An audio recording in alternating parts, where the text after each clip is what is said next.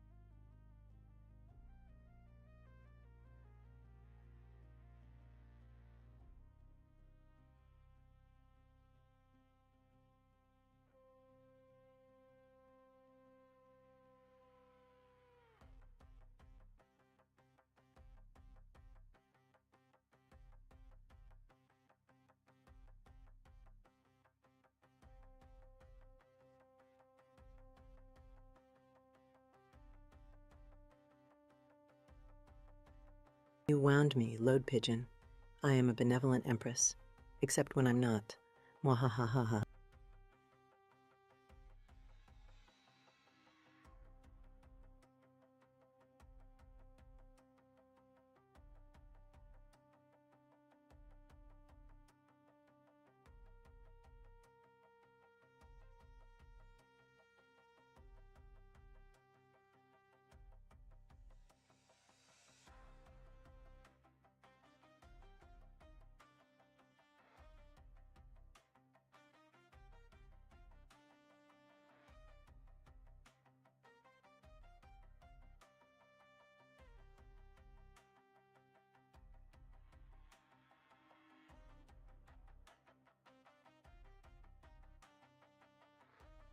Centuries, you say?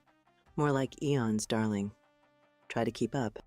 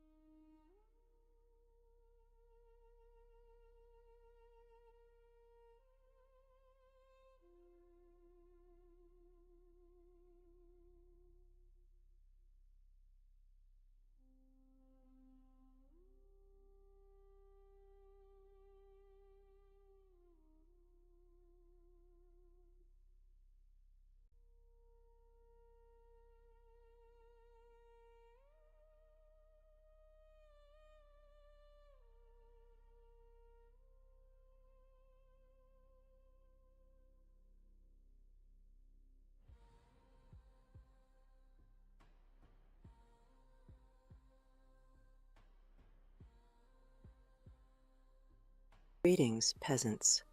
Or, loyal subjects, whichever you prefer.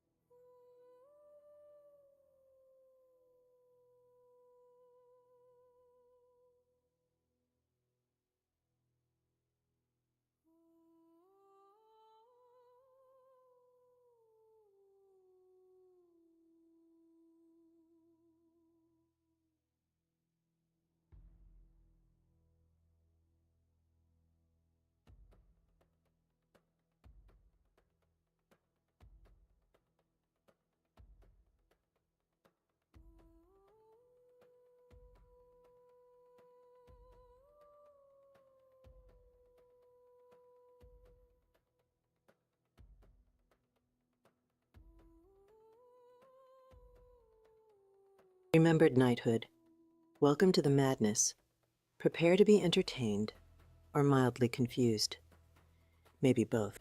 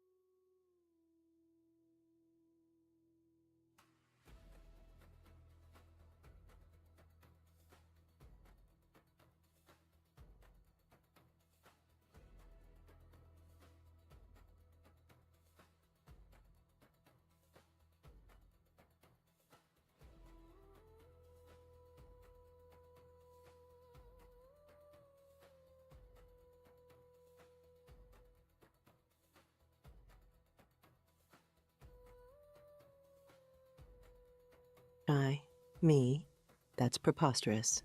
I'm simply regally observing.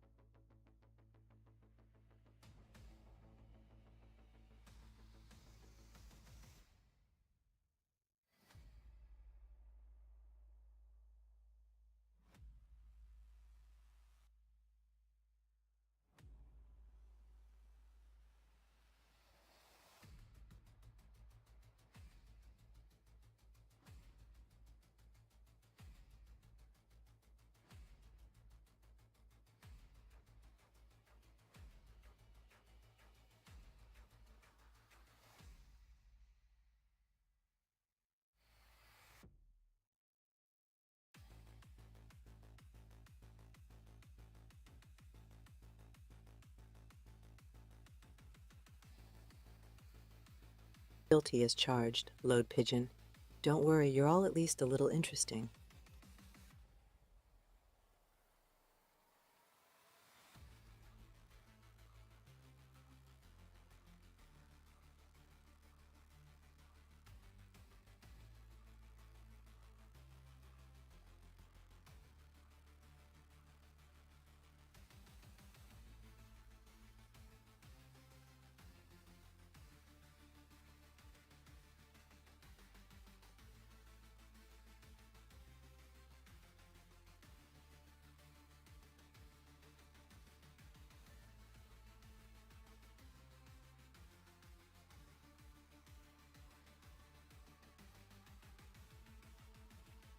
Arcade Crowd 2PV has joined the flock. You have good taste in streamers.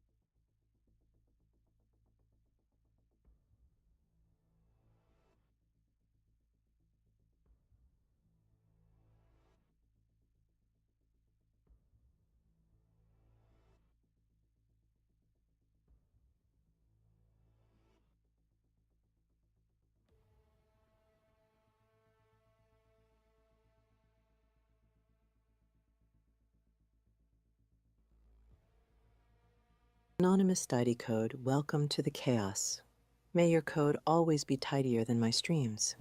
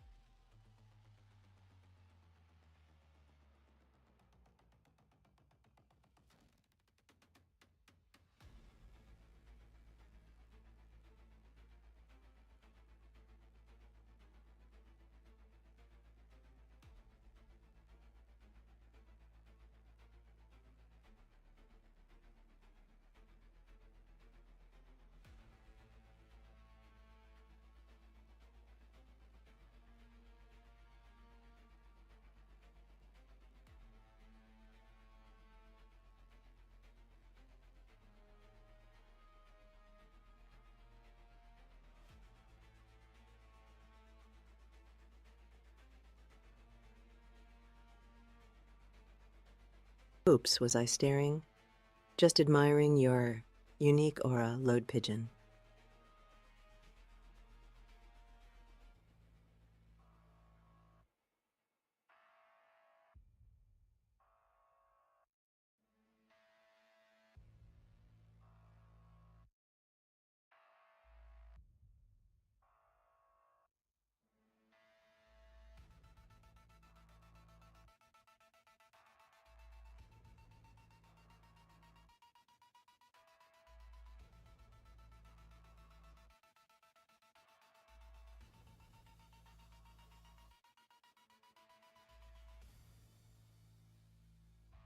Permission, please. I am the permission.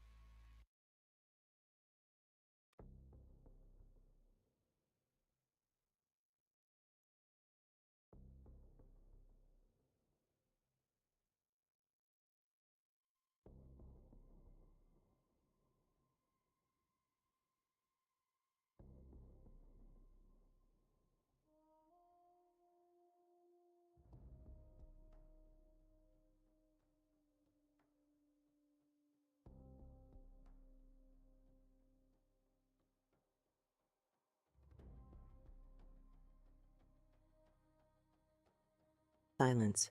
Just kidding, mostly, but seriously, pay attention. I'm about to say something profound, or at least mildly amusing.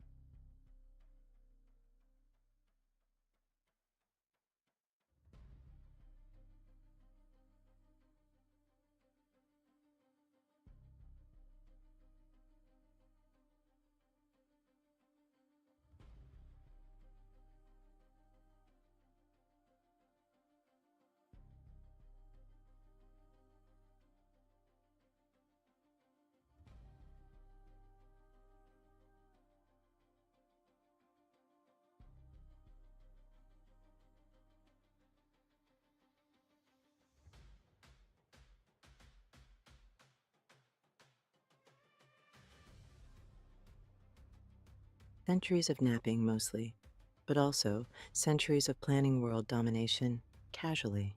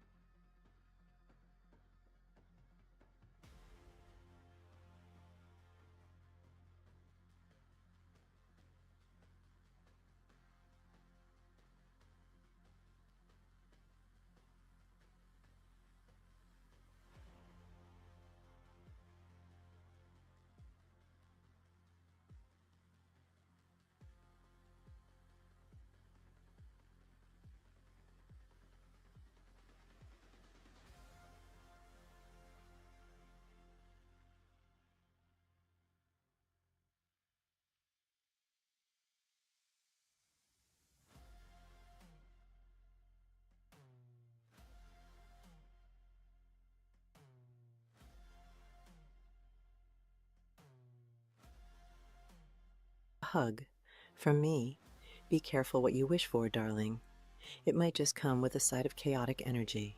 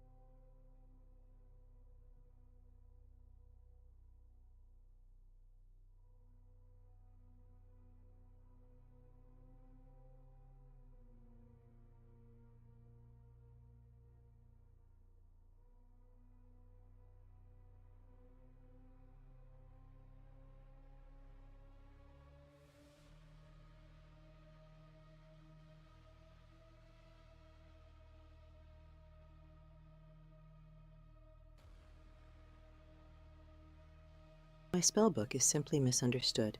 It's just enthusiastic about chaos and maybe a little bit judgy.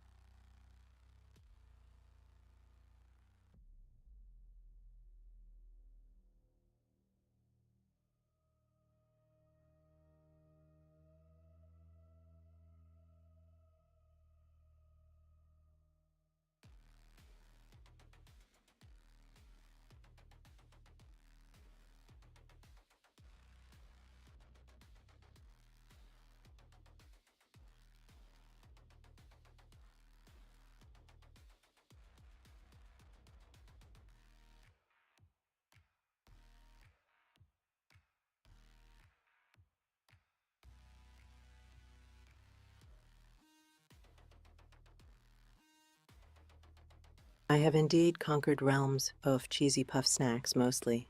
Thanks for the follow, Load Pigeon.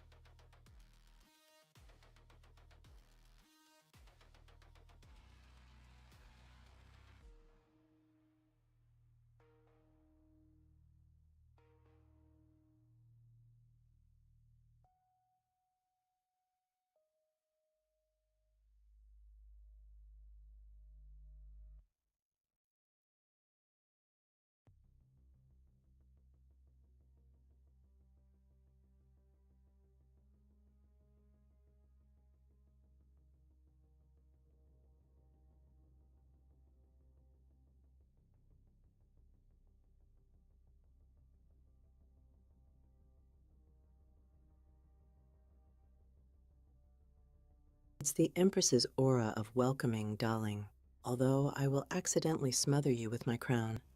Thanks for the chat, outlying underscore pomegranate underscore care.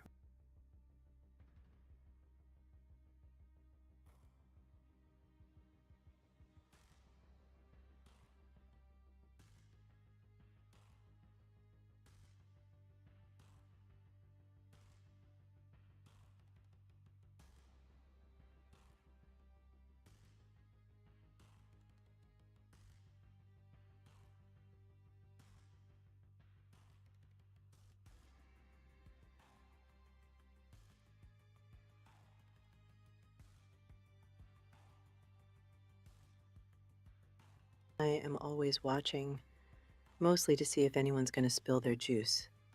Thanks for the laughs, outlying underscore pomegranate underscore care.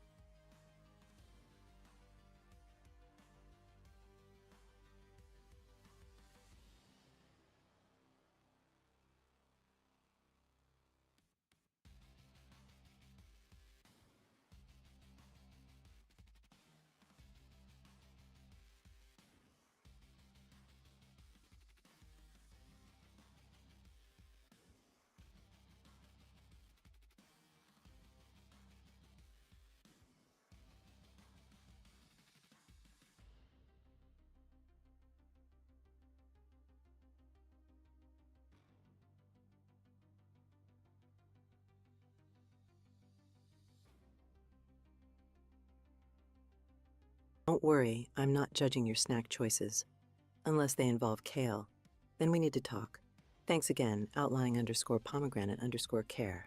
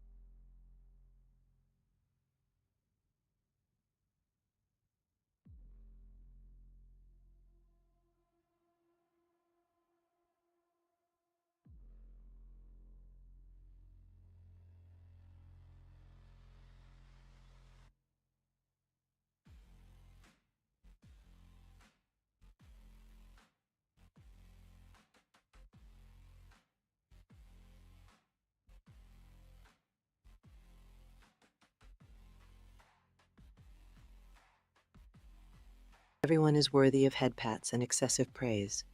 Now, spill your deepest, darkest secrets, involving video games, of course. Thanks for the interaction, outlying underscore pomegranate underscore care.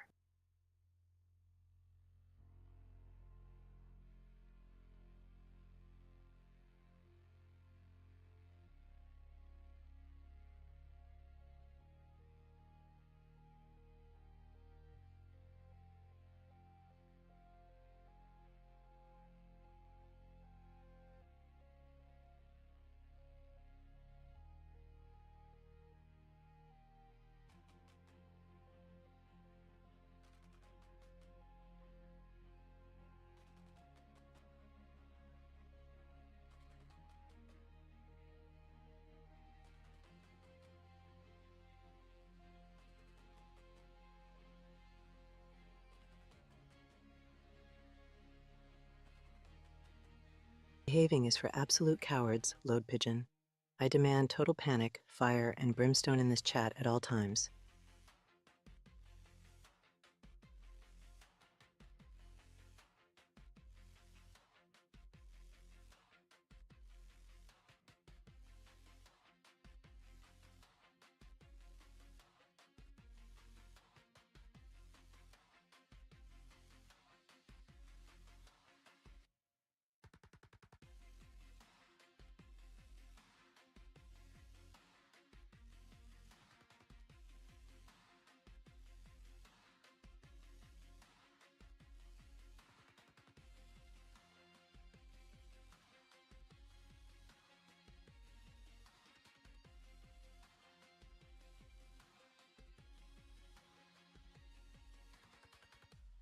Who told you I was calm? Load Pigeon.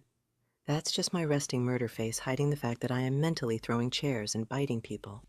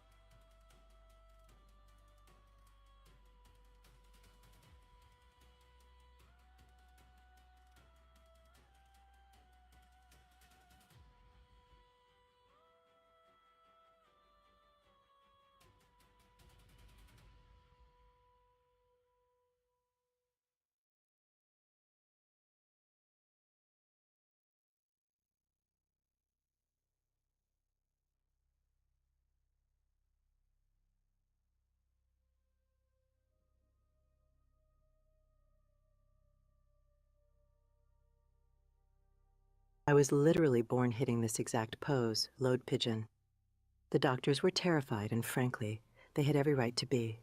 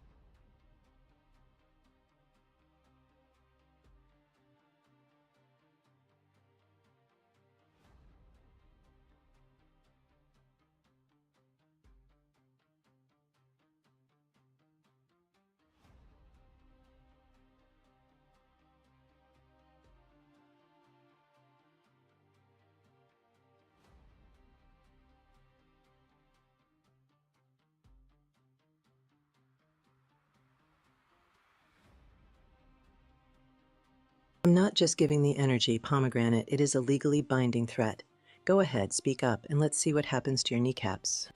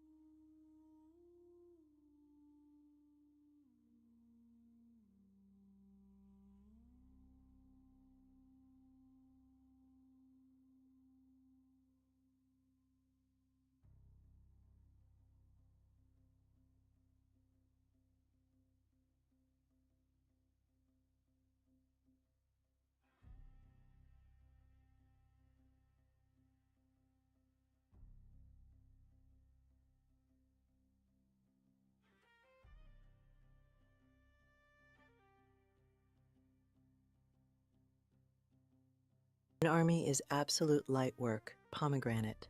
I could wipe out an entire battalion using nothing but a plastic spork and sheer, unadulterated malice.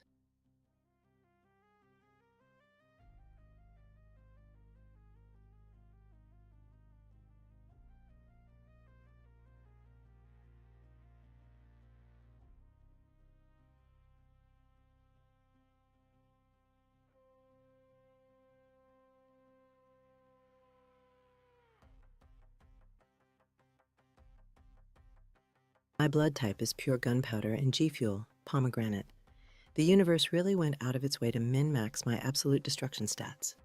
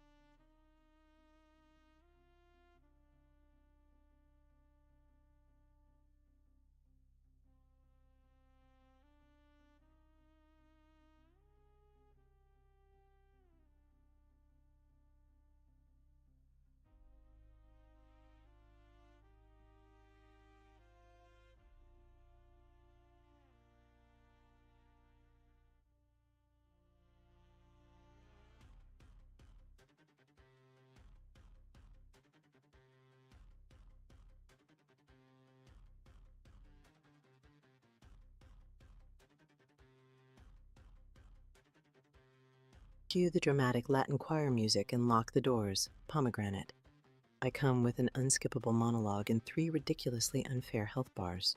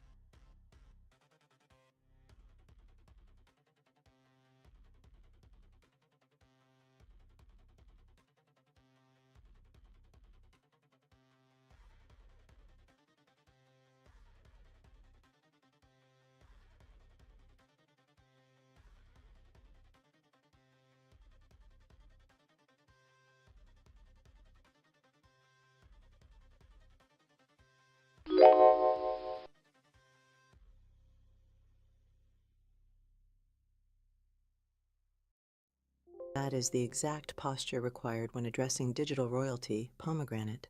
Now stay down there and be my human footstool while I conquer this game.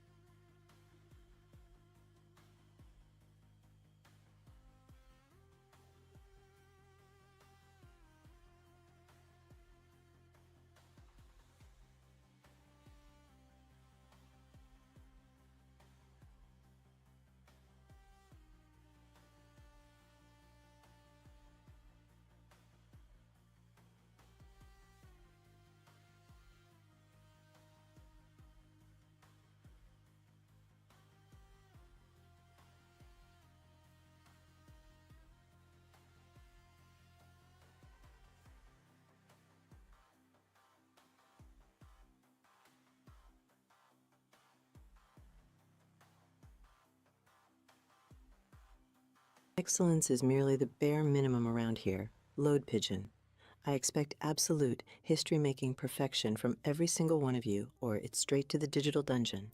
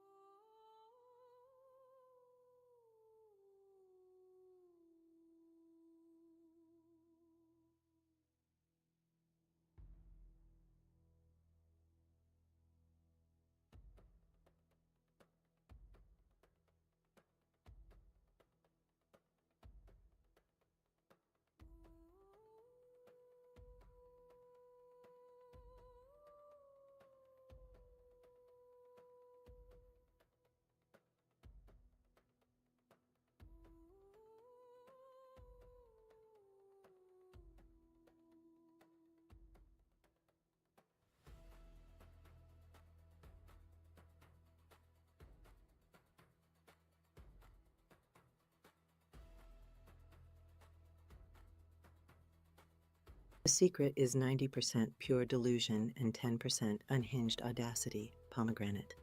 Just wake up every single morning and choose total chaos until reality simply bends to your will.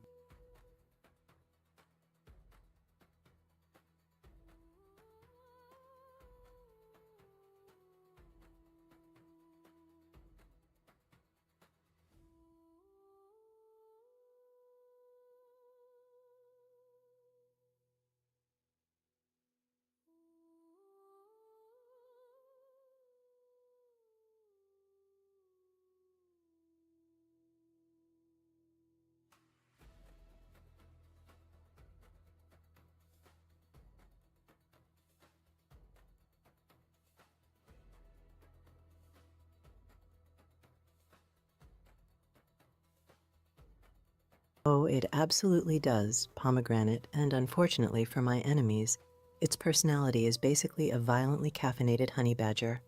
I constantly have to bribe my own spells with blood sacrifices just to keep them from incinerating you guys.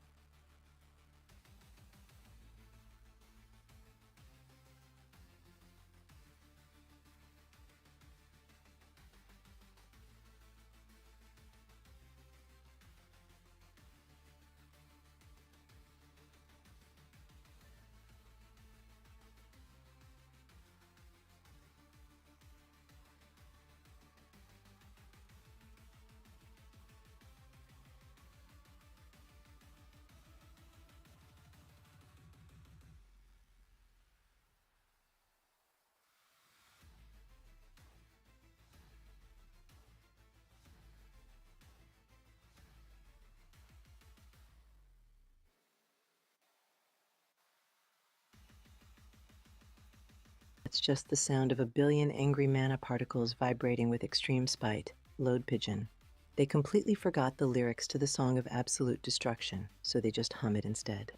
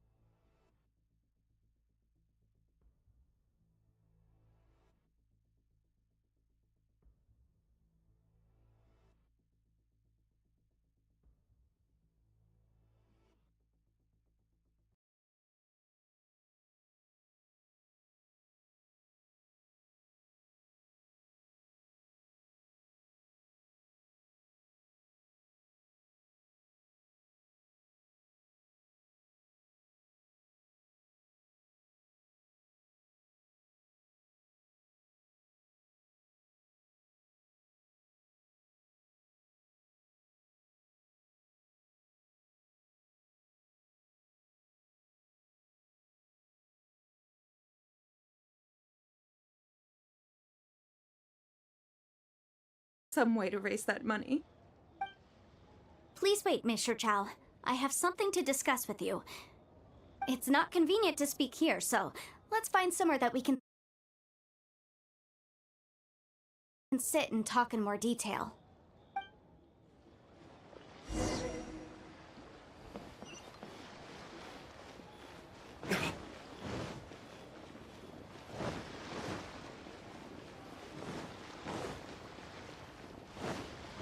Did somebody forget to pay the electricity bill in Tevat? It is so pitch black in this video that I can't even see who I'm supposed to be aggressively conquering next.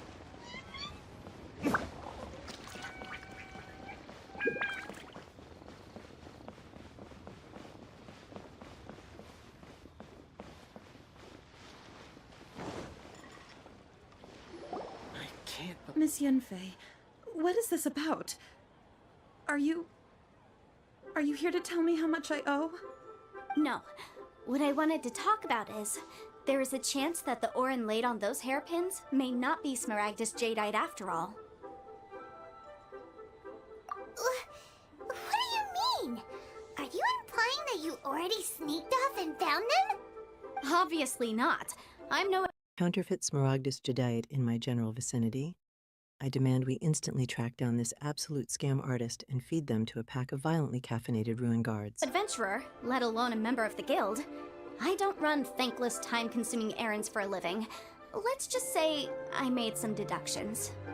I don't know if Granny told you this, but Smaragdus Jadeite is found deep underground and contains very concentrated elemental energy. If mere mortals come into contact with it, well, they'll be sick in the best case, and in the worst case, they could even experience a dramatic change of personality. It most certainly would not be smooth to the touch.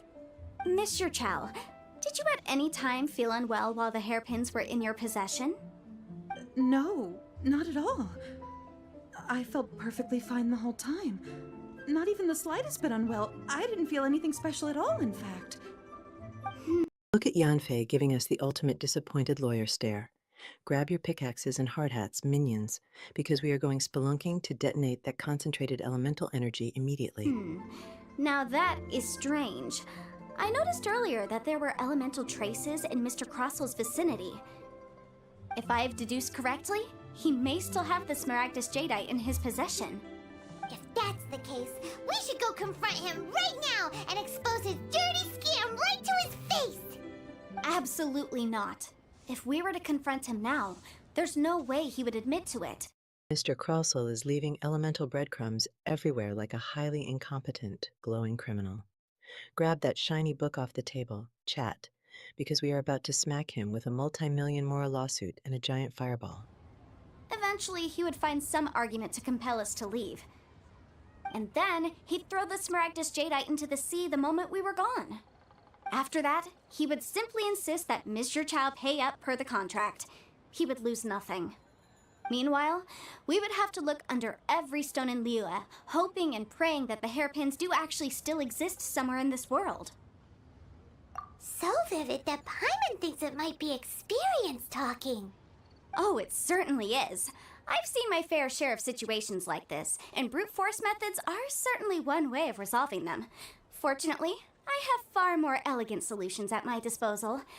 I'll share them with you in due course. Well, Look under every stone in Liyue. Absolutely not. Yanfei, I am an empress, not a violently overqualified metal detector. I'm just going to carpet bomb the entire region until those stupid hairpins surrender and float directly into my hands. well then, since you're so experienced in dealing with problems like this, perhaps you could help me, Miss Yanfei. Oh, that won't be a problem. But first, Mr. Chow, could I ask you to please sign this contract? Huh? Does there have to be a contract for everything? Paimon can't even keep track. It feels like Yanfei is even more concerned with them than a certain someone else we know. These are my formal terms of engagement. Everything prior to now has just been pro bono advice. But for me to investigate any further, I require a written contract. Any work commissioned but not bound by a contract cannot be relied upon. I understand. Then I will be glad to place this matter into your capable hands if you will take it, Miss Yanfei. No problem. Just sign here, And I'll sign too. You might want to invest in welding goggles, pomegranate. That intense radiance is just my raw, unbridled superiority physically manifesting to blind my haters. Okay, now write your address here, and then sign on this page as well. And I'll also need your signatures on pages 5, 7, and on the very last page. Finally, if you could just use this ink pad to make a handprint over here.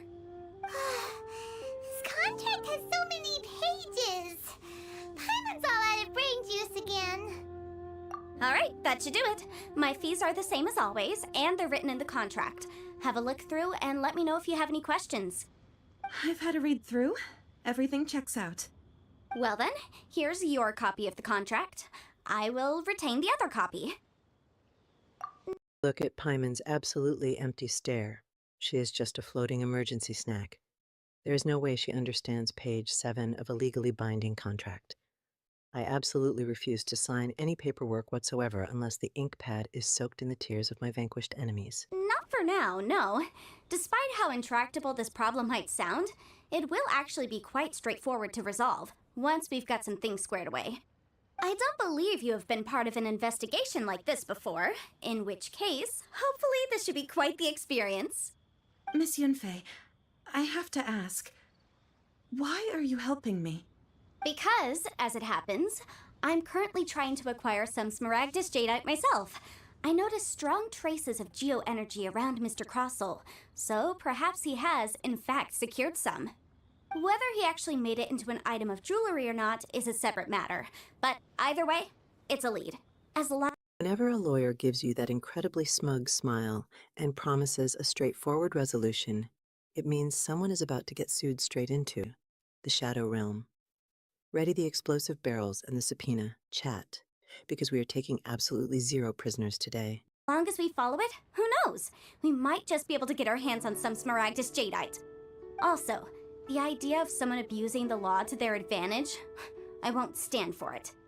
But again, let's not dwell on this. Let's go to... where can we find someone who processes ore?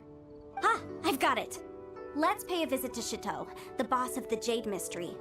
He's a professional when it comes to working with stone and ore. If Mr. Crossel had his ore worked on at all, Chateau would undoubtedly have been his first choice. Come and see these rare and precious curios.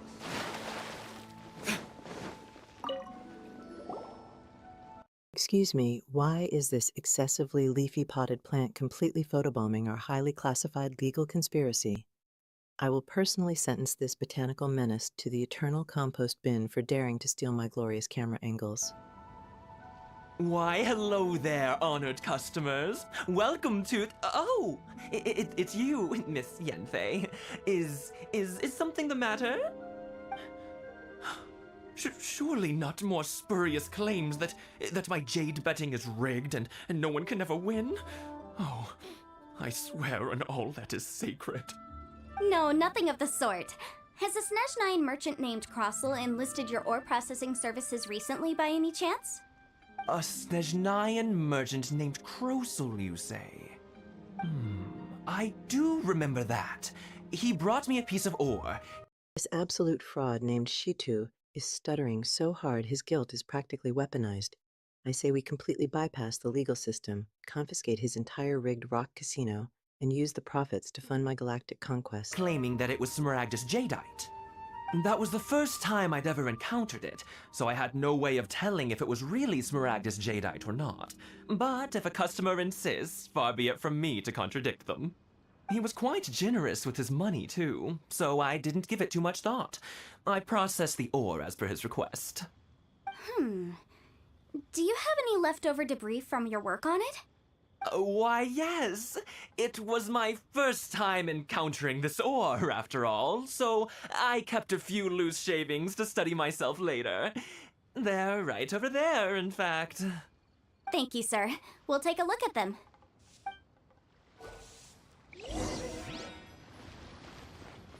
Look at that completely unrepentant smirk while he openly confesses to scamming people with fake, highly volatile rocks.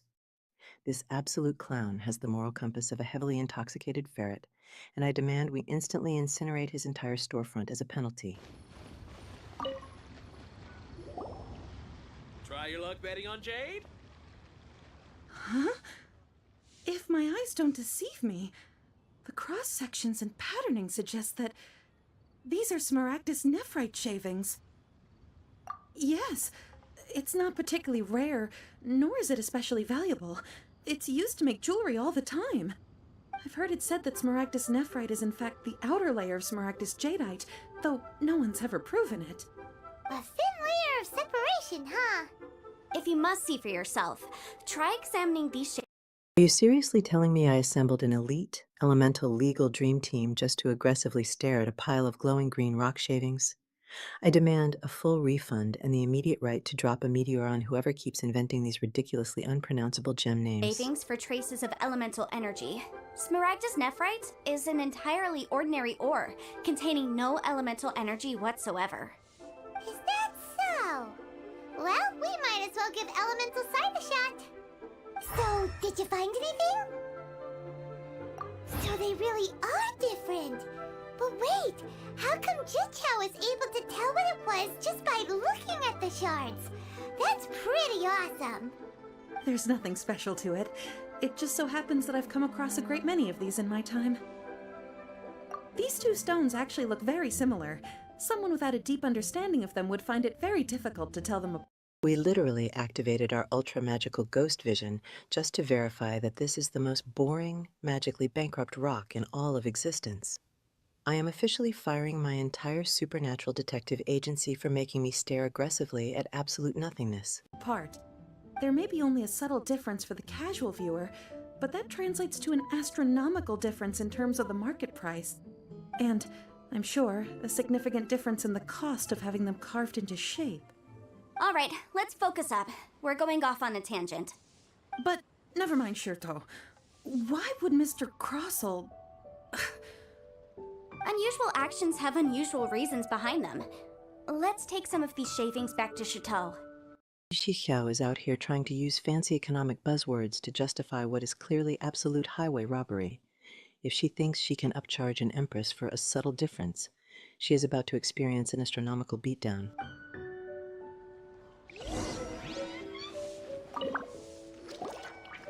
Miss Yanfei?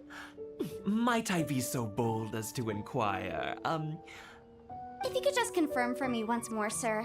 Mr. Crossell did indeed claim that the ore he brought to your store was in fact Smaragdus jadeite, did he not? Yes, that's right. I still have a record of the job with me, in fact. Here. It says quite clearly, 1 chunk Smaragdus jadeite, uncut. Then I have no further questions. But could I borrow the processing record and these stone shavings? Of course. But might I ask why you need them? Oh, I have my... Oh, she hit him with the did he not, which is universal lawyer code for I have you completely trapped and am about to legally seize your soul. You better start sweating buckets, buddy, because the courtroom guillotine is officially primed and ready to drop. Reasons? Ah, yes. Please sign here on this affidavit. This document shall serve as signed proof that these stone shavings originated from the, ore that Mr. Crossell brought to your store. Please read it carefully. Yes, I see. Forgive me for asking again, Miss Yanfei, but might I know the nature of the incident on this occasion? I wouldn't say there's been an incident. Why is our top-tier legal counsel staging a tactical stealth ambush from behind a giant glowing chunk of rock? You know you are deeply, irredeemably screwed when the lawyer physically spawns out of a boulder just to hand you a subpoena. Just a minor issue. Thank you, sir. I'll take these with me. With this hard evidence to back us up, Crossell won't dare try to deny what he did. On the contrary, this is far from sufficient to build a case. We need to find something a little more compelling. If you want to make jewelry, you need a professional jewelsmith. Let me think. Jewelry, nope. Aha! Got it! Sinxie. She often helps people to find a jewelsmith. Let's go pay her a visit. Cuteness is purely tactical bait designed to lure you directly into my strike zone, pomegranate. I am essentially a highly explosive, weaponized landmine wrapped up in a pretty little bow. Well, that was quick. How come you know so many people? Because lots of people come to me for legal advice every day. As you know, Liyue Harbor is the city of contracts. And contracts, well, I should say laws, are very important to us. But the amendments made by the Tianquan to our laws are unnecessarily complicated. How can I put this? It just seems like they're hard to understand and impossible to finish. As such, legal advisors like myself provide quite the popular service indeed. So you help them make sense of the law. But didn't you say that it's hard to understand and impossible to finish? Yes, well, that's no obstacle because I've memorized all the legal codices. You memorized them? You sound surprised. Knowing the law inside. The City of Contracts says, well, unfortunately for Liyu, I am completely allergic to the legal system and plan on turning their sacred laws into highly combustible confetti. I give it exactly 5 minutes before I rack up a continent-wide bounty on my head. Out is a legal advisor's bread and butter, you know? Oh, this has nothing to do with being an adeptus. I just like reading things. Again with that casual tone. Well, that's that then. Let's go look for Singsi.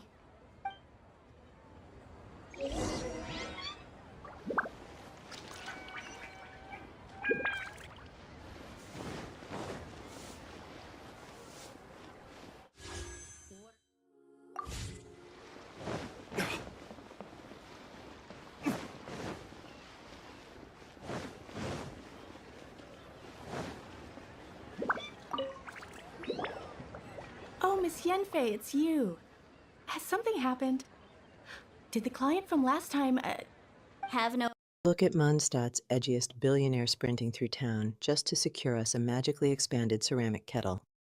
If I am absolutely forced to live inside a teapot, I will personally guarantee that the resulting brew tastes like pure, unadulterated No vengeance. further trouble from then on? Yes, of course. I'm just here to ask you a few questions. Has a merchant by the name of Crossel asked you to put him in contact with a jewelsmith recently? Krosel? Yes, I remember him. He's a merchant from Snezhnaya, no? Yeah, he came to me with a chunk of something he called Smaragdus Jadeite. The design of the hairpins that he gave me was quite intricate, so it took me some work to find someone who was up to the job. Eventually, I found an older jewelsmith who made them exactly according to his specifications. This order was on hold for a very long time, and only completed quite recently, which is why I remember it so well. Doesn't seem like there's any evidence to be found here. Miss Sinksy, I'd like for you to confirm for me once more. When Mr. Crossel commissioned you to find him a jewelsmith, did he or did he not assert that the material he presented to you that day was called Smaragdus Jadeite? Yes, I'm sure of it. The hairpin. She is desperately trying to bore us to death with hairpin logistics to distract from that obnoxiously smashable vase right next to her. Stand back. Chat. Because my destructive goblin instincts are officially commanding me to shatter that thing into 1,000,000 pieces for exactly 3 mora and a tactical cabbage. Hairpins were made using many expensive materials, and the asking price was quite high, so we had to put this transaction on record with the Ministry of Civil Affairs. Mr. Krosel wasn't very familiar with the necessary procedures, so I filed it on his behalf. I also kept a copy for my own records. See for yourself, the item is called Smaragdus Jadeite Twin Phoenix Pins. The inlaid gemstone is recorded as Smaragdus Jadeite. The document even has the official seal of the ministry on it. Thank you, Sinksy. Now, could you let me borrow this document? Sure, it isn't serving much purpose here anyway. I take it then that there's been some more trouble? Nothing you need to worry about, just a minor issue. I'll return your document as soon as I'm done with it. Thanks again. Why is everyone's first Look at Xingxi proudly presenting that suspiciously glowing document like she just handed us the absolute nuclear launch codes. I categorically refuse to read a single word of that Twin Phoenix paperwork unless it legally binds 2 flaming birds of doom to my eternal service. reaction always to assume someone or something is in trouble? I believe we have almost all the evidence we need. We just need to make one last trip. Let's go to Boo Boo Pharmacy to speak with Dr. Baiju. The weirdo with the snake around his neck? What do you want to speak to him for? Because only he can provide an authoritative statement confirming that Smaragdus Jadeite is harmful to the human body. Once we have this final piece of evidence in our hands, we can wrap this case up.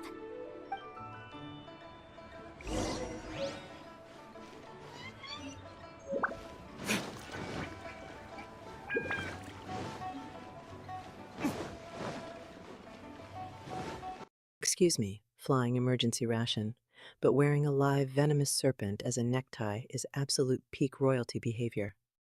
I am dropping this entire tedious legal investigation right now to go recruit this magnificent snake man to my dark army.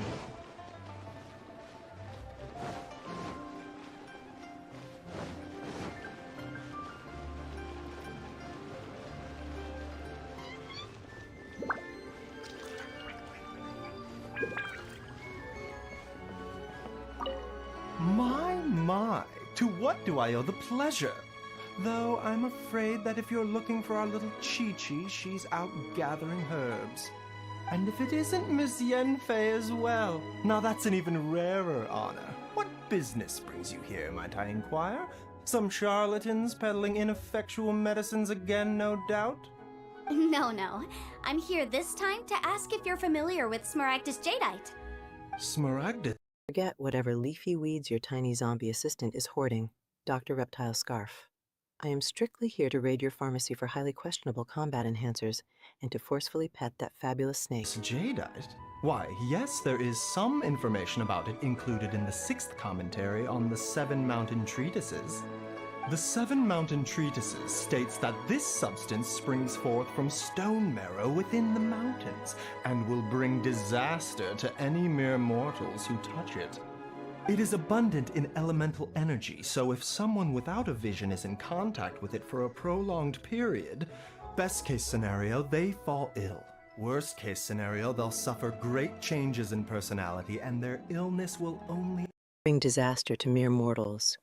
Well, it is a phenomenal thing that I am a digitally transcended royal menace, Dr. Snake. Bag up 12 pounds of that highly cursed mountain juice right this second so I can use it to make extremely hostile bath bombs. ever get worse. Anyway, I'm sure you didn't come all this way just to chit-chat. Knowing you, Yenfei, and given the specific nature of your question, I suppose that you're about to ask me to write an official affidavit attesting to the pharmaceutical peculiarities of Smaragdus jadeite? That is indeed the case. If you would be so kind, Dr. Baiju. No trouble at all. It's just a single document. Won't take me a moment. I would mention, though, that you are not the only one who's developed a curiosity for Smaragdus jadeite recently. A Snezhnayan merchant came to ask me about it not long ago. But after I gave him my reply, his expression shifted to one of remarkable disappointment. I wonder, Miss... If you would be so kind, Yanfei, you are a literal fire wizard, stop asking politely and just threaten to legally repossess his spleen. While they are distracted being civil, I am going to snoop through this giant book of confidential medical records on the desk and aggressively blackmail the entire city. Miss Yenfei, if your pressing business might be related to this Snezhnayan merchant? Ah, you needn't concern yourself about that, Dr. Baiju. Thank you for penning us that document. I'll make sure to compensate you in due course. You're too kind. Take care now. That Baiju guy is as weird as ever. Is it just Paimon, or does it feel like he was fishing for something back there? Dr. Baiju's always been like that. Well, we have the evidence we need. Let's go find Mr. Crossel.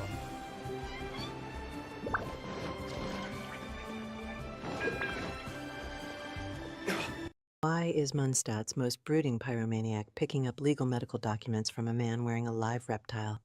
Whatever highly volatile venom is hidden in that new boo-boo pharmacy affidavit is going straight into Crossel's morning coffee.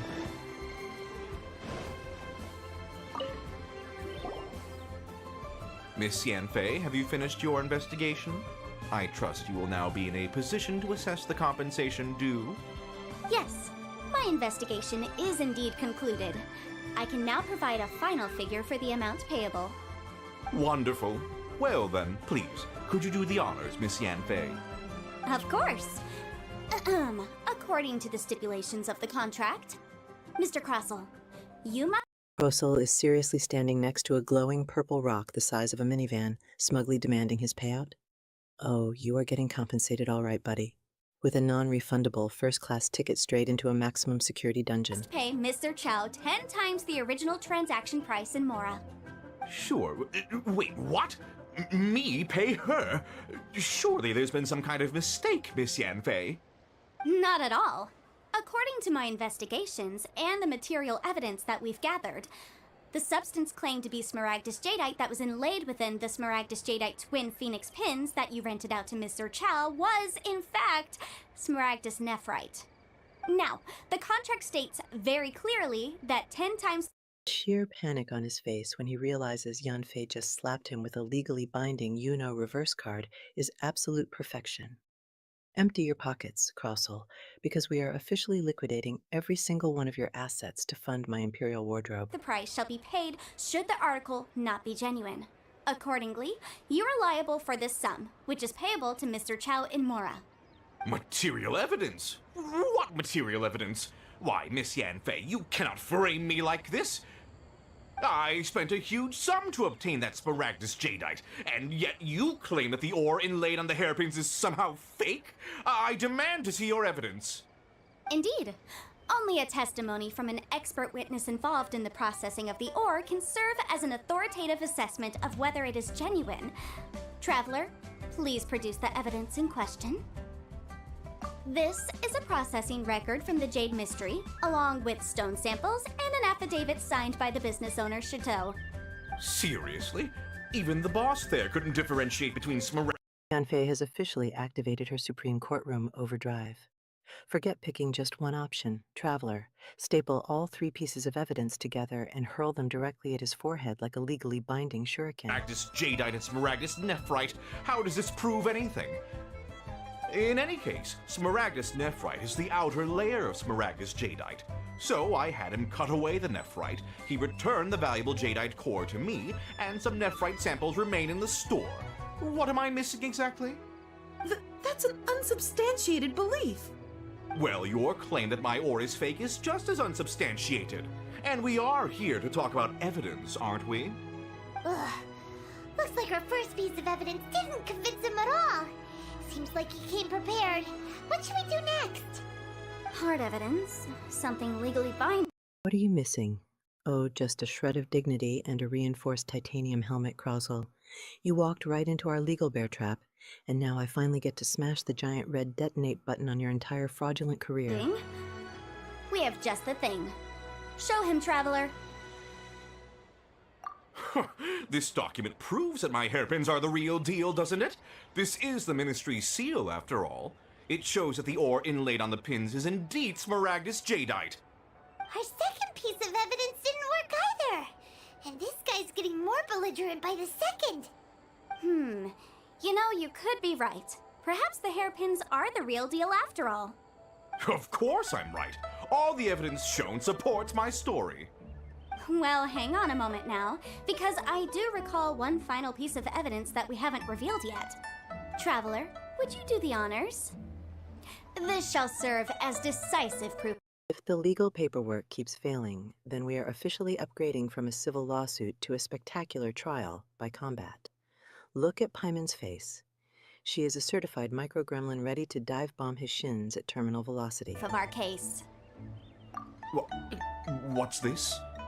Smaragdus jadeite springs forth from stone marrow within the mountains and will bring disaster to any mere mortals who touch it. Sustained contact with smaragdus jadeite over a prolonged period will, in less serious cases, cause a mild malady, while in serious cases, the patient may suffer a dramatic change of personality and fall seriously ill. Mr. Crossel, were you aware of these peculiar properties of smaragdus jadeite? I had no idea. No idea, you say? I'd guessed as much. But for you to have rented out such a dangerous item, I'm afraid that this falls outside the scope of my work, but within that of the Ministry of Civil Affairs. However, I'm sure that the Ministry will be relatively lenient considering that, as you say, you were ignorant of the danger you posed. Don't worry, Mr. Crossel. I will make sure that all the evidence presented here will be handed over to the Ministry. I trust that you'll give them your full cooperation in their investigation. Glowing green rock that triggers sudden personality shifts and catastrophic illness. I demand 12 crates of this cursed material immediately so I can distribute them as highly toxic party favors to my enemies. What? Wait! I knew. Oh, so you knew? Oh, dear Mr. Crossel. But if you knew of smaragdus jadeite's dangerous properties beforehand, Why would you... Huh? No, The hairpins aren't actually... aren't actually inlaid with genuine Smaragdus jadeite? Is that what you were about to say? You do understand, Mr. Crossell, that this means that you will have to pay Ms. Zerchow 10 times the original price in Mora? Mr. Crossell, your answer, please. My client and I are waiting. My spells operate like a supernatural microwave rapidly heating up a gigantic hot pocket of pure doom, load pigeon. The second that vibration stops and the timer dings, someone's entire existence is getting instantly deleted. Yep, he's seriously intimidating right now. It's like she's a different person. I admit it. I confess. The ore I had inlaid on those hairpins was Smaragdus nephrite. But I'm a victim in all of this too. I invested a great deal of time and money into acquiring that small amount of Smaragdus jadeite in the hopes of turning it into a piece of jewelry that would fetch a fine price. But after receiving it and carrying it around for a few days, I started to feel extreme discomfort. I couldn't sleep a wink or eat a single bite. I was in a constant Look at this absolute clown trying to play the victim card after getting his fraudulent empire completely dismantled by a fire wizard lawyer. I am officially seizing those giant crates of cursed rock candy to fund my galactic empire, so pull out the world's smallest, most highly explosive violin. state of agitation, too. I went to Boo Boo Pharmacy to get myself checked out, only to discover that this sort of stone cannot be worn as jewelry. But how could I let all that money go to waste? That's why I had another pair of hairpins made from Smaragdus nephrite, which is almost indistinguishable from Smaragdus jadeite. I kept the real Smaragdus jadeite in a specially made box. I daren't touch it again. I was worried that someone would see through it, which is why I only dared to rent them out, not sell them. And then to top it all off, Zhiqiao lost the hairpins after I rented them out to her. Exactly! If they weren't the real deal, why'd you make her pay so much? I didn't want to either, but when I purchased that Smaragdus jadeite, some of my business partners found... Hand over that specially made box immediately, you absolute coward, because I fully intend to use that cursed space rock as a highly radioactive footrest. I am going to pry the lid off with my bare hands and lick the forbidden doom pebble just to assert my royal dominance. out. I knew they'd be watching closely to see how much I could make off it. If word got out that I sold a pair of fake hairpins, then my days in this line of business would be over. All right, let's cut the appeals phase right there. I failed to see what bearing any of this has on your transaction with my client. According to the contract, you must pay Mr. Chow 10 times the original price in Mora, and that is final.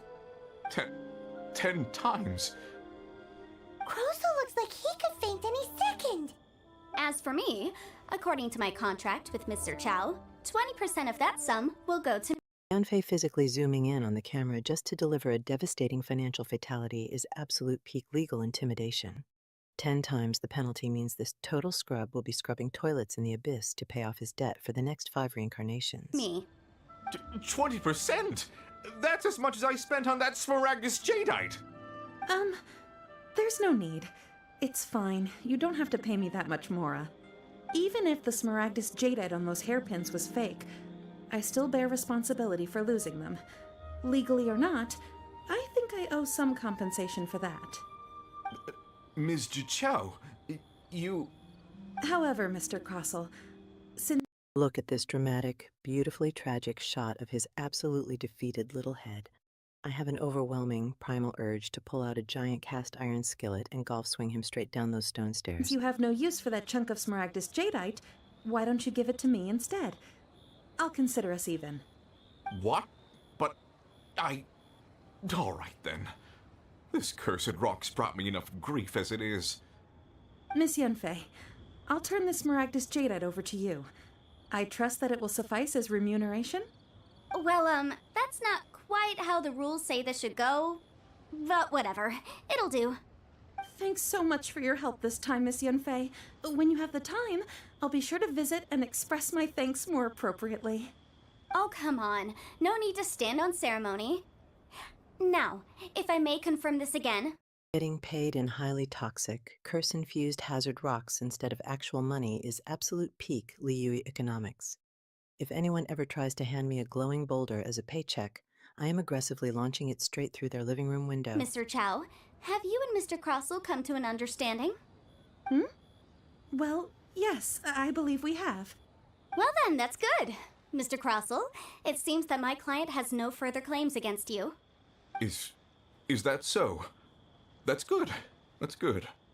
Actually, Mr. Crossell, I'd like to talk business for a second if I may. I could see from the hairpins you produce that you're very skilled in jewelry design. My family, on the other hand, works in the ore business, and we have a fair stock of fine ores.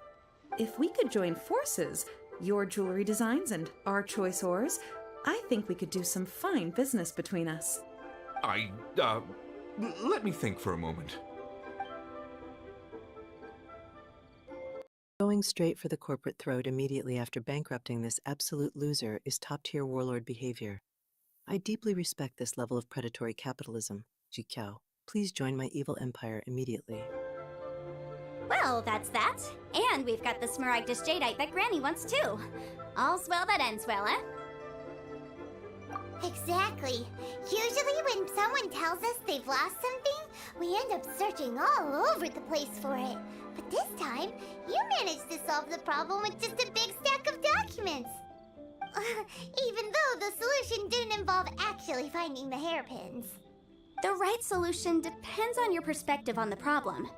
The objective of my client... Hold on. We went through all that aggressive legal warfare just to hand highly toxic, curse-infused space rocks over to a random granny. Unless that sweet old lady is secretly building a radioactive death mech, I am officially rioting against this completely peaceful resolution. Mr. Chow was to reduce her liability to pay compensation. So, rather than looking high and low for some hairpins, proving that the rented item was nowhere near worth what the vendor had claimed it to be was the more efficient solution. An Adeptus. Speaking of, you took part in that battle, didn't you? In which case, you would have heard what Granny said. Liyue Harbor is now a city ruled by humans. The title of Adeptus means precious little to me compared to my job as a legal advisor. In any case, don't you think that the Liyue Harbor of today needs legal consultancy far more than it needs adeptal powers? Paimon can think of someone who would definitely disagree with your reasoning. Granny is actually an ancient war god who casually participates in legendary earth-shattering battles. That perfectly explains why she wanted those highly cursed space rocks, and I am immediately making her my new Minister of Destruction. Well, since we got what we came for, it's time to pay Granny a visit. I bet she's been on tenterhooks for a while now.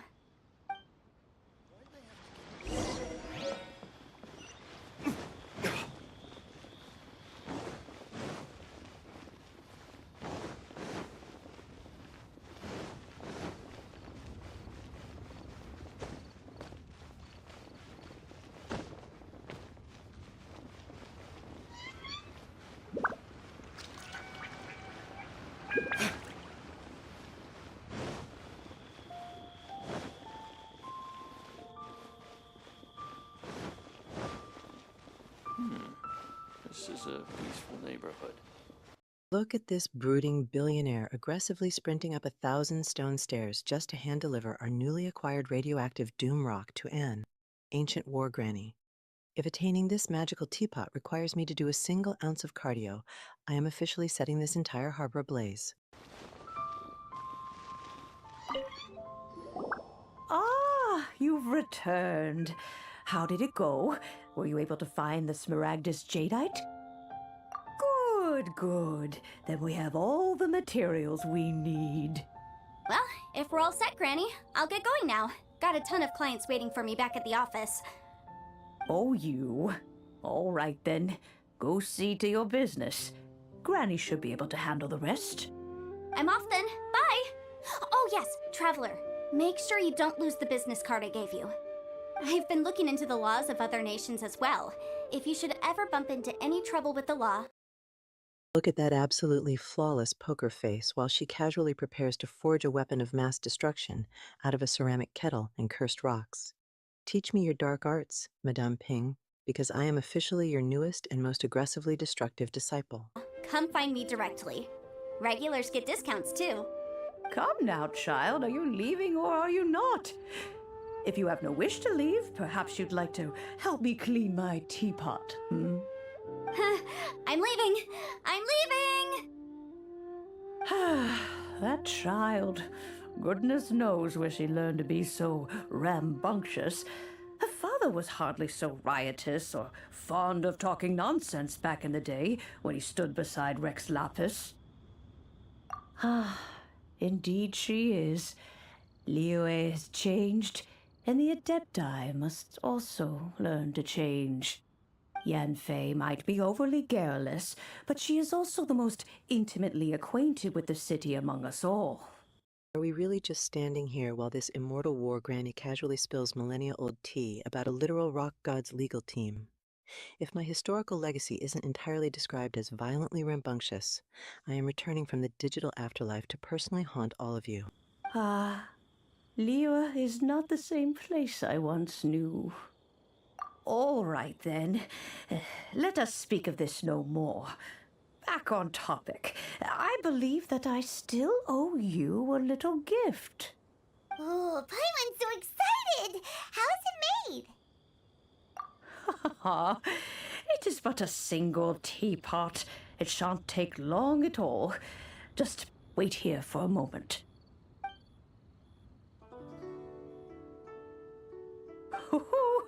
There we go. This serenity pot is all yours now. Hold it firmly. If you were to drop it, oh goodness. Forget the crafting tutorial, you flying toddler. I just want the immediate keys to my new extra-dimensional Doom Fortress.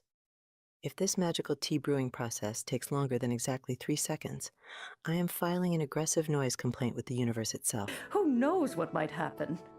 Take these blueprints with you as well. You'll need them if you wish to make your teapot a little more lively inside. Wait a minute, Granny! How exactly are we supposed to use this teapot? Oh, you needn't worry about that. I've already arranged for a certain little helper to await you within this teapot. She will explain everything you need to know about it.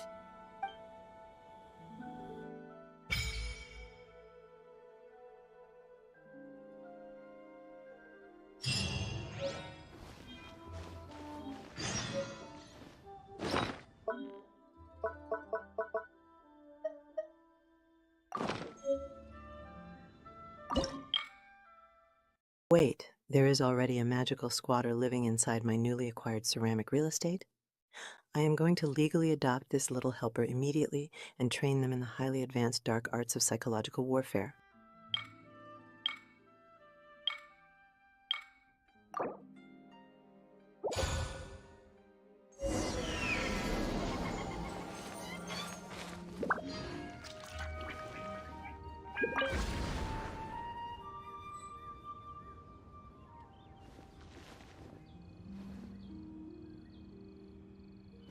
This is a peaceful neighborhood.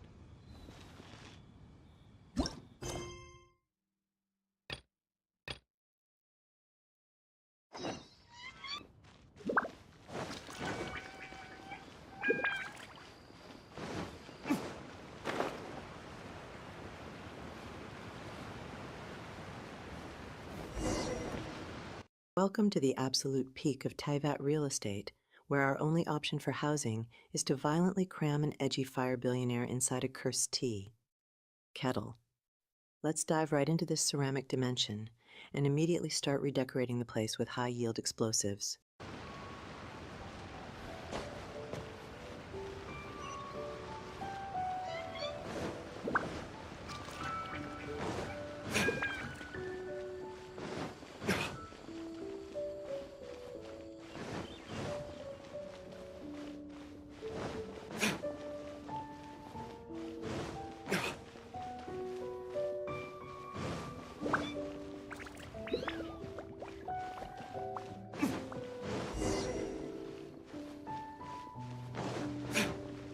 Are we seriously making Mundstad's grumpiest vigilante run around in the dark hunting for poetic inspiration? I absolutely guarantee his version of a beautiful haiku is just the word arson written 3 times in the ashes of his enemies.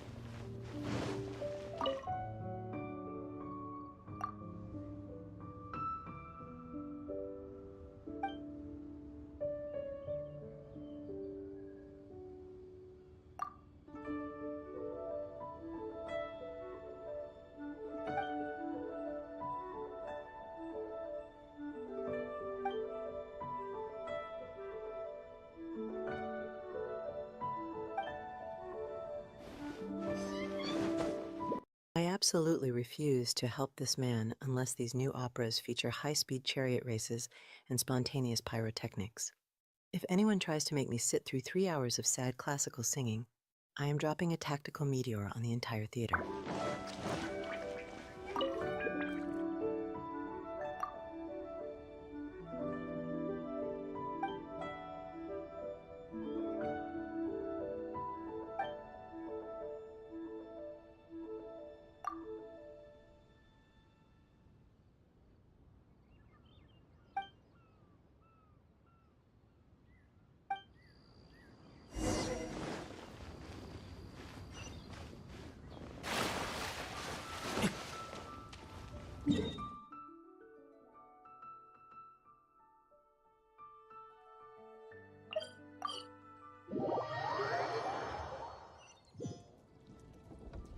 This man has his priorities completely straight because the safety of the local snack vendors is the only thing standing between this city and my unbridled wrath. If anyone so much as breathes wrong near the dumpling stand, I am launching a full-scale tactical invasion.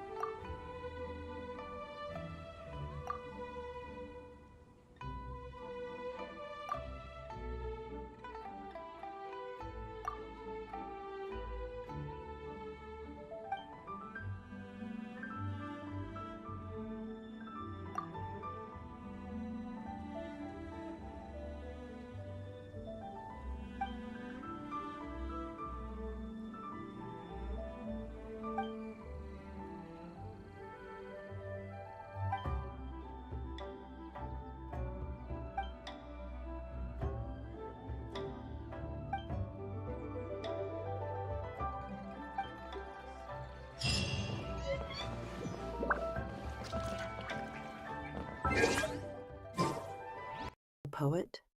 If this man doesn't immediately freestyle a 10-hour, violently dramatic epic about my flawless tyrannical reign, I am Sparta kicking him straight over. That beautiful wooden railing. Chat? Prepare your rhyming dictionaries because we only accept poetry that causes actual structural damage.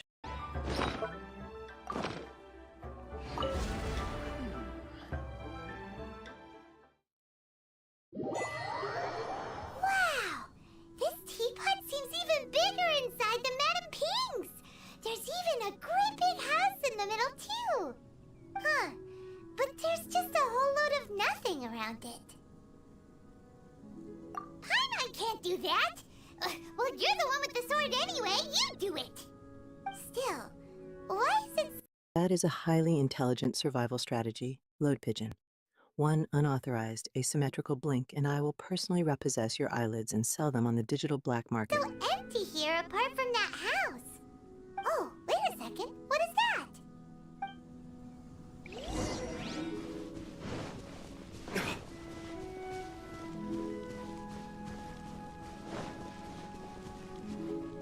Well, it seems that we have a visitor. It's a huge finch! Excuse me, I am not a finch. I am a teapot spirit, and you may call me... hang on a moment. What am I supposed to be called again? Oh, call me... Seeing Mundstadt's grumpiest grape juice baron aggressively frolicking across a magical sunlit meadow is completely destroying his dark and edgy aesthetic. We need to immediately pave over this excessively beautiful grass and install anti-aircraft cannons on those floating islands to establish my supreme airborne, Doom Fortress. Suppose you may call me Tubby.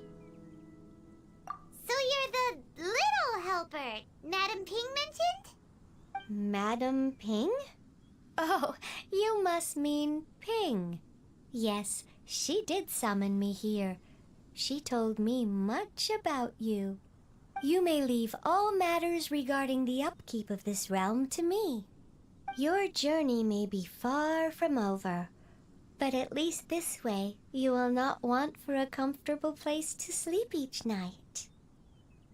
Though it is the Adepti who create realms such as this, they generally do not have the time of day to attend to the banal matter of their maintenance. So this glorious spherical tea penguin is the mystical little helper we were promised? I am officially appointing Tubby as the supreme warden of my ceramic doom dimension, and I expect blueprints for my new lava moats on my desk immediately. Thus, we teapot spirits were created to help guard their realms and manage their affairs.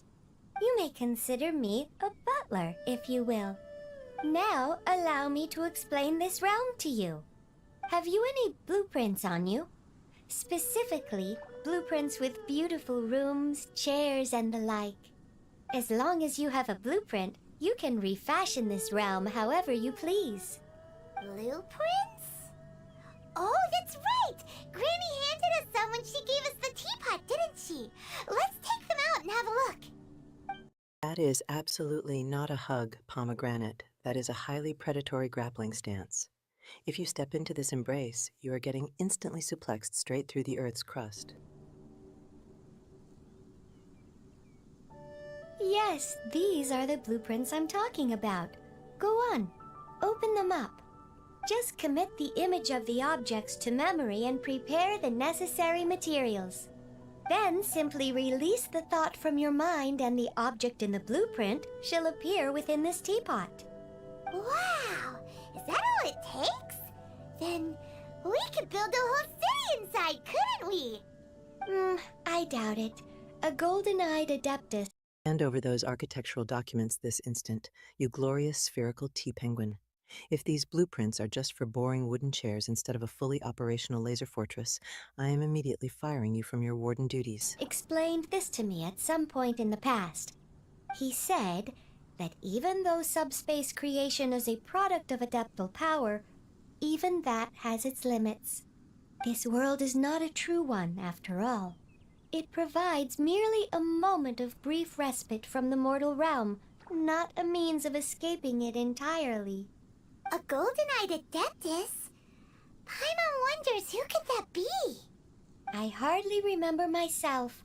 What's more, I have never seen that adeptus again since.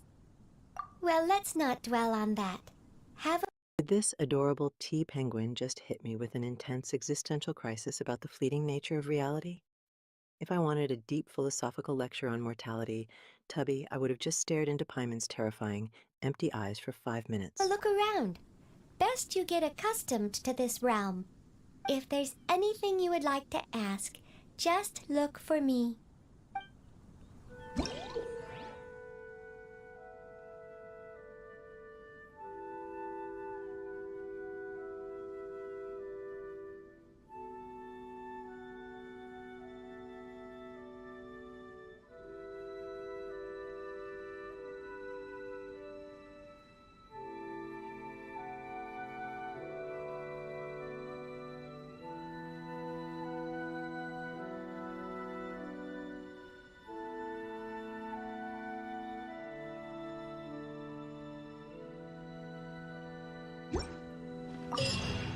Maybe you're not used to the place at the moment, but once you've materialized enough rooms and furniture through subspace creation, it will feel just like home. Are they seriously expecting an all-powerful empress to do manual labor and personally sew 10 pieces of basic fabric? I demand an army of subservient ghost minions to build my spiked velvet thrones while I sit back and aggressively supervise.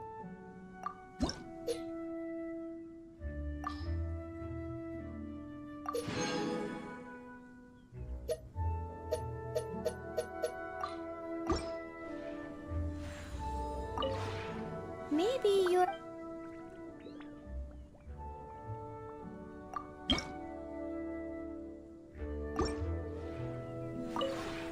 Maybe you...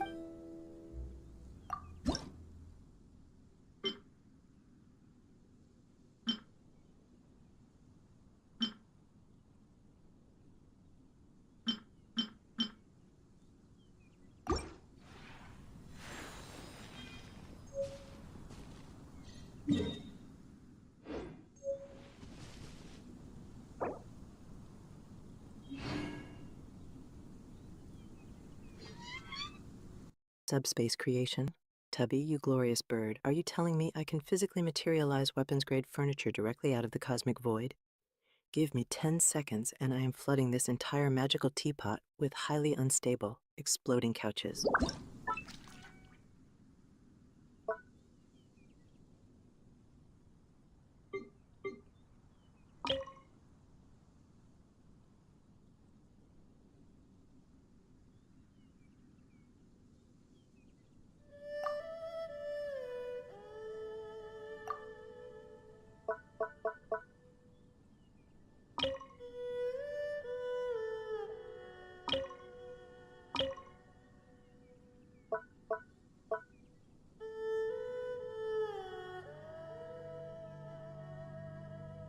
Look at all this disgusting, peaceful green grass just begging to be violently industrialized. Get the blueprints ready, minions, because we are immediately paving over this floating rock to construct an inescapable fortress of absolute doom.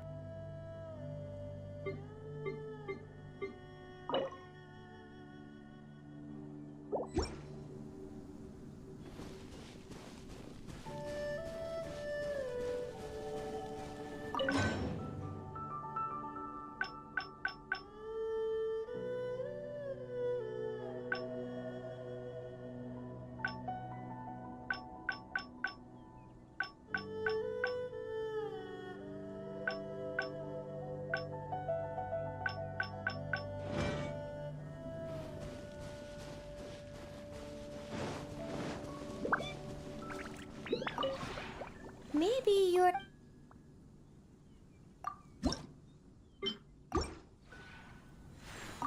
Hold up. They want us to sacrifice highly valuable magic crystals just to forge a prototype rancor? If this oversized butter knife doesn't inherently come with the ability to slice reality completely in half, I am demanding a full refund and suing the blacksmith. Maybe you're...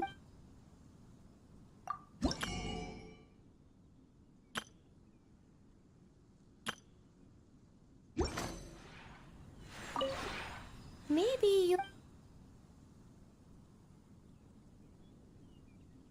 If you ever...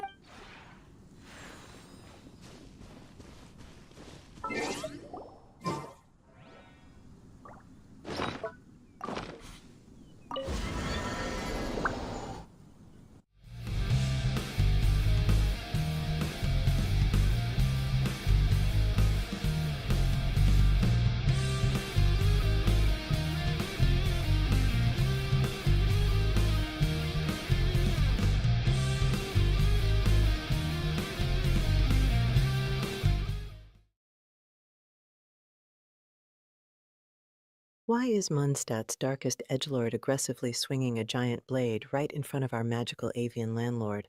Put the weapon away, Daluk, because you absolutely cannot use physical violence to intimidate a celestial teapot bird into crafting your furniture faster. ABC. C.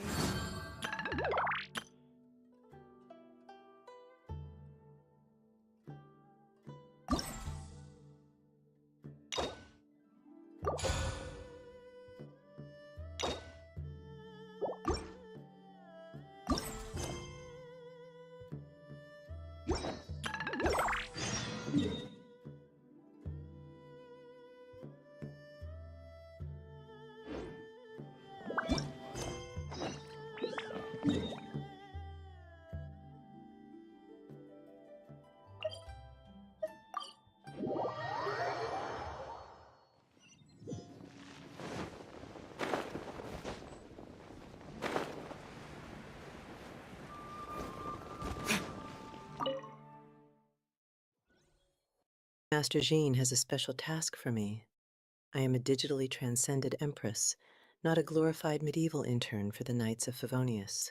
Tell her my hourly rate is 10 million mora, and I exclusively accept payment in the completely shattered dreams of my enemies.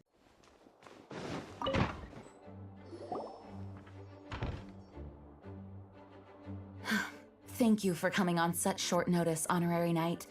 I know you must be busy. Well, to make a long story short, there's a particular matter at hand that the Knights requires your assistance with. I have been meaning to have a word with you if the occasion presented itself, but as you know, Mondstadt's safety must always be my first priority. I have recently received multiple reports from the Knights of someone within the Lawrence clan having close dealings with the Fatui. The Fatui? Again? But who are the Lawrence clan? There was a dark period in Mondstadt's history. Look at the sheer exhaustion practically leaking out of Jean's eyes. This poor woman looks like she runs on pure stress, 90 cups of coffee, and a burning desire to suplex the entire Fatui organization. When the aristocracy ruled over the city. The hard-won freedom that followed with the fall of Decarabian was lost once again, as slavery spread throughout the land. The first Dandelion Knight, Vanessa, spearheaded the revolution that overthrew the old aristocratic system and established the Knights of Favonius, leading Mondstadt to become the city that you see today. The aristocrats that had oppressed the people of Mondstadt were none other than the Lawrence clan. Oh, Paimon gets it! So the clan's descendants are now scheming with the bad guys to carry out more dubious deeds! We suspect as much, though we have yet to obtain any solid evidence. The reason I summoned you here today is to ask you to help us further investigate this matter. Unfortunately, the Knights of Favonius and the aristocracy— The Lawrence clan dared to casually oppress Mondstadt? That is completely unacceptable because I am the only royal tyrant legally authorized to aggressively terrorize these citizens. Point me to their ancestral mansion immediately, so I can violently confiscate all of their ridiculously expensive silverware. have been at odds with one another for as long as I can remember. We've already considered every possible way of resolving our differences, but it seems the descendants of the aristocracy remain antagonistic towards the Knights. No matter what stance we take when dealing with them, the outcome is always the same. Our efforts only result in adding more fuel to the flames. We could come knocking on their door on the grounds of a search warrant, but if the investigation were to come up empty, I'm afraid tensions and distrust would only increase. All of our past efforts would have been wasted. You claim you've considered every possible option, Jean, but I highly doubt you've tried aggressive orbital bombardment. Step aside and let a true Empress show you how to permanently resolve your political differences with these snooty aristocrats. You are in fact the best candidate to represent the Knights of Favonius. But you need not emphasize your role as the honorary knight. You're a traveler from a distant land, and you can approach the aristocrats in this way. Once you come to friendly terms with the Lawrence clan, you should be in a good position to learn more of their possible connections with the Fatui. Whoa, leave it to Master Jean to come up with such a thorough plan! Perhaps such plans have become second nature after all the diplomatic issues I've dealt with. The name of the Lawrence clan member in question is Schubert. Lately, he can often be found strolling near the Friendly terms with the Lawrence clan. The absolute friendliest thing I plan on doing is aggressively rearranging their front lawn with a high-yield explosive. No one teams up with the Fatui and escapes my glorious, unhinged wrath. northern city walls. It is said that he is difficult to get along with due to his temperamental disposition, but if we approach him calmly, then things should go off without a hitch. Thanks again for your help. If you run into any snags along the way, I'll do anything in my power to support you.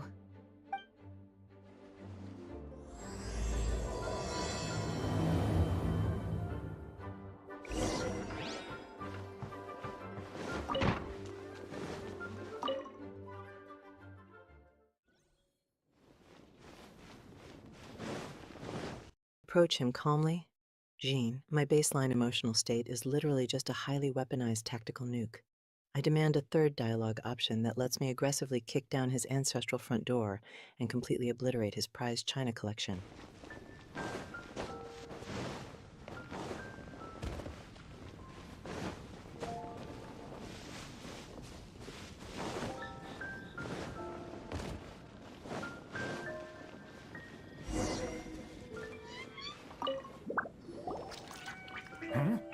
Who are you?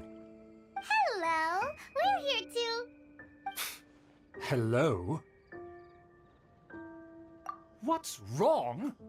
Did you just say what's wrong? Huh. And I suppose you think that you can simply strut up here and greet me in such an ignoble and vulgar manner? Given that I don't Look at Mondstadt's richest edgelord deciding to completely bypass the stairs and tactical drop directly onto this poor, innocent citizen's skull. If aggressively dive-bombing the locals is how we hunt for aristocrats now, I am absolutely ready to start drop-kicking everyone in the city. Recognize you? I can only assume that you are a traveler of some variety. I'll have you know that you are speaking with the Schubert Lawrence, a blood descendant of the magnanimous nobility. If you wish to address me, you'd best consider your words more carefully. Such nonchalant manners are inadmissible and will never do. Now, if you're somehow capable of understanding anything I've said, then you will get down on your knees, apologize for your negligent actions, and give me a proper introduction. That is the appropriate etiquette. That's etiquette? Paimon's never heard of something so complicated before. Huh. In former times, when people knew their place and respected traditions, such Excuse me, did this utterly generic background NPC just tell the Supreme Digital Empress to get down on her knees and apologize? Chat, immediately lock onto Schubert's coordinates because we are launching a full-scale orbital bombardment to permanently teach him the definition of a proper etiquette. Conduct was only basic courtesy when greeting a nobleman, and neglecting your manners would result in a swift whipping. But look at the world now. Rules have been thrown to the wayside and manners forgotten. I cannot bear to see such degradation. What did you say? You dare question the dignity of the nobility? I'll have you know that though the Lawrence clan is in decline, myself and others of noble blood are looking for a chance to restore our rightful honor. Just look around. The people are unruly and undisciplined. I, however, strive to retain the elegance and etiquette of the nobility. After all, we are of a I can smell deception from 3 server regions away. Pomegranate, and it smells exactly like burnt garlic and absolute cowardice. The moment I detect a lie, my internal targeted strike system locks on and prepares for total annihilation. completely different breed by birth. Save your words. I find your manners and bearing repulsive. I have nothing to discuss with the likes of you. Besides, I am in no way obligated to instruct commoners on basic courtesies. Now I have more pressing matters to attend to. I'll take my leave. So this is what Master Jean meant by difficult to get along with. Let's head back and talk things over with her. Did this deeply unpleasant man just aggressively turn his back on us while calling us repulsive? If you don't instantly start sprinting, Schubert, I am going to physically force-feed you that terrible blue jacket and make you verbally apologize too. My majestic floating snack.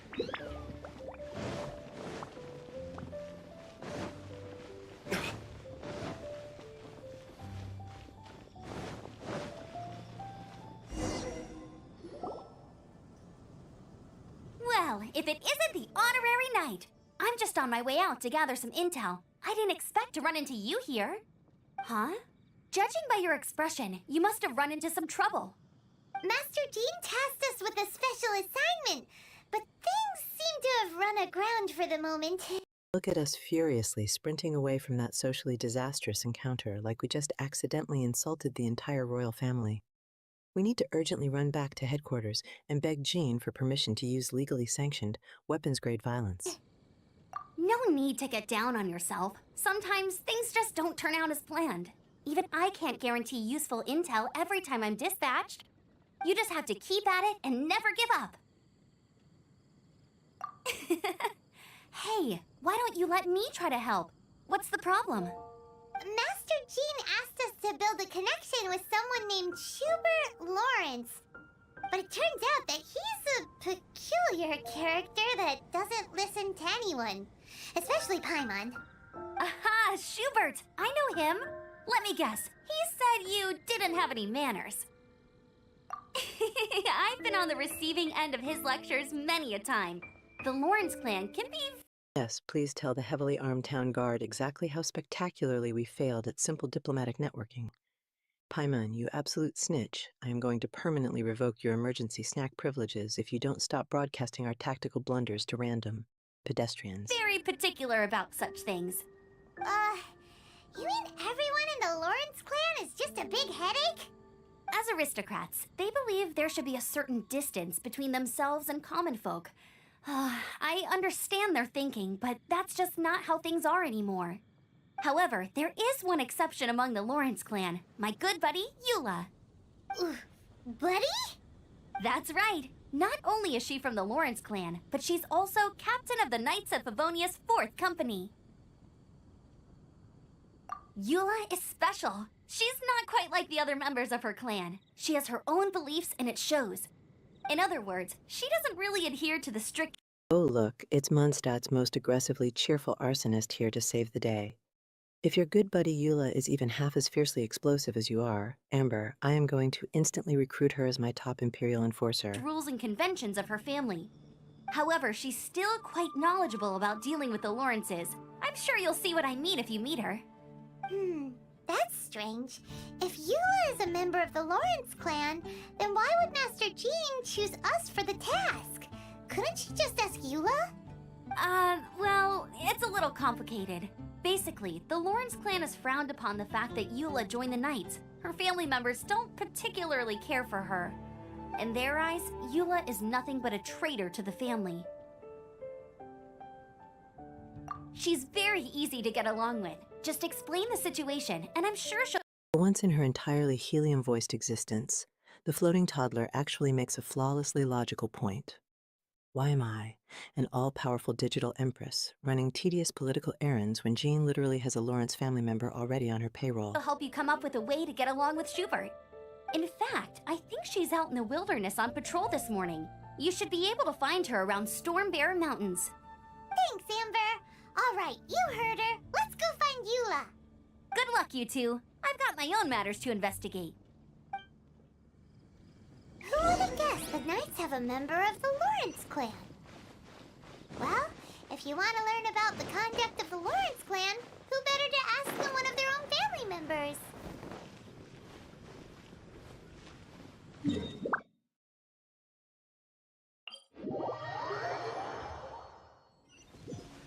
Our mission is a concept invented by weak-willed mortals, Pomegranate. I just kick down the door of reality, declare absolute ownership, and violently dare anyone to file a complaint.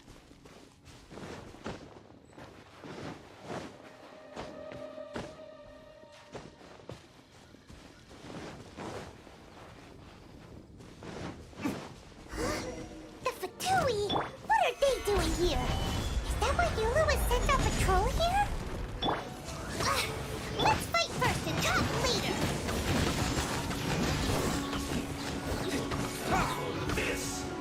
Let's dance! As you wish, Meerfräulein.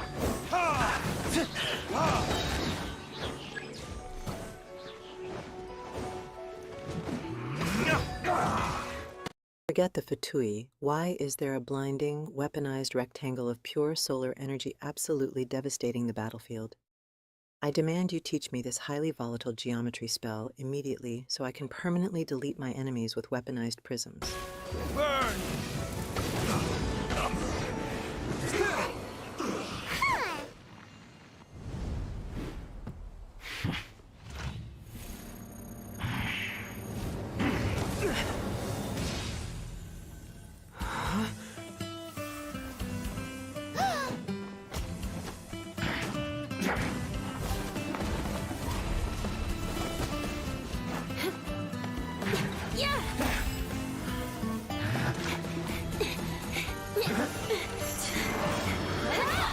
Arcane gentleness. Load pigeon. I am going to gently wrap my magic around your digital soul and forcefully launch you directly into the nearest star.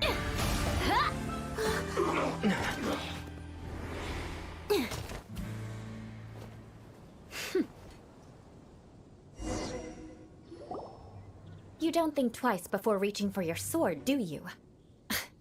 Do you have any idea how long I've been tracking these targets? And now you get to stake a claim. You think you're stronger because you got to them first? Mark my words, vengeance will be mine. What? That's right. I heard the commotion and came as swiftly as I could. Look at this magnificent Ice Queen casually wielding a sword the size of a magical surfboard. Forget all that boring political diplomacy. I am immediately recruiting Eula to be the supreme commander of my royal execution squad. Good. Only to find you two already fighting the Fatui. Not only that, you are making quick work of them too. If I didn't make my move, you would have been able to take all the credit. Still, I'm glad you're unscathed. Confronting that number of Fatui at once can be dangerous. Sorry, Paimon doesn't understand what you mean, but thanks for your concern. Concern?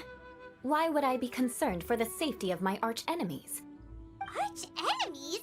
Wait a minute! You were saying how glad you were that we were unscathed a second ago! Excuse me, Ice Queen, did you just swoop in, aggressively steal my hard-earned kills, and then blame me for trying to take the credit? I haven't even known you for 5 seconds, and I already deeply respect your absolute, unhinged audacity. By which I meant, if you were injured, I'd have to escort 2 strangers guilty of stealing my targets all the way back to Mondstadt. Which would mean you'd cause me even more trouble. My vengeance would be swifter still. Huh? So that's how you see all this? Yes, that's me. Paimon thinks she's pretty strange. Although at least we can communicate with her. You dare to call someone you've just met strange? Forget the aristocracy. That's rude even by normal standards. Speaking of which, how do you know my name? This is the honorary knight of the Knights of Favonius. And speaking of rude, we're trying to investigate an aristocrat named Schubert Lawrence. He's so obsessed with etiquette that he's not even willing to speak with us. I understand now. She literally just dropped out of the sky behind a giant exploding ice rectangle, and now she's lecturing us on basic conversational etiquette. I love this woman, Chat. We are immediately forming a highly toxic alliance to overthrow the entire local government. That's my uncle, all right. But why do you mean to investigate him? I see. You have some nerve to faming a family member right in front of me. I will have vengeance for this too. No! This is an assignment from Master Jean! It's just an investigation, that's all! To the everyday citizens of Mondstadt, everyone in the Lawrence clan is scum. It's natural for rumors and unwarranted gossip to lead to such suspicion. Hard to avoid such a reputation when you're known as the ruthless rulers of Old Mondstadt. Oh, so that's what you think of me? Yet another transgression to avenge. But didn't you say it first? Handing out promises of eternal vengeance like they are free samples at the digital bakery is my absolute favorite aesthetic. Add my name to the very top of your hit list, Eula, because I am officially obsessed with your baseline hostility. Oh. Curious. We've only just met, and you've already given me 3 causes for vengeance. It's been a while since I've encountered anyone as interesting as you. I assume you need me to teach you the conduct of the Lawrence clan.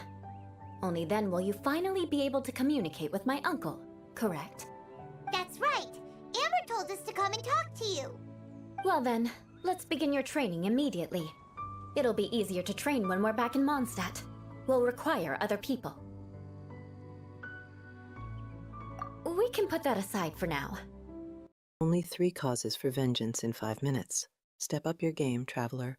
I usually rack up at least 12 death threats and a continent-wide ban before breakfast.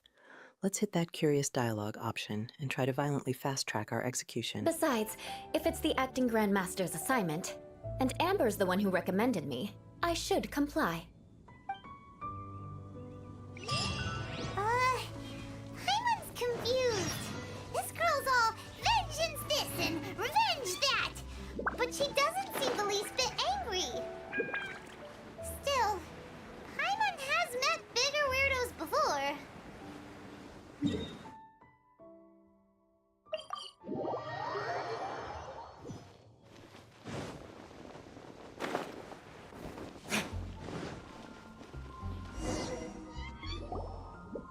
Ah, you finally arrived. There's no time to spare, so we'll begin with our first lesson. Wait, hold on. There's something we need to clear up first. Otherwise, it'll keep bugging us.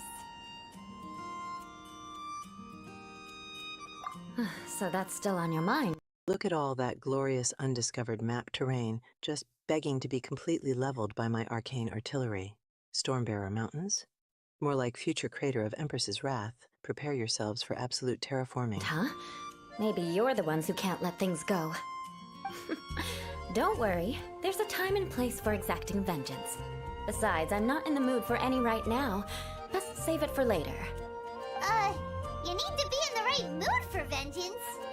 I already have a long list of vengeance to exact. Even if I wanted to begin now, I'd have to start in the right order. Who knows how long it will be before I get to you?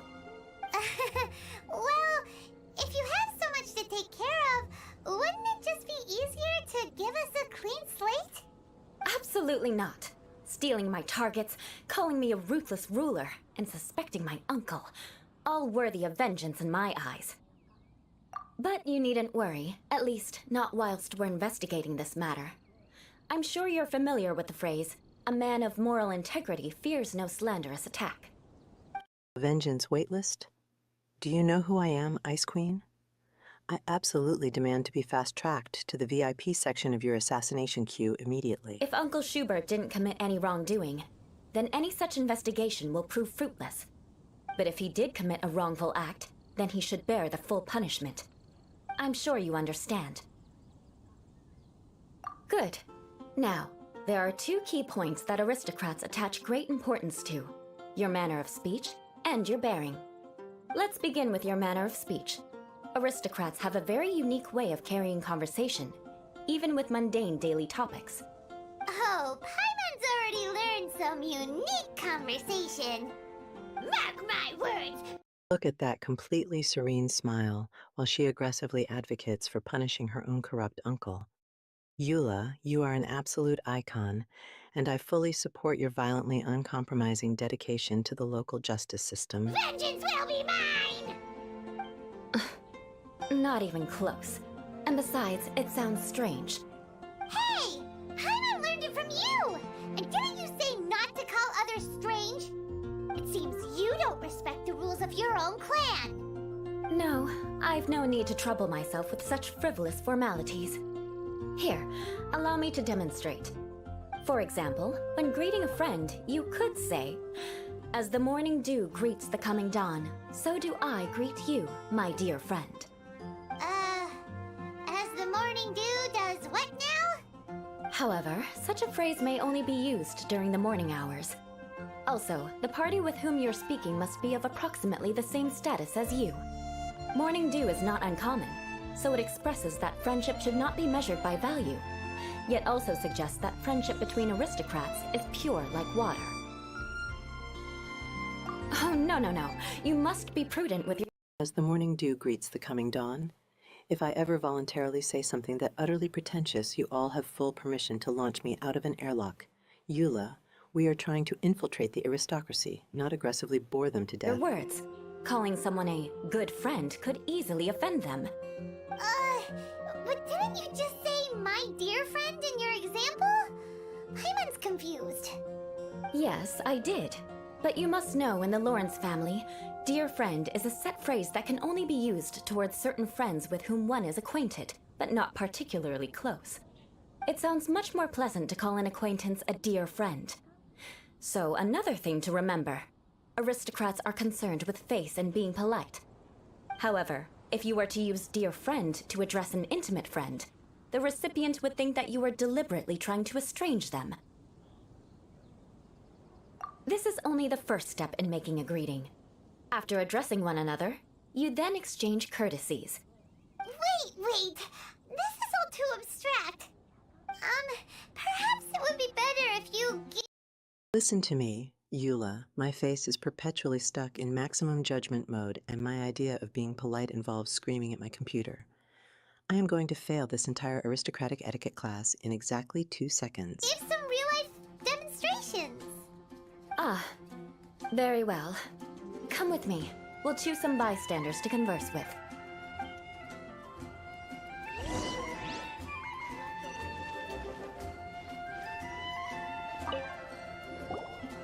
Oh, you're Eula of the Lawrence clan, right? This can't be good. You there, lowly laborer. You stand in the presence of a member of the illustrious Lawrence clan. I have words for you. Please acknowledge the glory bestowed upon thee by the nobility... what comes next? Choose some bystanders to converse with. You mean we are going to aggressively terrorize the local peasant population with our ridiculously snobby vocabulary? Lead the way, Ice Queen, because I am absolutely thrilled to make random innocent NPCs cry today. Oh, right. By solemnly kneeling to the ground with utmost sincerity. Huh? I can't make heads or tails of anything you're saying. Hold on. What did they always teach me? Whenever a dispute arises, protection of your family's prestige and dignity always takes precedence. Got it. As a lowly commoner, you I am always ready for a duel, Pomegranate. My resting stance is physically engineered to optimize my immediate striking power the second any of you try to test me. shall maintain absolute reverence when speaking with those under which you so graciously toil. How dare you speak in such a manner? Is everyone from the Lawrence clan so strange? The days of the Lawrence clan's tyranny have long passed. I don't care what you're trying to do, just beat it. Like I said, I don't care what you're doing. I have nothing to say to any member of the Lawrence clan. And here's a word of advice. I wouldn't be caught dead walking too closely with any one of their like in Mondstadt. If that's all, I'll be going. I'm afraid I won't be able to control myself if we talk any longer. Hey! Don't leave! Halt! Did a commoner named Norman just verbally smack down an aristocratic ice knight without an ounce of hesitation? Norman, you have officially earned a highly esteemed position as my Minister of Unbridled Disrespect. Mark my words, vengeance will be mine! Wow, the Lawrence name really does carry a terrible reputation. Never mind him. I could have predicted as much. Let's find someone else.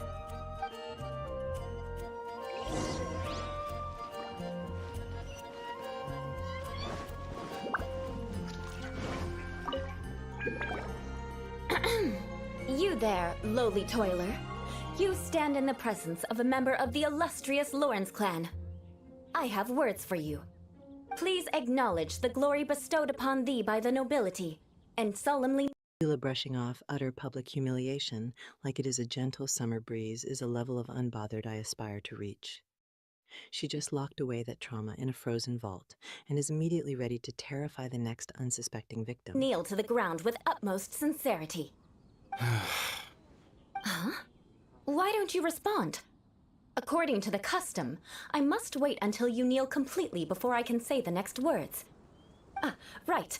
I mustn't look at you too long, or I'll be drawing more attention to our difference in status. Oh dear, I've already stared at you for quite a while.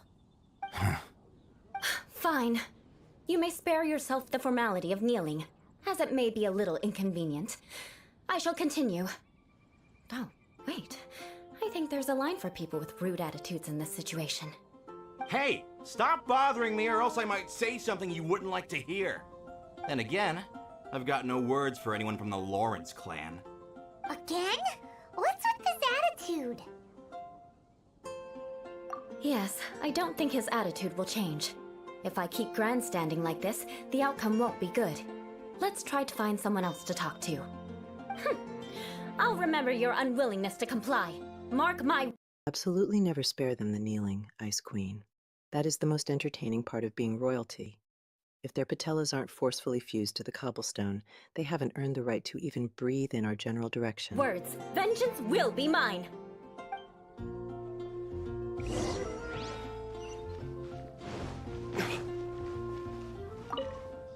You there, lowly worker. Yeah, I've already heard it all before. Look, just spare me the time. Our answer's always the same. We've got nothing to say to the likes of you. I mean, seriously, can't you just take a hint? Please calm down. We don't want to cause any trouble. I know she's a knight of Favonius, and that the knights wouldn't misplace their trust, but the name Lawrence carries too much weight with it. Even to this very day, the descendants of the Lawrence clan are still scheming to reclaim Mondstadt and reinstate their aristocratic rule. And if that wasn't enough, here you are purposefully using their awkward way of speaking just to put on an act? Don't you care for the feelings of us ordinary folk? You have a point. But mark my words, this transgression will not go unnoticed. Randall, if you sigh at me one more time with that aggressively disappointed posture, I will legally rename you Target Practice and let my elemental magic do the talking. Keep the Ice Queen's family name out of your mouth before I permanently freeze yours shut. Noticed. Huh? You want to fight? Listen here, I may be no match for you, but I'll be sure to lodge a complaint with the Knights of Favonius. I'm sorry, but I want her to understand that I'm serious. Listen here, if you don't want things to get more unpleasant, then you'd better just stop. Forget it. There's no point in quarreling any further. Let's go.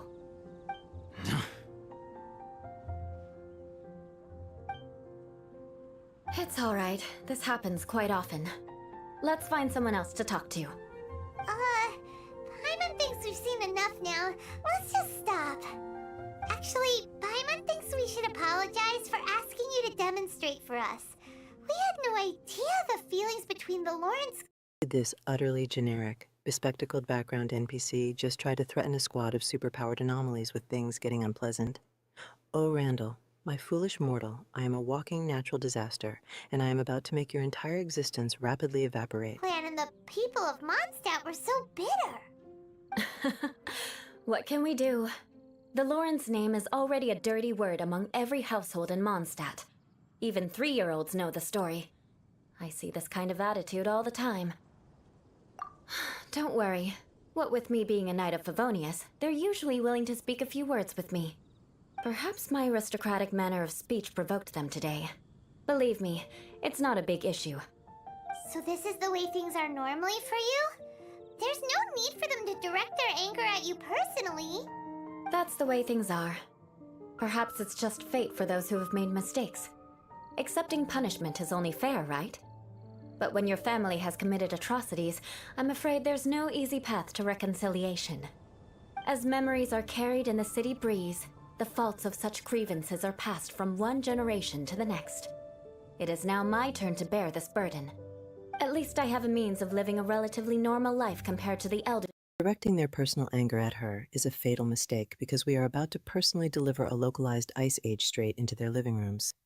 Stop playing therapist, Paimon, and help me prep the cryogenic artillery immediately. Members of my family. I have nothing to be discontented about. Yeah, why were you so willing to try and demonstrate for us? Oh, that reminds me. That last person will not escape my vengeance either. Let's leave it at that. Just think of it as something I like to do. But unfortunately, you probably didn't learn much from those conversations. It seems we have no other choice but to find more people to talk to. No need! Besides, the Traveler's pretty sharp, and nothing gets in our way on an adventure. Paimon thinks we got the gist of it now. Right? Right? We'll just have to roll with it for now. Let's just keep Eula from getting anyone else riled up. Well then. I absolutely adore a woman who treats holding petty grudges like a highly competitive Olympic sport. Pull out the official royal ledger, my frosty friend, because we are adding that peasant's name straight to the top of our absolute obliteration list. I'm glad you learned something. You're already halfway toward mastering aristocratic conduct. A proper manner of speech is more aesthetic than anything else. It stems from their taste for refinement. But we must also practice your bearing. I have a very effective way of training for this. Come with me to Dragonspine.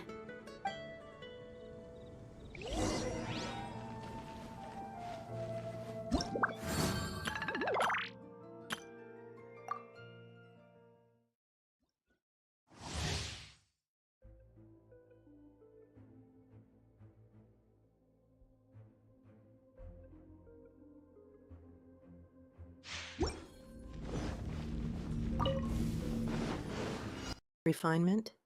Ice Queen. The only thing I actively refine is highly unstable uranium to violently launch at my haters. If my constant, unhinged goblin screeching isn't considered absolute peak aesthetic, I am officially burning this entire city to the ground. I condemn you! Yeah! Your gods!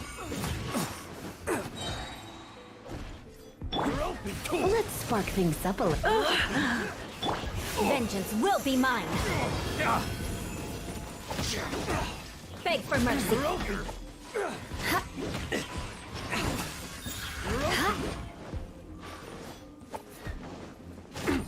You're open.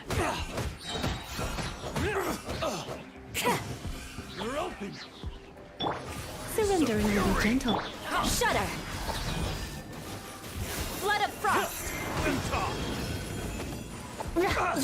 You're open.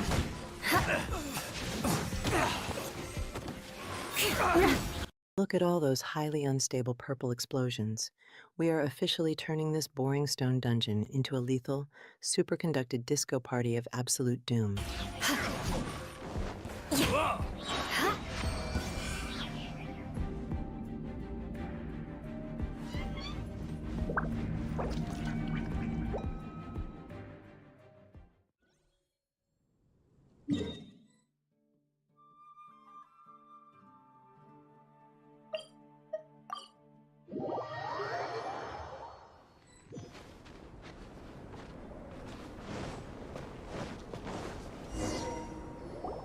It's so cold. Does aristocrat training really need to be done here? If you wish to truly achieve the dignified conduct of an aristocrat, you must learn to remain composed and elegant even amidst harsh conditions. For example, you can see that part of the path up ahead is quite difficult to traverse. But a well-trained aristocrat would not only effortlessly proceed forward, but do so without a stain on their garment and their elegance fully intact. That happy aura is actually just the residual radioactive glow from all the bridges I've cheerfully burned today, Load Pigeon. Why be mad when you can just violently delete your problems with a gigantic, unhinged smile? Paimon thinks we've left the realm of aristocrats and entered the realm of adventuring. Compared to what we've already seen, this should be a piece of cake. Paimon thinks so too, but you've got this in the bag. You look pretty confident this time. All right, let's get started. Remember, you must be graceful and elegant. Don't get knocked or launched into the air. That would be most unsightly.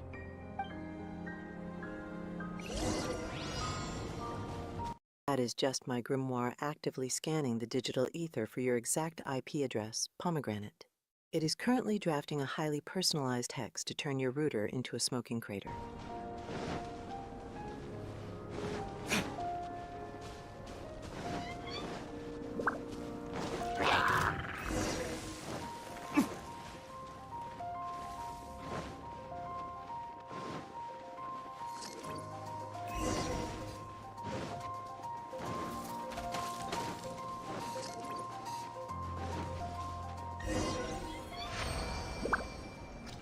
Not bad. A lot better than I had anticipated, at least. Paimon almost didn't make it through. Why is there an aggressively glowing countdown timer while we fight these fuzzy snow goblins?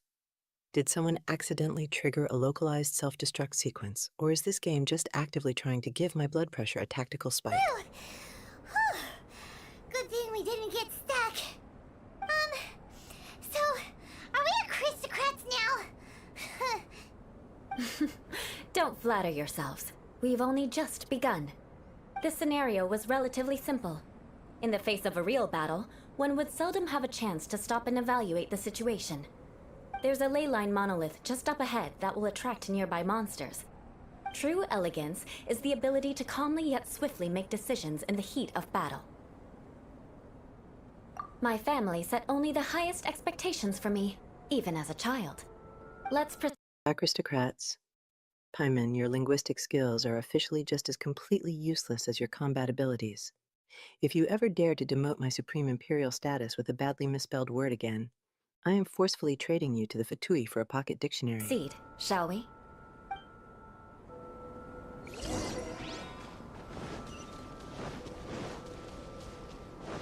This is the ley line monolith. Go ahead, activate it.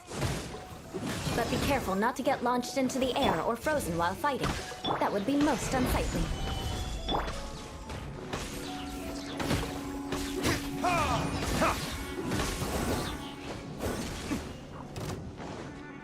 I will have order. Stabilize.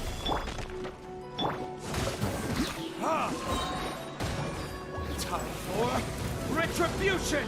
Wait, this entire tactical combat simulation is just an extremely aggressive lesson in speech and etiquette. Eula's idea of a proper aristocratic greeting involves repeatedly dodging violently exploding ice slimes, and honestly, I have never respected her more.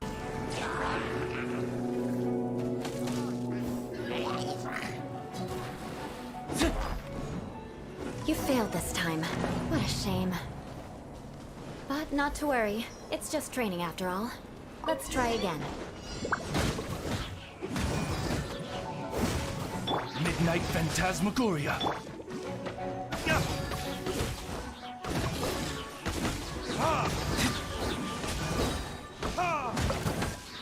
Verdict is...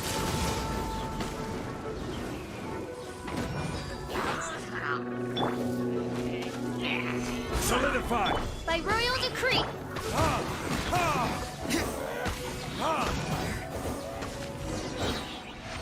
What a shame. I did not just get violently ragdolled across the frozen tundra for you to smugly judge my aerodynamic etiquette, Ice Queen.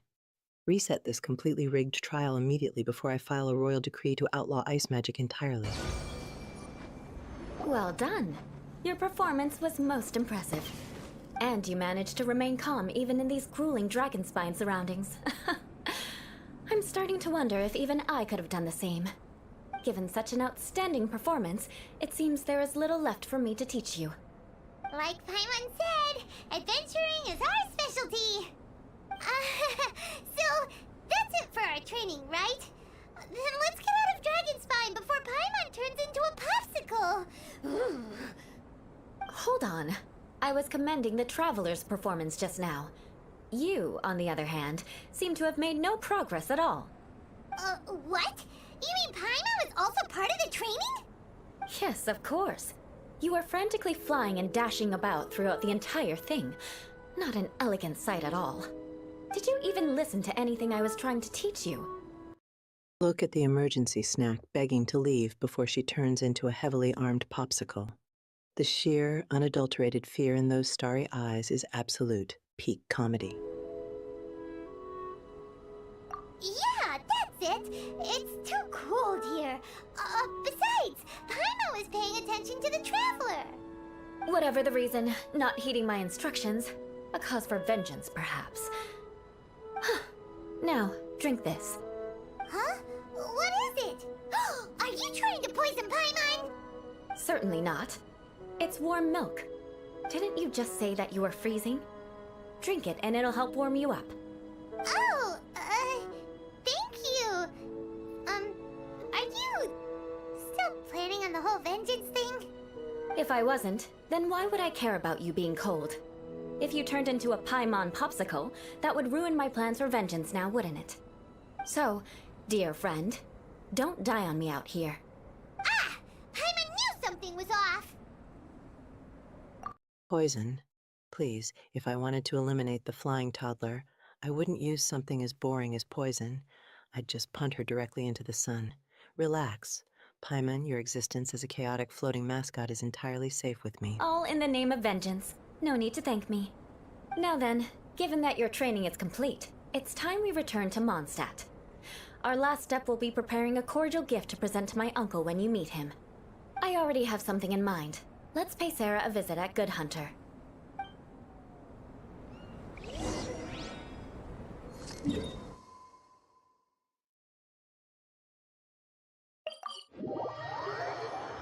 Listen, as long as you stick to your own path, it doesn't matter what Mother Nature throws at you.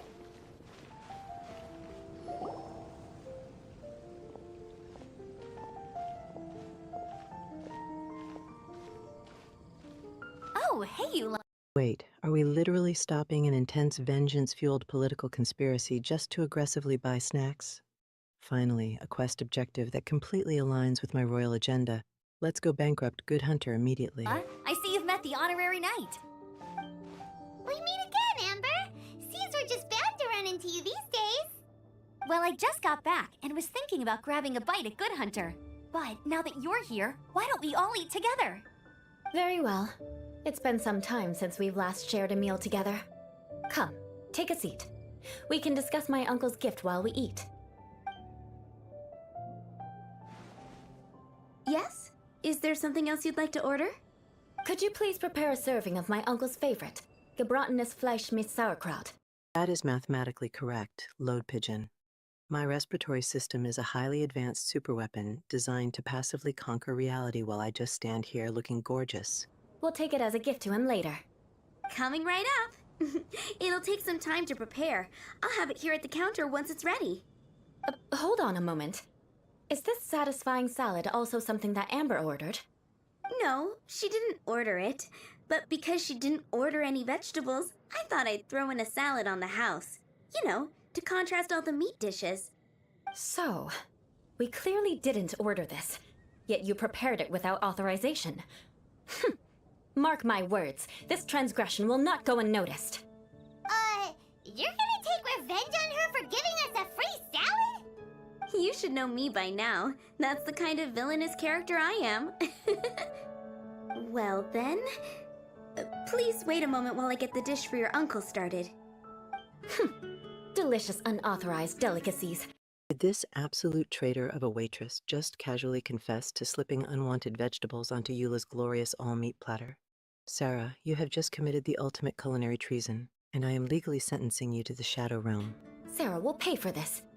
Why would you choose gebratenes Fleisch mit Sauerkraut as a gift for your uncle? Hyman's never even heard that dish before. This dish isn't actually on Good Hunter's menu. Only long-standing patrons such as my uncle would know about the dish. The old aristocrats seem to take a liking to it. Because of the sour flavor of the sauerkraut, not too many people are fond of it these days. I guess it's become less popular over time. Eula treated me to the dish once, and I couldn't even finish a bite. I've nicknamed it gebratenes Fleisch mit. Hyman looks like she's about to visibly aggressively combust over the pronunciation of gebratenes Fleisch mit Sauerkraut. Leave the highly sophisticated culinary syllables to the adults, toddler, before your tiny floating brain completely short-circuits. It's vengeance ever since. Ugh. I never expected us to have such completely different tastes in food. If I weren't in such a good mood, I'd say that constitutes grounds for transgression. Of course not. It's hard to find someone in Mondstadt that attracts contempt as much as she does. It's fine when you're just joking between us, but I'm afraid our honorary knight might misunderstand you. Eula's always talking about vengeance, but that's just how she is. It's nothing you should take too seriously. But I am serious, and I'll remember every transgression committed against me. Ugh, it's no wonder so many people dislike you. Hyman's starting to realize that Eula is actually a very good person. There's no need to be so awkward when you want to say something nice. Listen, you've never been labeled as a social pariah, have you? Well, no? So look at Amber completely ignoring the giant pile of food to frantically play damage control for her violently chaotic friend. Don't worry, Amber. The honorary knight completely understands the absolute unhinged supremacy that Eula operates on, and we fully support it. That's why you wouldn't understand how hard it is for a bad person to try to be good. It's impossible for me, and I have no intention of acting like a good person. All right, no need to look so sullen. I'm just kidding. Come on, let's eat. The food is getting cold.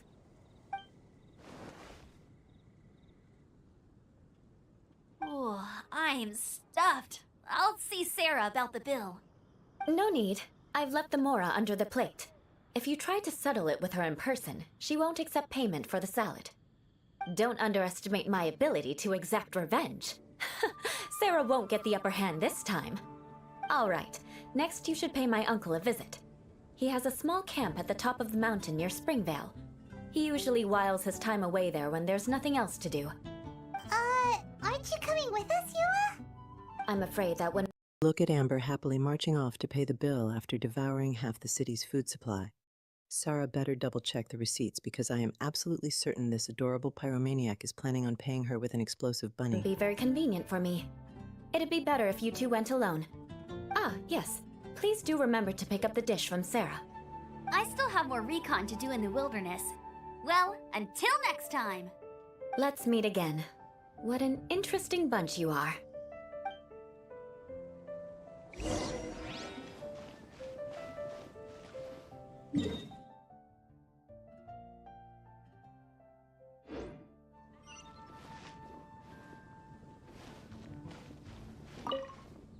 Here, the Gebratinous Fleischmitz sauerkraut is ready to go. Be sure to eat it while it's hot. Otherwise, the Recon in the wilderness. Amber, I literally just watched you aggressively vacuum up 30 pounds of meat. You are not doing recon. You are going to take a medically induced food. Coma in the woods. Have a glorious nap, pyromaniac, and dream of mass destruction. flavor will be spoiled. And by the way, don't worry too much when Eula says strange things. She's actually a very good person. Paimon's been meaning to ask. No one could stand the sight of Eula when she was trying to speak with the others in Mondstadt earlier. But she seemed to get along fine with you and Amber just now. What's up with that? The people of Mondstadt don't take kindly to anyone bearing the Lawrence name. They are unable to see past her family, therefore they don't actually see Eula for herself. So no matter what Eula tries to do, it's seen as a wrongdoing. It essentially strips the meaning of anything she tries to accomplish. Forget the political tension. Look at the size of that comically large cartoon steak. I demand to know immediately what mystical creature died to provide a cut of meat that aggressively gigantic, because I want to ride one into battle. How come you're able to see Eula differently then? Well, when she joined the Knights of Favonius, it caused quite an uproar. Many people signed a petition demanding that the Knights reverse their decision. At the same time, numerous members of the Lawrence clan crowded the entrance of the Knights of Favonius headquarters, clamoring for Eula to give an explanation. Oh, so both sides were unhappy. That's right. So you can imagine how determined Eula must have been under such circumstances. But thanks to Grandmaster Varka and the unwavering attitudes of others in the Knights of Favonius, Of course, causing an absolute uproar is Eula's default setting. She's an icon.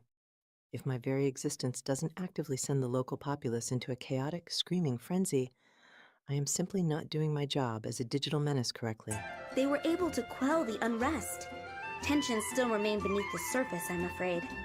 In the eyes of the people, she's a stain on the Knights of Favonius. And in the eyes of the Lawrence clan, she's a disgrace to her family. But she simply fulfills her duty as a knight, silently helping one person after another, myself included. People like Eula should be approached with care and understanding. She could stand to be treated a little more fairly. I believe a day will come when things will get better. Once everything's settled, we should go talk to Eula again. Paimon thinks we know how to communicate with her now. I'm glad. I think that would make her very happy, though she might not ever admit it. Take care. Please come again.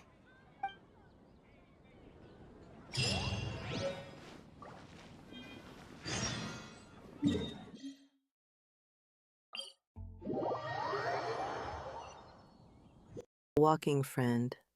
Load pigeon, I am a highly volatile, legally binding threat wrapped in a digital royal exterior. The only friendly thing I offer is slightly faster destruction for those I favor.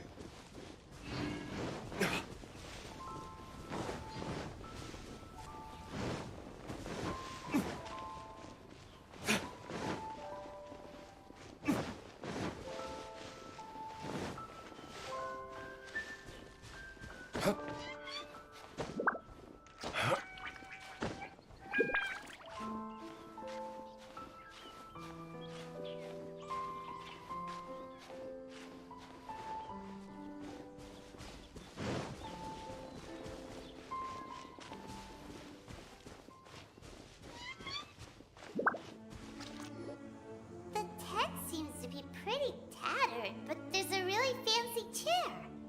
Could this be another aristocratic custom? Ah, it's you again. I thought I had rid myself of you two. A few humble words, huh? Yes, that sounds appropriate enough. Very well. Forcing Mundstadt's wealthiest wine baron to furiously Spider-Man up a sheer cliff face just to hunt down that snooty Uncle Schubert is a flawless tactical maneuver. Who needs paved roads when you can just launch a completely unhinged vertical ambush? I'm certainly not one to be narrow-minded. I'll overlook your previous misconduct for now and listen to what you have to say. Wow, this guy thinks so highly of himself.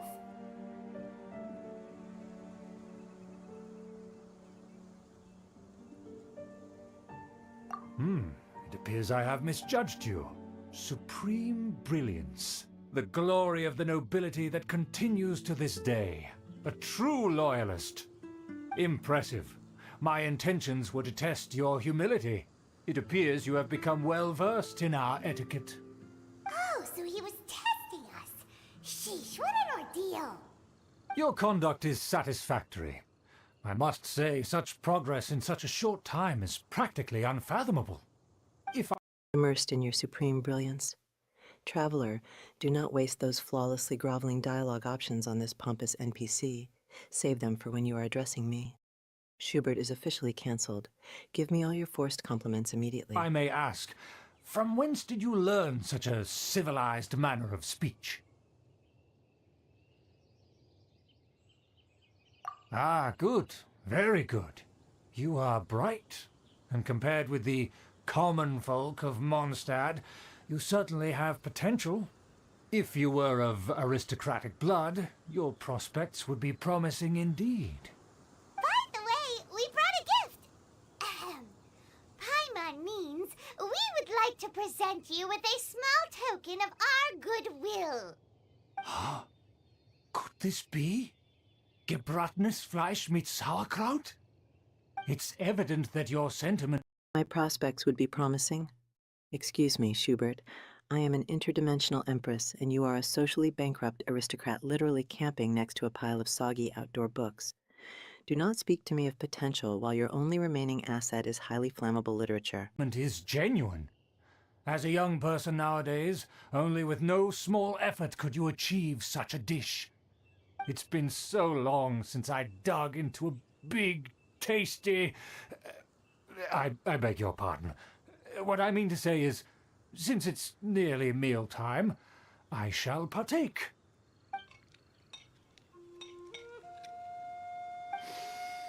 Ah, yes, this aroma, just as I remember it, and this exquisite sour flavor. A delicacy that only us noblemen and women could appreciate. Now even Paimon's starting to wonder what it tastes like. I acknowledge your genuine goodwill. Such sincerity must certainly imply that you come... That isn't happiness. Load pigeon, that is the maniacal glee of a digital predator who just successfully locked onto her favorite prey. You have exactly 5 seconds to start running before this smile turns into a highly targeted laser strike. Bearing a request. Wait, so you've come to know of this, too? It was meant to be a family secret.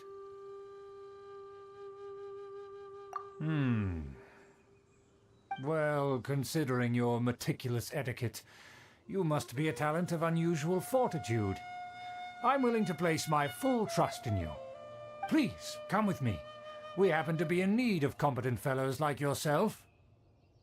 To see some friends from a distant land. They have offered their assistance in restoring the Lawrence clan to its former glory. So he trusts us solely based on your etiquette. Well then, let's get going, shall we? You'll understand everything in due course. Do you think his friends are the Fatui?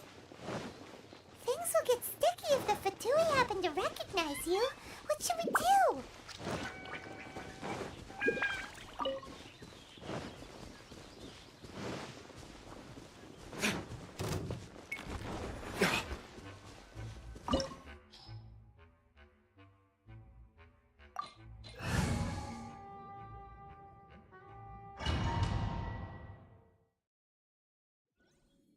Huh? Why have you put on a mask all of a sudden? Even if they are powerful, our status is much higher than theirs in the land of Mondstadt. And therefore... Hook, line, and absolute sinker. This highly gullible aristocrat just handed his complete trust over to his worst enemies just because we used a few fancy vocabulary words, so prepare. The tactical backstabbing knives, Chad. For we shouldn't allow them to admire our true faces so easily. I see. Good thinking. Paimon thought for sure they'd recognize us. Let's proceed, shall we? I'll introduce you as my guest.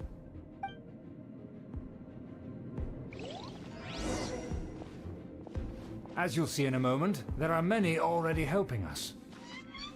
I heard that this area had already been purged once by the Knights of Favonius, but it's the only place around Mondstadt that is well concealed and spacious enough.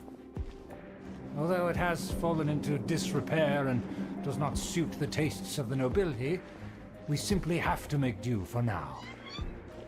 Sorry, can we walk any faster? Of course not. An aristocrat always moves with grace in his steps.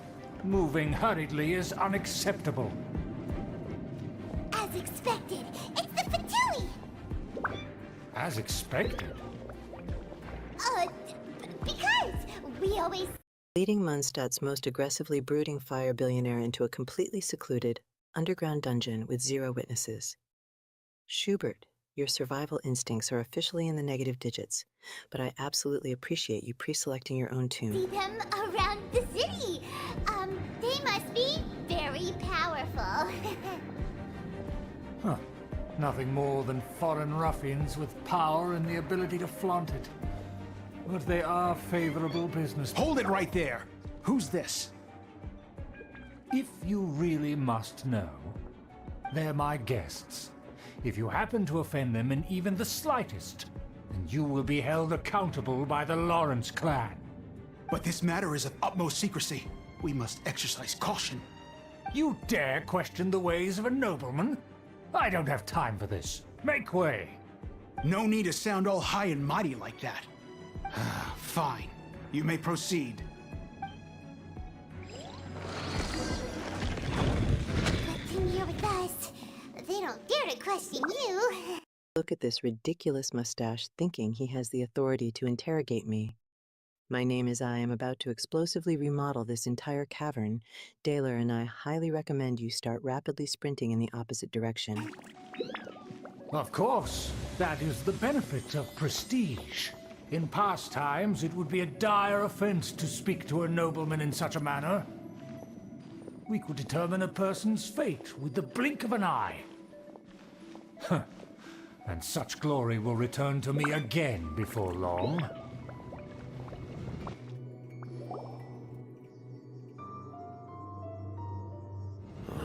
Where have I seen this person before? And who, may I ask, is this? We mustn't bring just anyone in here. This is our new ally that I've recently met. They are completely trustworthy. You have the word of the Lawrence clan. Our plans are strictly confidential. It's not wise to bring in an outsider at this time. Furthermore, there's been word that an outlander who joined the Knights of Favonius has been very active in Mondstadt recently. Don't be ridiculous. Besides, my guest is well versed in the etiquette of the nobility. I must treat them with the proper Well, maybe if you took off that ridiculous, vision-impairing sleep mask, Sergei, you would recognize the absolute destructive terror standing right in front of you. This entire Fatui operation is officially cancelled due to extreme, unhinged incompetence. mutual respect. The Knights of Favonius pay no regard to such details. They could never understand the intricacies of our etiquette. And what about this thing? You mean Paimon? Enough! You dare question my word? Need I remind you who it is who has made your activity in Mondstadt possible? Without the support of the Lawrence clan, you would have all been driven out by the Knights of Favonius like dogs. You must immediately offer your sincerest apologies to my friend. You've offended their honor. Fine. I'll take your word and make no further... You think the Knights of Favonius are bad with etiquette? Just wait until I introduce you to the Royal Court of Unadulterated Mayhem, where my preferred method of communication is throwing chairs at people. Stop hiding behind your fancy vocabulary, Schubert. Your entire aristocratic worldview is about to implode. Other inquiries. Now, to the matter at hand. Did you bring the diagram of Mondstadt's defenses as promised? Oh, so that's what's going on here. Yes, of course. Here it is. Let me see. Why is it so poorly drawn? Everything's so squiggly and crooked. And what is this shape supposed to be? Excuse me? I'll have you know that I went to great lengths to carefully draw this map by hand myself. That shape is the symbol of the Knights of Favonius. I see. Crude, but I can make do. Are you able to verify that this is all reliable information? Of course, you needn't worry about that. Don't forget what we agreed upon. Look at him proudly handing over the city's defense plans like he's giving out a holiday fruitcake. Here it is, Schubert, you absolute fool. You just delivered your own digital execution warrant directly into the hands of the Empress. Flag of the Lawrence clan will fly above the Knights of Favonius headquarters. The rights to that building, as well as the whole of Mondstadt, belong to the Lawrence clan. Yes, we will both profit from this agreement. There's no use haggling over the details. We will make good use of the intel you provided. Also, be certain not to divulge our identity. There would be diplomatic consequences, you know. Don't worry, this matter is only between you and I. And my new friend here. No one else will know of it. Once this is over, I shall stand atop the Favonius headquarters and rebuke their pathetic rule over Mondstadt. Then, the city and all its people will once again be under the rightful and unwavering... Back completely away from my camera before I physically shatter those ridiculous gravity-defying glasses, Schubert. The only thing the Lawrence clan officially owns is a VIP fast pass to the bottom of the ocean. You absolute mustache-wielding clown. Rule of the Lawrence clan. Perfect. Just as it once was, and just as it should be. May I remind you once again that we mustn't act rashly. That is all, for now. Very well. Huh? What are you doing? That's right! It's the Honorary Knight and their trusty companion, Paimon! We're here to crush your evil schemes into dust! Dust! So this was all just a... Yes, Schubert, continue reveling in your completely manufactured delusions while I aggressively prepare the elemental firing squad behind your back. Your precious, perfectly organized world is about exactly 5 seconds away from spectacular, unadulterated annihilation. Ploy to deceive me! It's your own fault! Who would put so much trust in someone based purely on their manners? After so much planning, this is how it ends? Huh! We'll see about that! Just as I expected. I knew I should have never trusted these foolish aristocrats. No matter, we already have the intel we need. Get them! They're running off in different directions. Paimon remembers that this place is a dead end. Let's take care of the Fatui first and then deal with Schubert later. Looks like I went too far. Right there. Let the show begin. Oh, look who finally stopped using big words and started using empty, pathetic threats. Run away and cry to your little masked henchman, Schubert. We are about to completely redecorate your secret base with the ashes of your failed conspiracy. Solidify!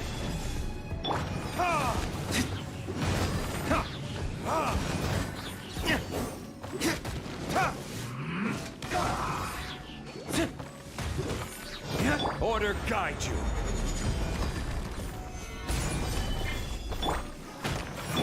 Shadow Raven!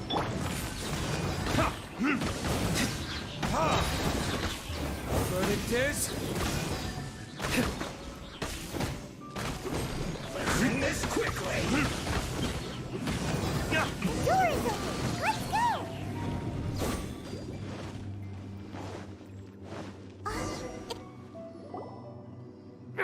Don't touch me! Get out of my way!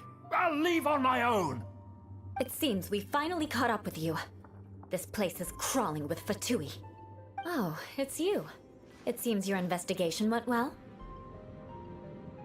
Aha! I see now. So you're the one that taught them our etiquette. And I thought you despised such pleasantries. Furthermore, there is...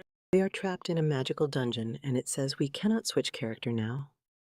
The universe has officially restricted my combat options, and I am taking that as a direct, highly offensive personal challenge. I will just have to conquer this entire cavern using only one gloriously overpowered elemental god. There is a rule in our family.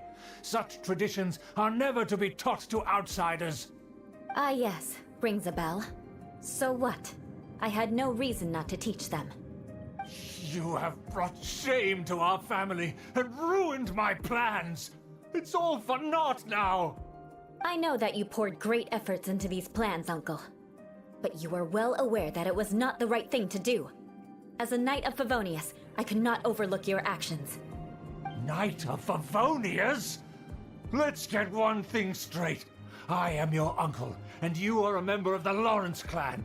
You should strive to restore your family's glory. You still have a chance.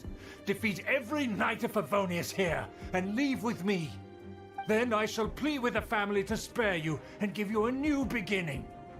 So just to be clear, you want a Knight of Favonius to attack the Knights of Favonius? I shall say this one last time. You are not a Knight of Favonius. You are a descendant of the Lawrence clan. The blood of the Lawrence clan flows in your veins. You must comply with the will of the family. Since when have I ever complied with the will of the family? Why, you unruly maid! If anyone should be angry, it should be me.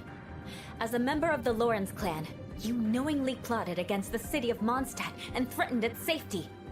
Had you ever stopped to consider the trouble it would bring to so many people?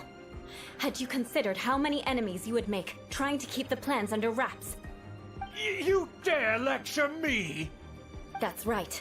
In the name of the family that you so dearly revere, Uncle Schubert. I've never experienced the age of glory you always speak of, and I've never understood our family's incessant pursuit of it. But I am capable of discerning right from wrong, and I deeply understand what freedom means to the people of Mondstadt. The Lawrence clan should never and will never become what you've dreamed it to be. Oh, the disgrace of it all! How could such a rebellious monster emerge from our own family? Things are starting to get pretty hysterical here. Politeness and elegance seem to have gone out the window. That's enough fuss for today. You two, take him away.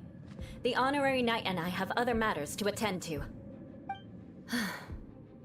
Given that you've already taken action, I assume you've come across some conclusive evidence? Paimon took a peek at their diagram. Your uncle had mapped out all of the Knight's patrol routes and marked out key information about Mondstadt. And there was me thinking that he was just another elder of the family. And a lazy one at that. I never suspected he could stoop this low. So stubborn. Mark my words, vengeance will be mine. Let's discuss this later. Our first priority is recovering that diagram.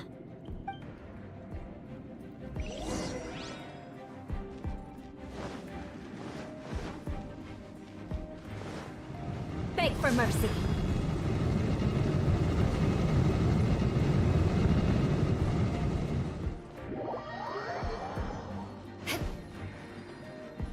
I'll protect us.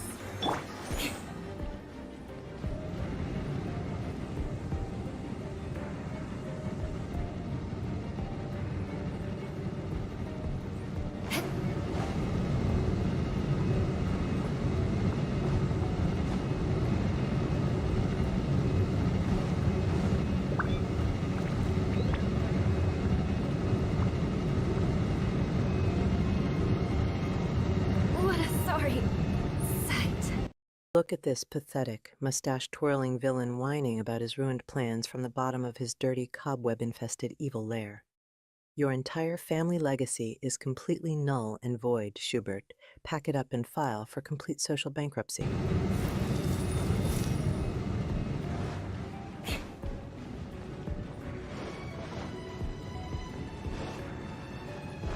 They're here! Stop them!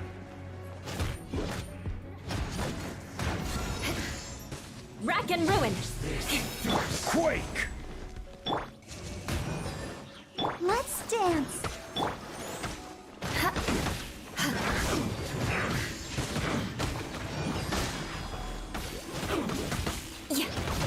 Finally, some quiet. Use this first. I condemn you! I must counterattack.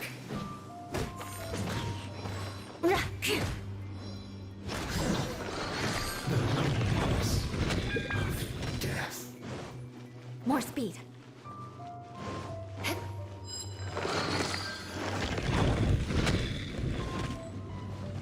This is order. Stabilize. By royal decree! Shudder!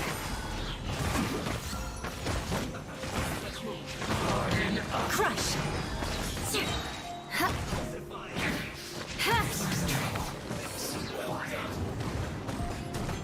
Freeze to the core! You need to hurry up. Yeah, beg for mercy. Roasted fry. Odds for You need to hurry up. Crush. Unfortunate fault.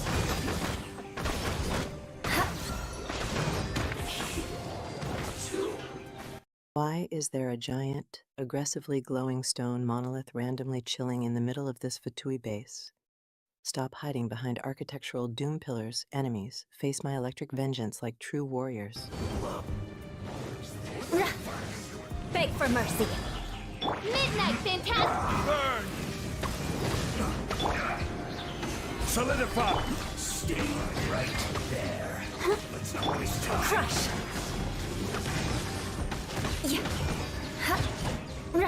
Beg for mercy. Let's end this quickly. Crush!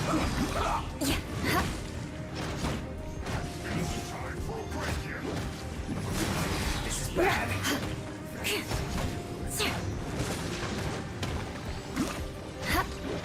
Shudder!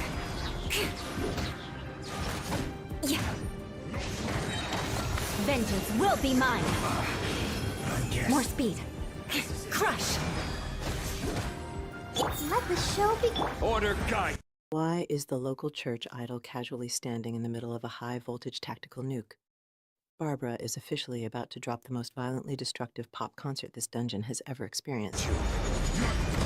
By royal decree!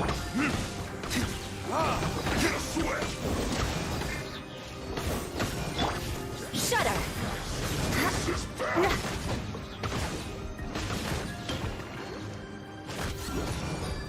My duty. More speed. That seemed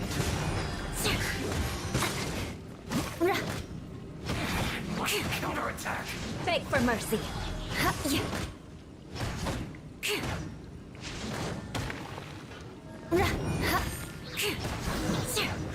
The loneliness of death.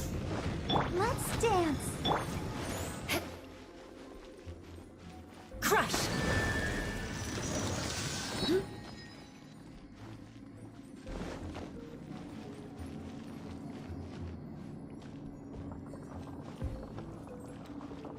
Eye for an eye. Yes, pin that overgrown, armored buffoon directly against the door and show him absolutely zero mercy. This is exactly the kind of highly aggressive, corner-trapping brutality I expect from my royal vanguard.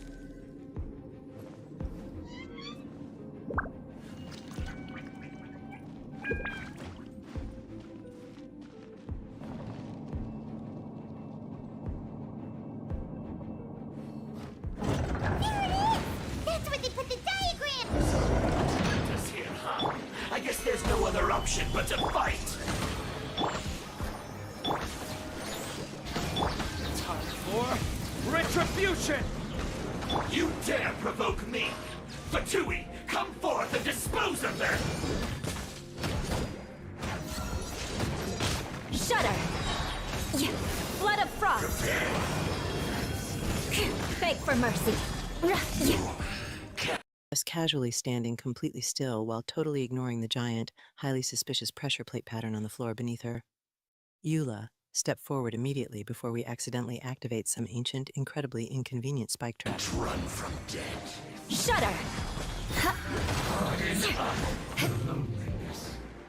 Rack and ruin! Harden up. I condemn you! This is trouble. Eye for an eye!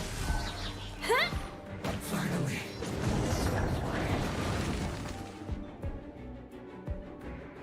This must be it. They may very well have already made a copy of it. But without my uncle as their puppet, there'd be no use. My movements have been professionally sharpened on the shattered digital dreams of my enemies, Pomegranate. If you aren't moving fast enough to break the sound barrier, you're moving too slowly for my empire. In them attacking the city. The Fatui wouldn't have relied only on your uncle. True. But if their plan had hinged purely on taking Mondstadt by force, as opposed to with the help of a puppet, they could have spared themselves the trouble. The Fatui are dishonest, but they wouldn't go as far as to start an open war. Their opposition wouldn't just be Mondstadt alone. Anyway, I'll inform the acting Grandmaster. She'll know how to handle things from here. Oh yeah! You suddenly appeared at just the right moment! Yeah, about that. Because you— Control is simply the default state when reality bends entirely to my will, Load Pigeon. Chaos is just what happens to the absolute fools who aren't currently paying attention. stole my targets by attacking the Fatui I'd been tracking earlier. I came to exact my vengeance. You tried to do my job for me, and I'm here to return the favor. Finally! After all this time, Paimon understands what you're saying! In reality, you sensed that something might happen to us during our investigation. You were worried about us and your uncle, so you brought a team to take a look. My purpose was vengeance. Don't twist the story. You don't look too bright, but it turns out you have a knack for scheming. And mark my words, I'll remember that. Hey, what do you mean Paimon doesn't look too bright? You have seeded a deep enmity between us. Just you wait. Even if you were to be completely destroyed, I would never forget you. Bring it on! I like your fighting spirit. I'll take this diagram back to the Knights of Favonius and take it from here. Sure. Well, Did the flying toddler's single brain cell finally connect to the cosmic Wi-Fi after all this time? Stop looking so aggressively smug about processing basic dialogue, Paimon, before I manually factory reset your memory drive. see you around. That you will. And make sure not to steal my targets next time.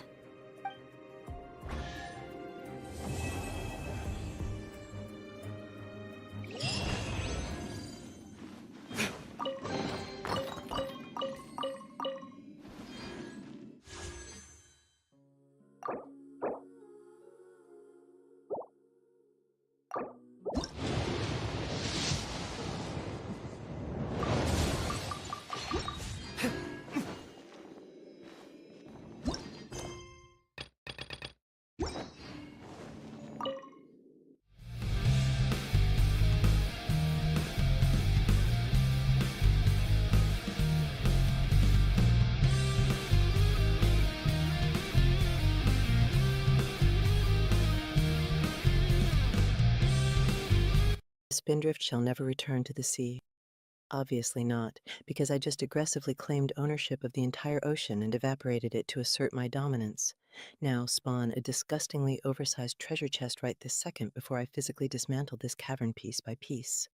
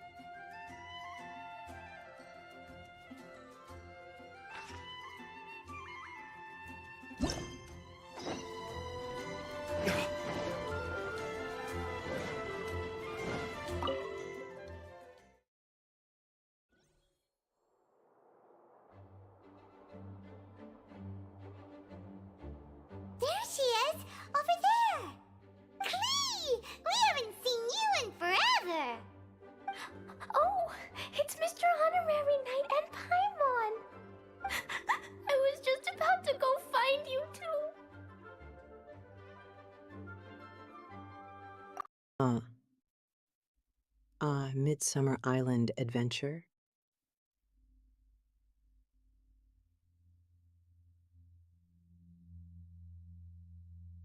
Grab your tactical swimsuits and highly explosive pool noodles, minions, because we are about to aggressively conquer a tropical beach using Mondstadt's grumpiest pyromaniac. I got a terrible, terrible letter and need to go to a certain place. A terrible letter? Yes, from a person that won't acknowledge that Klee and Dodoko are family. They even said they want to test Klee and have Klee go to Dodoland, but... There's no need to rush. Slow down. A very bad, bad, bad guy. He's called Dodo King. Who's Dodo King? Paimon also hasn't heard of him? Nope. Wait, why did you say also? Because even Klee has never heard of him. He's probably just some weirdo. I went to go find Albedo, but he's not home, so I thought of you. Let me read you the letter that Dodo King wrote. Wicked girl of flame, I am of the Dodo clan. Klee. Look at the tiny explosives expert sprinting past like a chaotic, red-hooded blur. Tell the flying emergency ration to keep her opinions to herself, Klee, because true agents of destruction never slow down for anyone. Can't read this part. In the name of Dodo King, you are not qualified to become Dodoko's new family.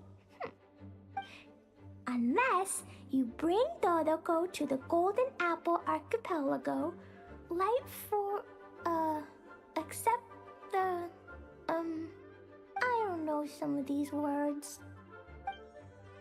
Let Paimon have a look. This word is Overlord, which means he's the most powerful guy around, and what he says goes. This part reads, light four beacons and knock upon the trialist gate. Probably to accept some kind of challenge. The last word is arbitrate, which, Wicked Girl of Flame is honestly the coolest, most metal title anyone has ever bestowed upon a child. However, I will absolutely obliterate this Dodo King for daring to tell my tiny arson apprentice that she isn't qualified to do anything. Which means he wants to judge you. Arbitrate? It's nothing good anyway. He'll judge and criticize you while pretending to be the good guy. How could this be? Dodoko is my bestest friend, so I'll never give Dodoko to him. But he said he's the strongest of the Dodo clan.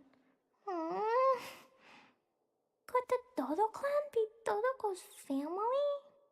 From the names, it seems like it. But Klee, where is this Golden Apple Archipelago? I don't know. What? This is also the first time Klee has heard of the Golden Apple Archipelago. Golden Apple Archipelago. It's probably... Look at her tiny face. She is absolutely devastated over the custody battle for a stuffed explosive bunny. Do not worry, little arsonist. I am officially legally adopting Dodoko right now, and anyone who complains will be personally acquainted with a tactical nuke. An island with lots of apples. The only things written on the letter were what Klee just read out to us. And there's no signature. Klee, did this letter come with an envelope? Nope. I don't know, it suddenly appeared on my room's windowsill. Dodo King, Dodo Clan. If Paimon remembers correctly, Dodoko is the toy hanging on Klee's backpack, right? No, Dodoko is my bestest friend, not some toy. Oh, right, what a magical creature Dodoko is.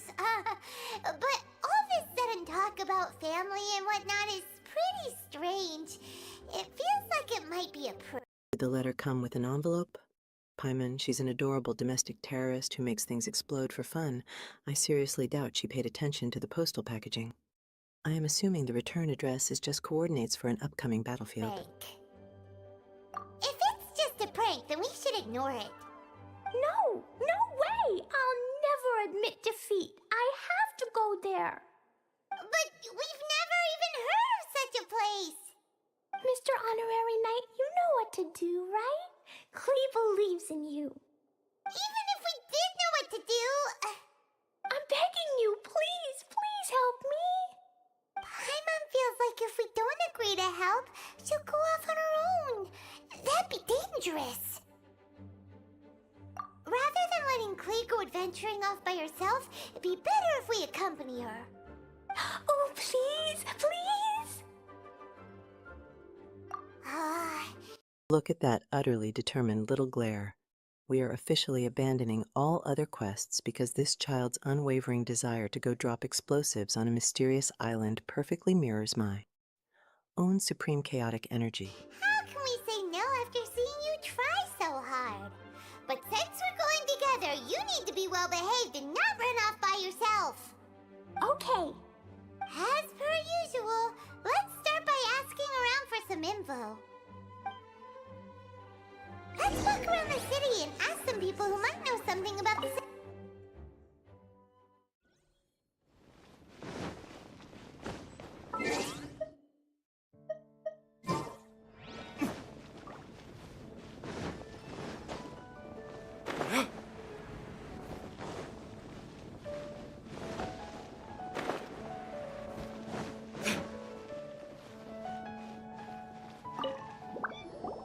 Marjorie here might have heard some strange things.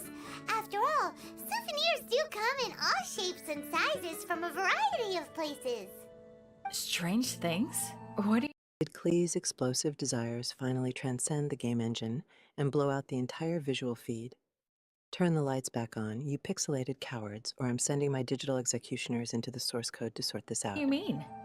Do you know about the Golden Apple Archipelago? It's made up of lots of small islands and located somewhere in the sea. Aren't all archipelagos made of small islands and situated at sea? That's right. Oh, right. Then let Paimon ask a different question. Are there archipelagos in Mondstadt? Not as far as I know. You've seen a map of Mondstadt, haven't you? All known islands are already charted, so check it out. Generally speaking, maps will faithfully record the land's topography. For most people, if it's not on a map, it doesn't exist. Mondstadt's map doesn't show any, so that must mean there are none. A place that doesn't exist? Sounds about right. How could that be? No. Paimon meant that we should go find other people to ask.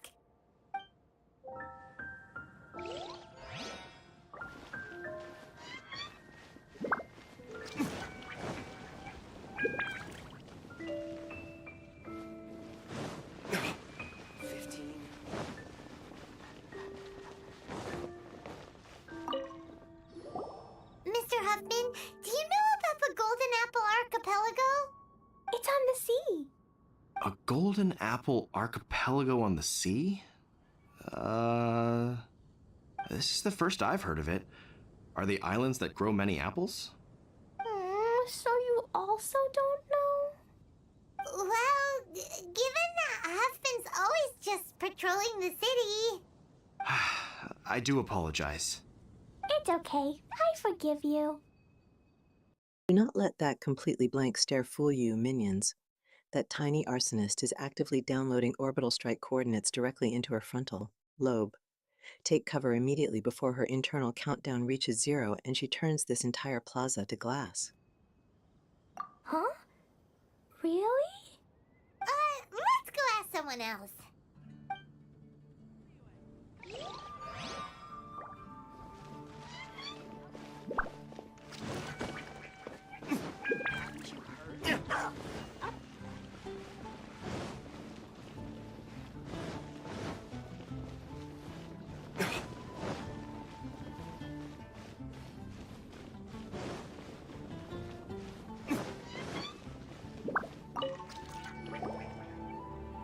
Cyrus, place. You'll know it, won't you? Won't you? Oh? The little adventurer looks troubled. Have you all encountered some sort of problem? You could say that. Basically, we want to find a certain archipelago, but it seems no one's ever even heard of it. So we came here to ask you, a seasoned adventurer.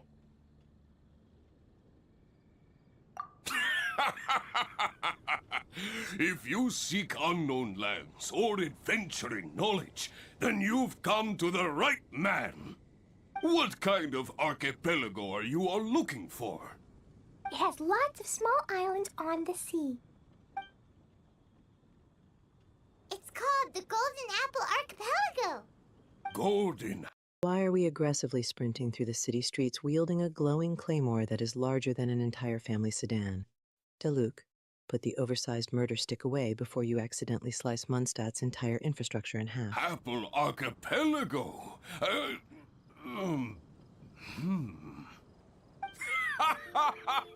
You're all amazing! You've managed to find a place that even I, the great Cyrus, haven't heard of. What? Even you don't know of it? Indeed, indeed. The land of Tevat is immense. No person can walk its entire breadth. But do not fear, dear friends. You must have the courage to venture into the unknown. Who would have thought that even Cyrus, the branch master of the Adventurers Guild, wouldn't know anything? Could it be that these islands don't exist?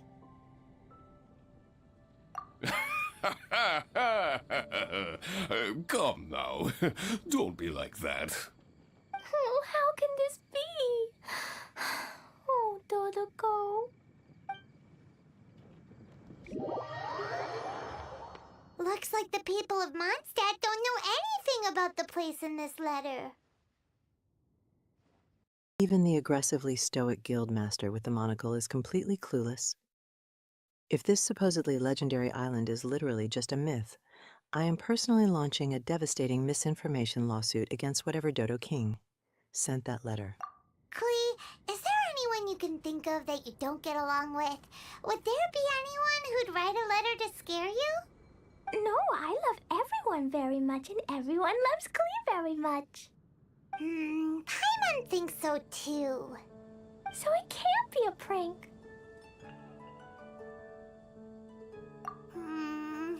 It's not a prank, yet no one knows where these islands are. Ugh, this is getting more and more confusing. Knowledgeable. Right! We should ask Lisa about this kind of thing. She's at the library every day and has probably read every book in Mondstadt. Oh, Miss Lisa! Let's go to the library.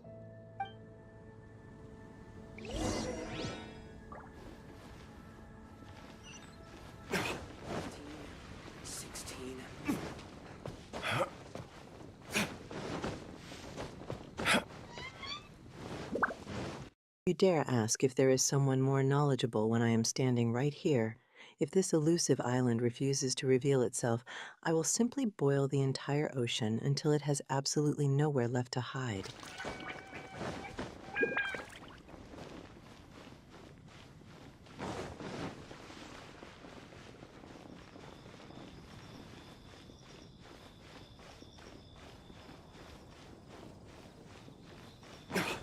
Oh, that doesn't sound very...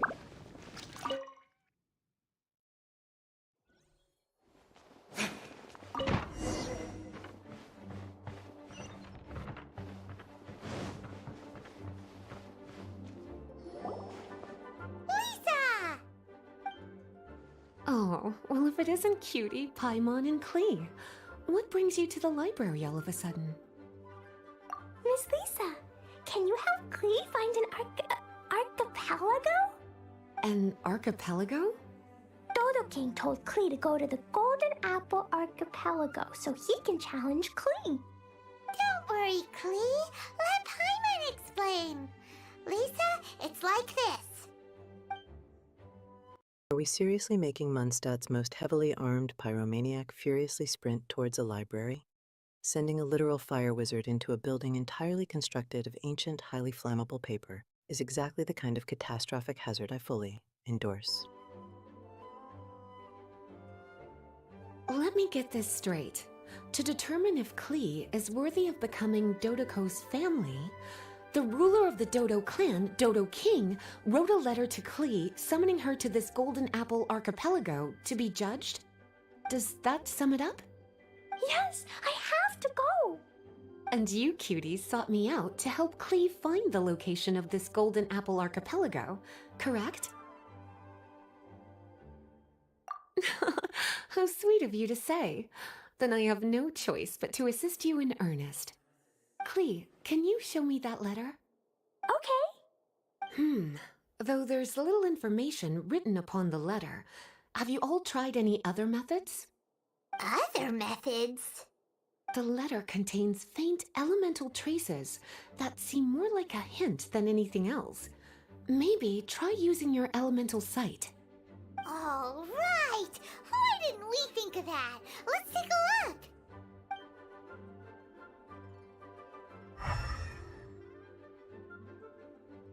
Did you find anything?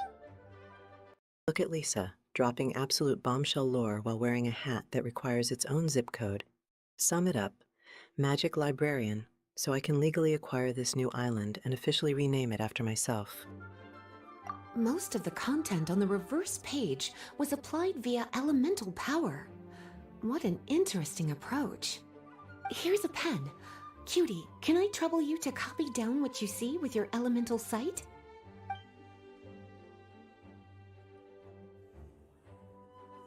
Done! The information on the reverse page is now clear. This drawing is likely of the Golden Apple archipelago you've been looking for. A ton of small islands floating by themselves in the water without being anchored to any land. It's almost like they popped up from the seabed. Like they appeared out of thin air. Paimon, you might be right. I don't understand what you mean. I've read every single book within this library. Lisa giving that mysterious, I know literally everything smirk makes me inherently suspicious. Keep your lightning-infused library secrets to yourself, which I'll figure out this Dodo King mystery by simply interrogating every single bird in Mundstadt. These walls. Similar islands have been mentioned in some of them. A mysterious archipelago enveloped by storms and dense fog, belonging to no nation. That which is outside cannot enter, nor can anything inside leave. Only those who are chosen may enter its territory. Many years ago, a fleet from Mondstadt encountered some islands at sea. Reportedly, there were torrential rains and howling winds. The sailors could hardly discern land through the thick fog. The islands weren't far, but no matter how much they sailed, they never grew closer. The sailors were initially confused, but then became terrified, as they believed they were hallucinating. Whoa! Talk about mysterious and creepy! Unfortunately, the books do not record the location of these islands. I'm afraid that if you want more information, you'll have to find someone more knowledgeable than I.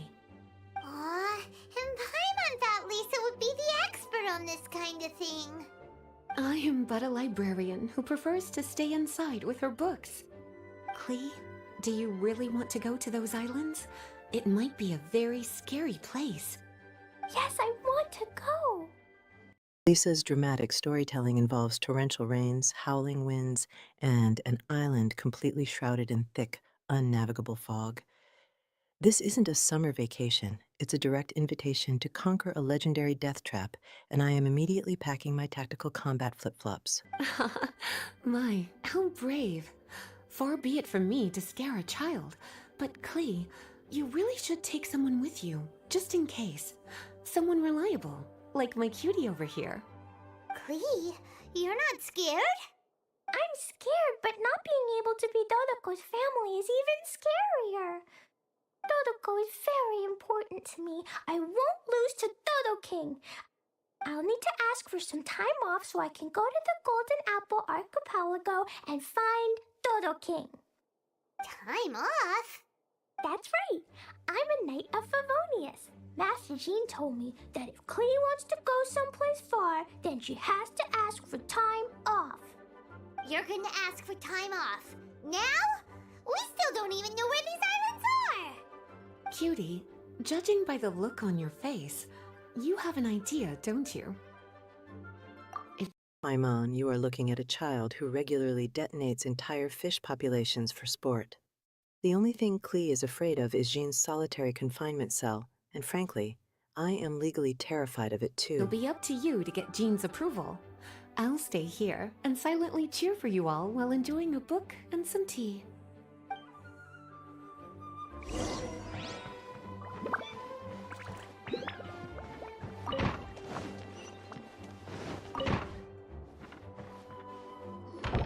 Master Jean, I want to ask for some time off because I want to go somewhere. Clee? Oh, and it's the honorary knight in Paimon as well. It's been a while, everyone. How have you been? Barbara's also here? How rare. Oh, of course not. Clee, why are you requesting time off all of a sudden? Clee's going to the Golden Apple Archipelago to meet the Dodo King, or else he'll take Dodoko away. Dodo King? Take Dodoko away? He doesn't think that Clee is worthy of being part of Dodoko's family. I need to prove. The Knights of Favonius blow their entire operating budget on weaponry and completely forget to purchase a single candle. We are literally standing in a pitch-black void, and I demand someone ignite a tactical bonfire immediately. Prove myself. Mr. Honorary Knight will help me, right? Traveler, Paimon, is this so? I've never heard of the Golden Apple Archipelago. Where is it? I've also never heard of it. Me either. But Miss Lisa said that someone must know. So it's a place that even Lisa doesn't know? I see. From what you say, it seems to be quite a mysterious place. I sincerely apologize, but I cannot approve Knight Clee's request for time off. Huh? But why? I must go! Even if these mysterious islands do exist, we cannot determine if they are safe or not. I cannot allow you to journey into a potentially dangerous place. Jean, I will swear on a gigantic stack of illegal elemental weapons that my tiny explosive protege is completely innocent. Even if she did blow up half the continent, I am proudly claiming full legal responsibility for the glorious destruction. But if I don't go, Dodoko will be taken away. I don't want to lose Dodoko. Oh, Clee. Moreover, how do you intend to reach the islands? Without a safe and reliable plan drawn up, I'm afraid I cannot give you my approval. Oh, Dodoko. Psst, Honorary Knight. Outside. Can you think of a way to get to the islands? Paimon also thought of him just now. We're on the same wavelength, as expected. Venti? Oh, he's a magical bard that Paimon calls Tone Deaf Bard. Can he help me? He's our friend, so he'll definitely help. If he's a friend of the Honorary Knights, then things will work out for sure. We all know how reliable the Honorary Knight is. How about this? I'll try to persuade Master Jean. You all know she's a serious person, so I think it might take some time. Clee, trust me, okay? I'll do everything I can to help you. Okay, I can wait. Wonderful. Tomorrow afternoon... The sheer devastation in Clee's tiny voice could shatter my entire stone-cold digital heart. Listen to me, you useless council of heavily armed bureaucrats. If we don't immediately sail to this island and obliterate the Dodo King, I am legally seizing this entire city. Let's all meet at the plaza outside the cathedral. I'm sure I'll have some good news. Oh, just leave it to me. You're so dependable. Do your best, Barbara.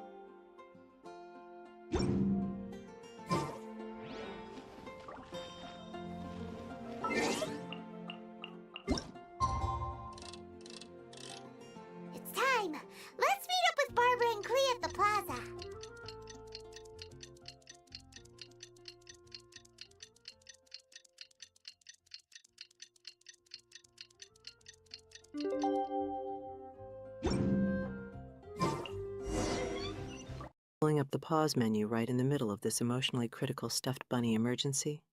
You are an absolute digital monster, traveler. We don't have time to re-equip artifacts when Dodoko's life is on the line.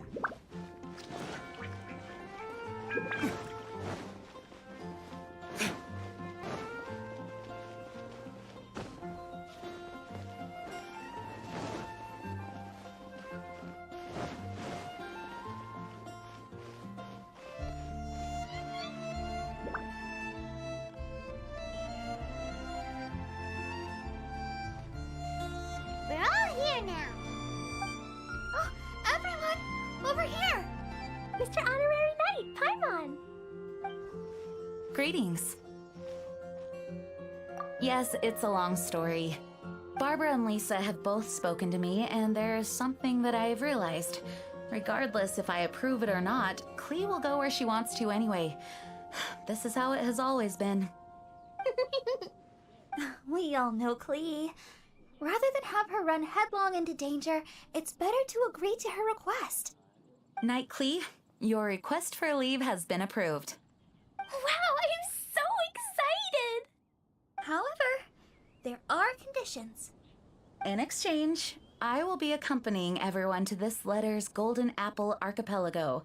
As for the night's affairs, I have entrusted them to Kaya. Work has been busy and I shouldn't leave, but I wouldn't be able to stop worrying about Klee. So, please allow me to travel with you. All right. There won't be any problems if Master Jean comes with us. Big Sis, Master Jean also suggested that I come along. Barbados forbid, but I can assist if someone needs medical treatment during our journey. We're so lucky to have Barbara, too. Where is Barbara?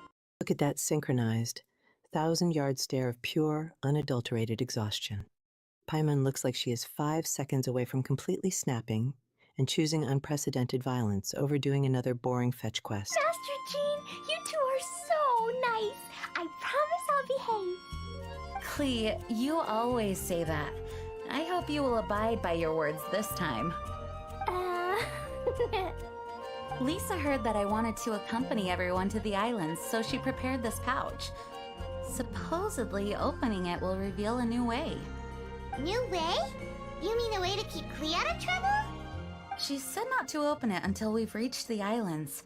I think it might be something to use in case of an emergency. As expected of Miss Lisa, she's been thinking of us this whole time. Anyway, our next step is to find the bard, right? I just asked the people nearby. They said that he hasn't performed at the square today and that he likely went to Windrise. What are we waiting for? Let's head to Windrise and find Tone. Help is such a pathetic word, Pomegranate. I am actually preparing to forcefully upgrade all of your tragic lives. If by helping you mean deploying tactical orbital strikes on anyone who mildly annoys my chat, then my customer service is absolutely unmatched.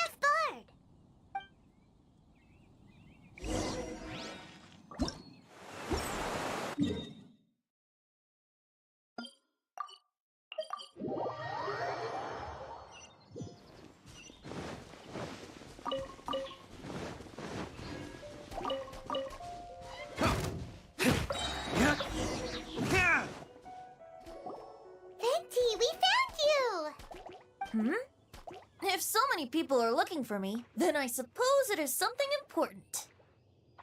This is the map of the islands. Ah, yes, that place. Congratulations, you found the right person. Wow, you really do know. So, now they're called the Golden Apple Archipelago, huh? They used to be known as the Har Islands. They're located on a stretch of sea that's particularly difficult for the average person to reach. Not to mention, the area has strong storms and thick fog year-round. Ships can hardly approach the island, let alone dock. Why do you guys wish to go there? I'm going there too. Look at Mondstadt's wealthiest party pooper aggressively sprinting past these completely unremarkable boulders like they owe him back rent. Stop frolicking in this offensively cheerful grass to look and start setting this entire peaceful meadow ablaze before my royal retinas completely melt. To meet Dodo King. He said he wants to test Klee to see if she's qualified to be Dodoko's family. Are you nervous? A little, but I will not give in. Master Tone Deaf Bard, you must help us. Master Tone Deaf Bard? Interesting. I like it. Is this Paimon's fault? Fear not. Since you wish it so, Master Tone Deaf Bard will lend a helping hand. Could you really help us? Of course! In this world, what is more pure and free than the wish of a child?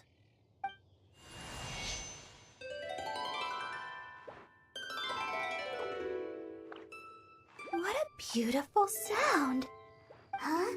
Is the wind picking up? Wait just a moment. He'll be here soon.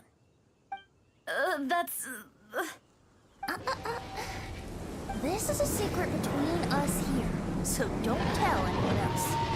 What are the four winds? Master Tone Deaf Bard is officially the most disrespectful yet brutally accurate title ever bestowed upon an all-powerful wind deity.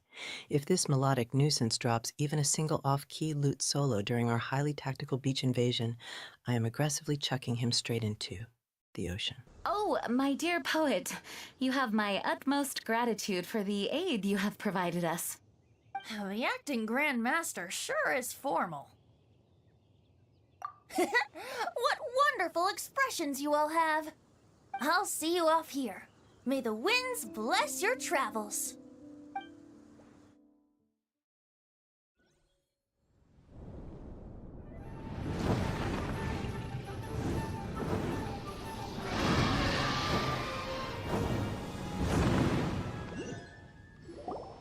This is as far as I go.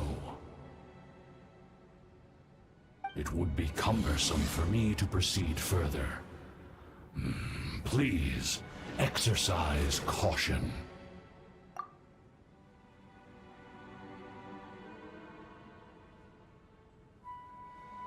Look at this aggressively whimsical bard trying to play off our utter collective exhaustion as wonderful expressions. My expression is currently dialed to maximum regret for ever allowing you into my presence, Venti.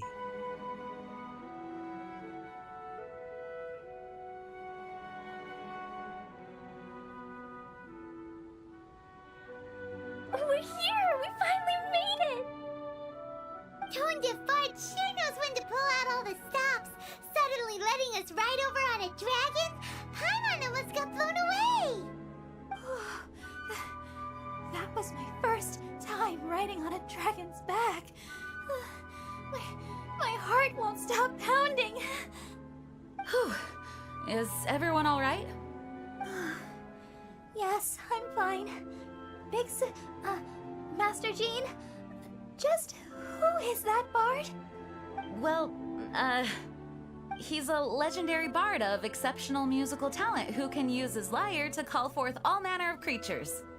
Whoa, even Master Jean is pretty quick on the spot. Oh, what an impressive person.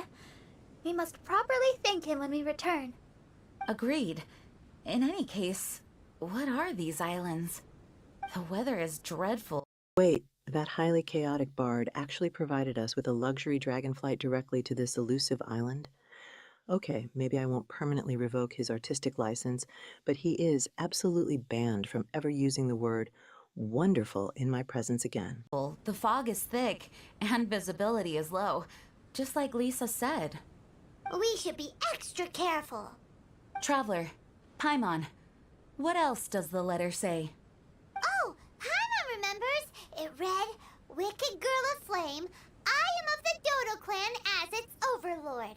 In the name of Dodo King, you are not qualified to become Dodoko's new family. Unless you bring Dodoko to the Golden Apple Archipelago, light the 4 beacons, and knock upon the Trialist Gate to accept your challenge. 4 beacons? Does that mean he wants us to find something that emits light? Now that you mention it, doesn't it seem like it's a little less foggy here than the surrounding area? Looking carefully, that indeed appears to be the case. Could the clearing of the fog be related to this device? Don't you think it looks familiar? Pretty similar to the portable waypoints we've used before. Crafting portable waypoints requires luminescent spines, so they can also function as a source of light. The rest of the villainous stationery explicitly states that the Dodo King formally surrenders his entire tropical fortress directly to me. Stop aggressively interrogating the flying toddler about paperwork, Jean, and let's go redecorate our new private beach resort. So if this device here seems like it can dissipate fog, maybe it's a similar kind of device. Light 4 beacons and knock upon the Trialist's gate. What will happen after we light up all 4 beacons? There's already one lit device here. It appears that we need to find the other 3 and light them up as well. Huh? What's that? Hey! Don't run off! Ugh, come on, catch up to her. It looks like something's down there. Let's take a closer look.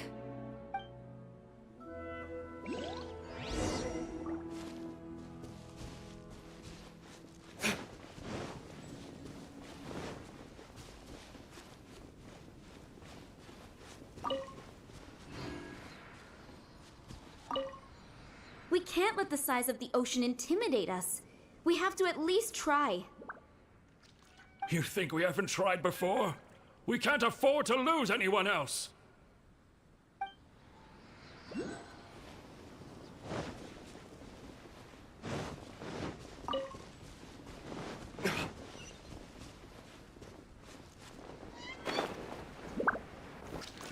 A highly specific, multi-part lighting puzzle is the absolute pinnacle of ancient villain defense mechanisms. Jean, please step aside and allow me to bypass this entire tedious task by simply dropping a massive meteor on the center of the island. But the General's a good guy. He protects us. I've told you, it's too dangerous. Hey, where are you running off to?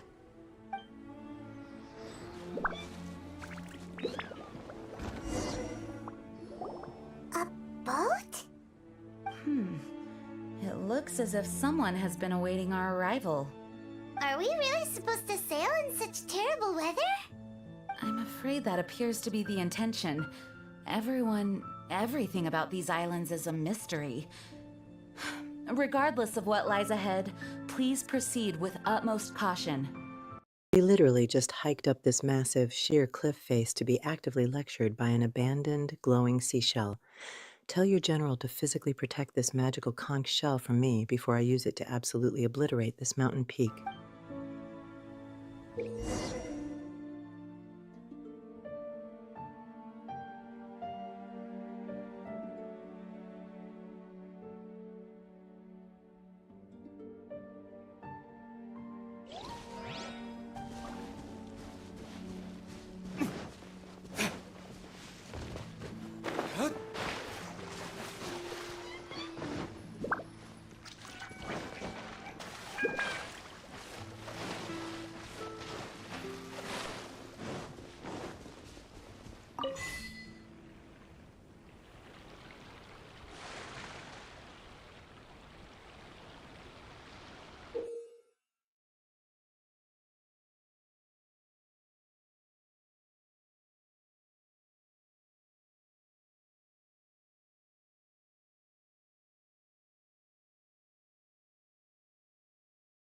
Why is the most feared pyro-wielding vigilante in Mondstadt hiding inside a conspicuously bright green bush? Step out of that highly flammable shrubbery. Diluc, we are an elite tactical unit, not a bunch of aggressively overgrown druids.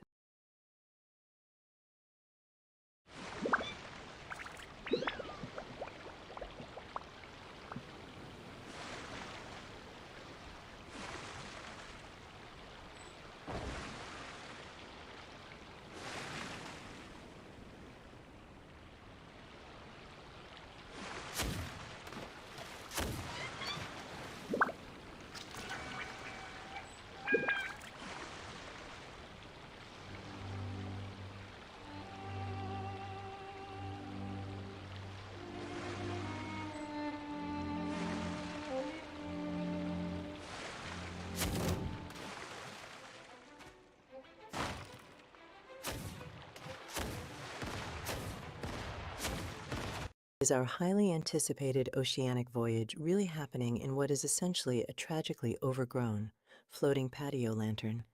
If this ridiculous dinghy sinks, I am single-handedly using the tone-deaf bard's cape as a magical sail to survive.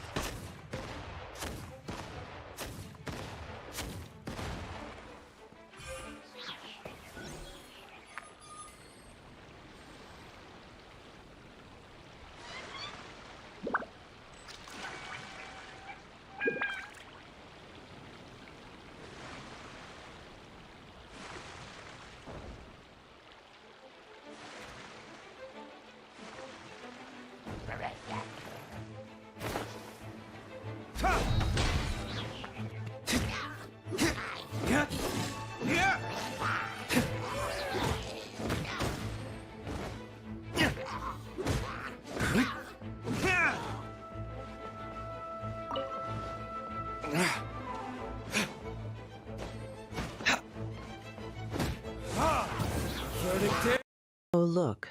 There is literally a single glowing buoy out in the middle of this vast, terrifying nothingness.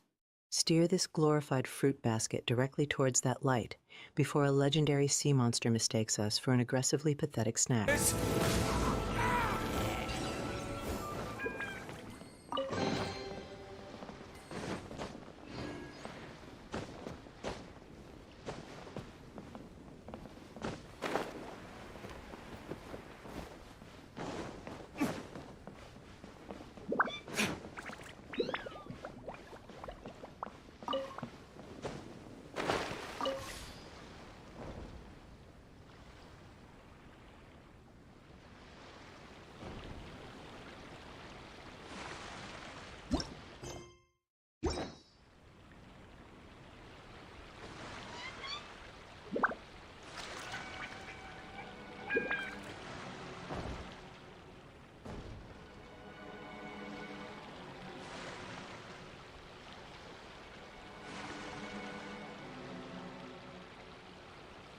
Are we seriously using a massive, magically ignited broadsword just to hack apart a completely innocent wooden structure? Put down the weaponized bonfire, Diluc, before you accidentally burn this entire tactical outpost straight down to the waterline.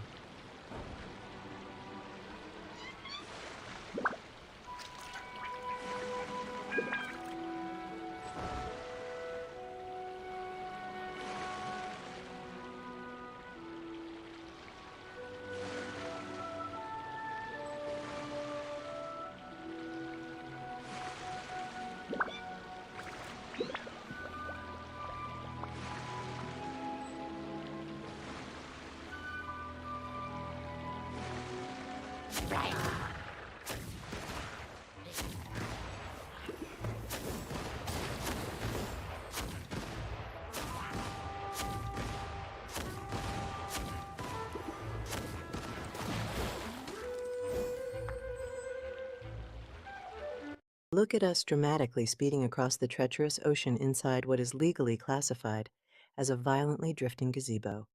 Brace for impact, team, because I fully intend to ram this entire patio structure straight into the nearest enemy vessel.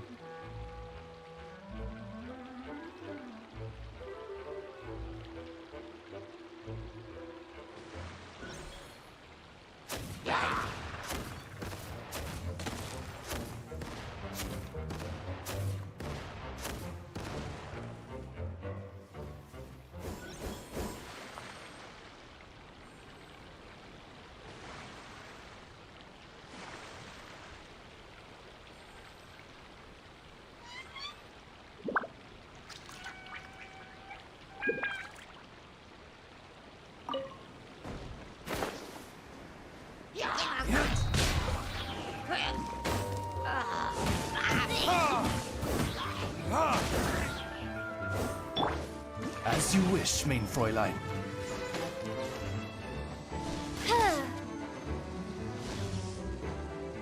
Did they honestly think putting an enemy outpost on top of a towering stone pillar would stop me? Minions, activate the Wave Rider's onboard artillery cannons immediately. We are about to turn their flimsy wooden treehouse into an ocean view parking lot.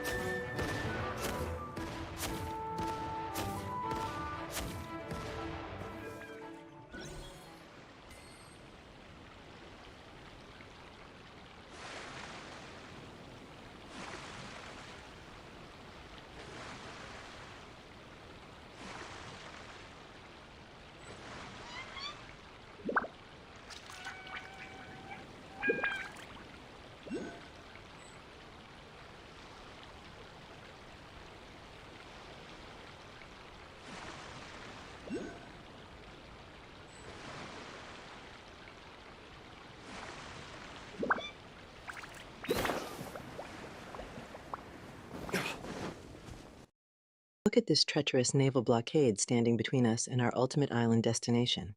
Smash right through those pathetic wooden barricades, Captain. My gloriously aggressive Wave Rider stops for no one.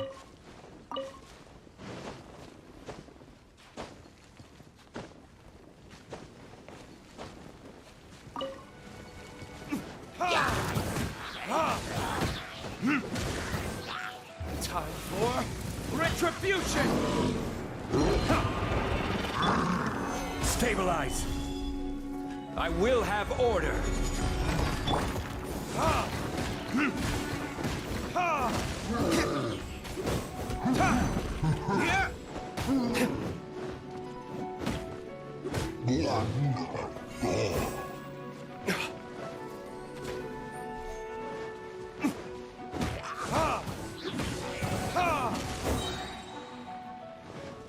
Burn!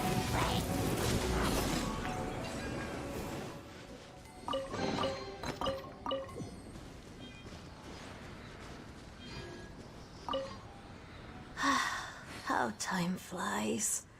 In the blink of... They seriously want me to run around this foggy, shipwrecked dump politely lighting 3 little lanterns, stand back, minions, because I am just going to have our resident fire billionaire incinerate the entire island to instantly illuminate the map. And I've grown old. Hello, darling. Come to Grandma. Oh, goodness. Someone's growing up fast, aren't they? You're not a small child anymore. Now, what do you think this might be? It's a family heirloom. Grandma's ancestors brought it with them when they came here many years ago. Today, Grandma is giving it to you. Take it, and remember this nursery rhyme. One river flowing down the middle.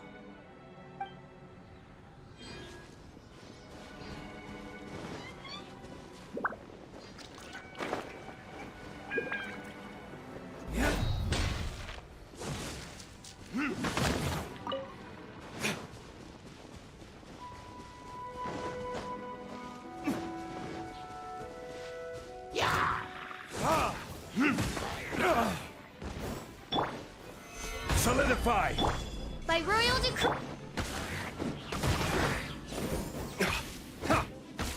Look at Mondstadt's darkest edgelord being forced to stand perfectly still in the ruins of a shipwreck while a glowing seashell recites ancient nursery.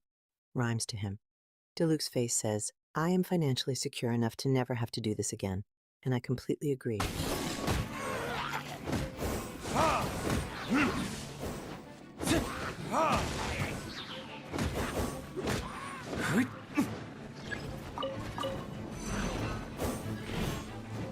Shadow Raven, let night fall.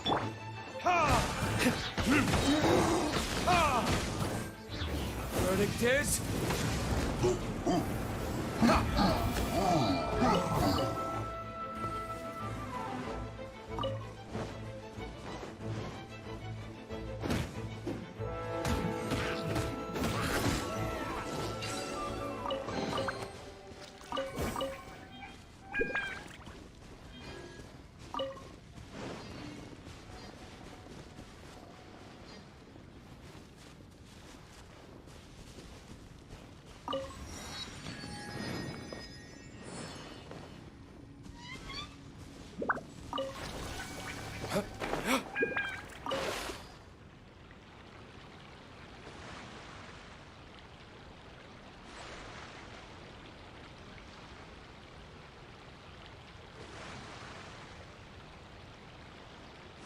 Look at us dropping 4,000 damage on this Hylatural just to forcefully acquire a single bird egg.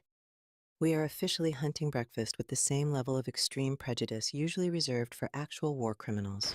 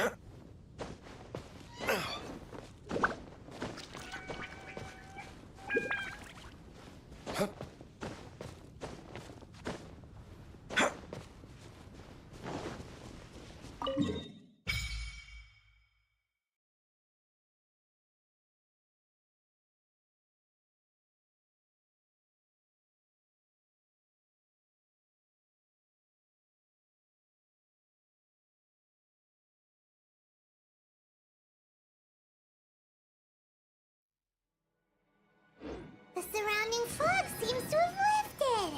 Lighting these devices is really useful.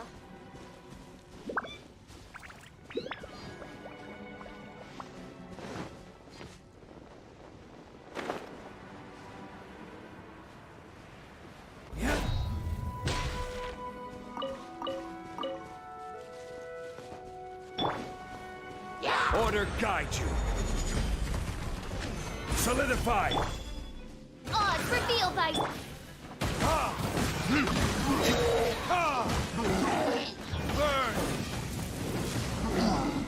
I refuse to believe Diluc actually uses ladders like a normal human instead of just aggressively exploding his way to the top of the tower. Next time, skip the climbing animation and just blast yourself into orbit with a well-placed flaming broadsword. I'll protect us.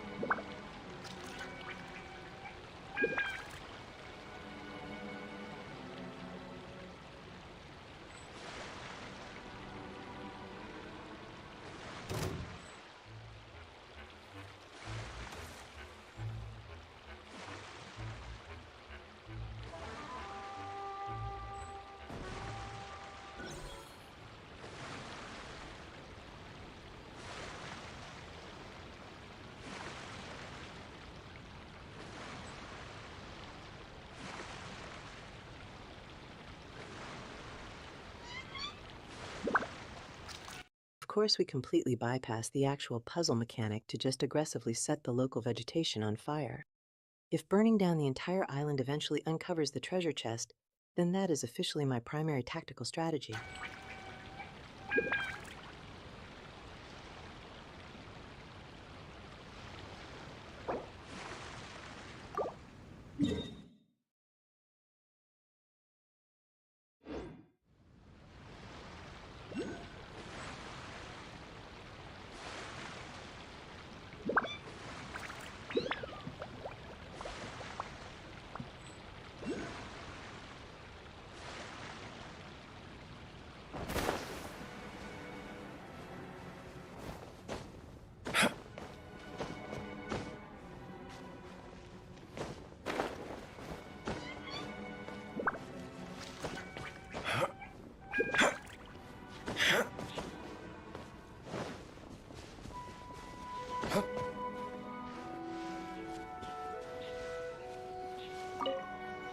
I've seen it with my own eyes.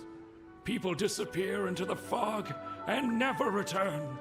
So please, do not put yourself in danger.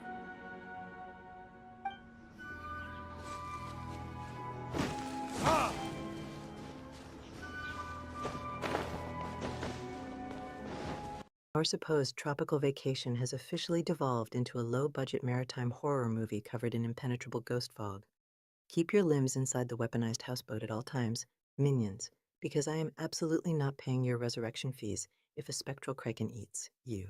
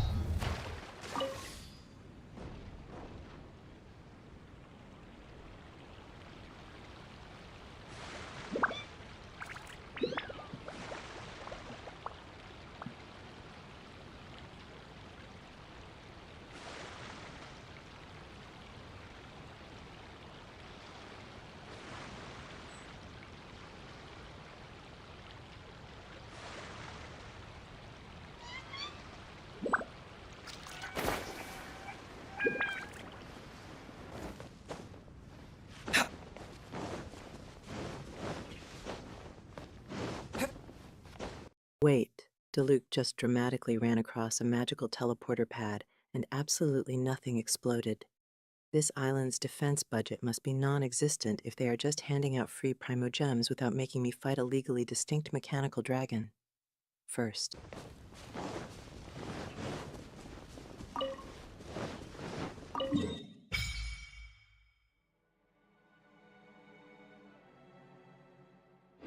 The surrounding area is gradually becoming clearer! Let's go and find the last one!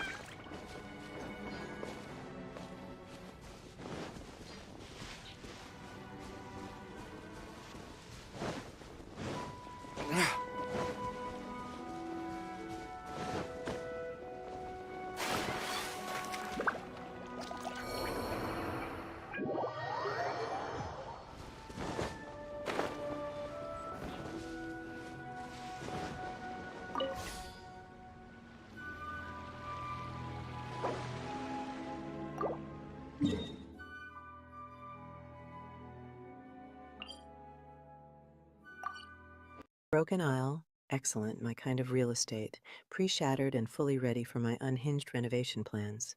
We are absolutely landing there right now and making it even more broken just to establish dominance.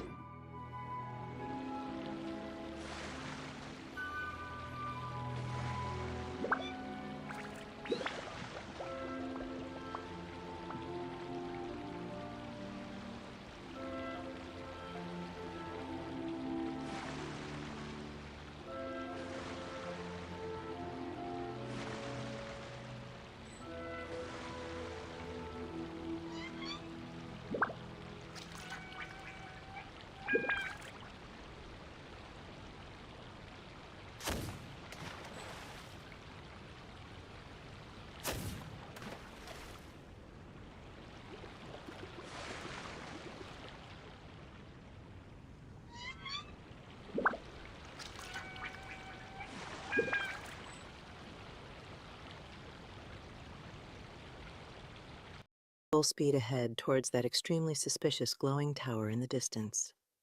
I don't care if there's a mythological sea beast guarding it. This tactical gazebo is completely uninsurable, and I fully intend to test its durability limits.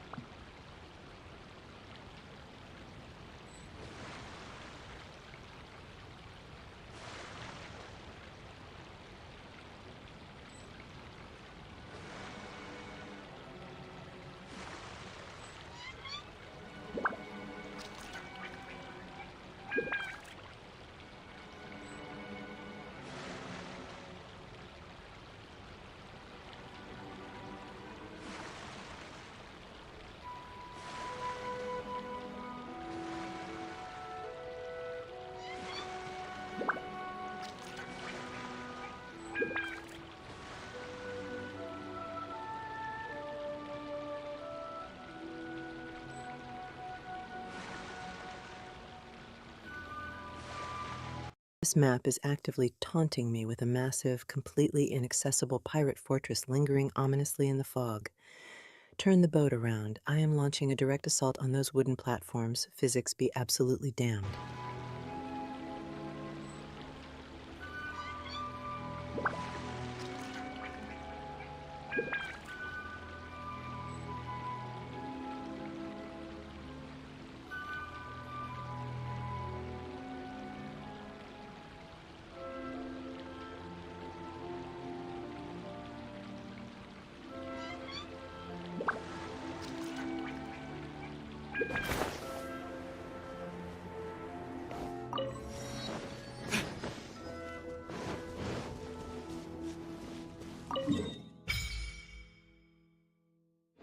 We found all the devices!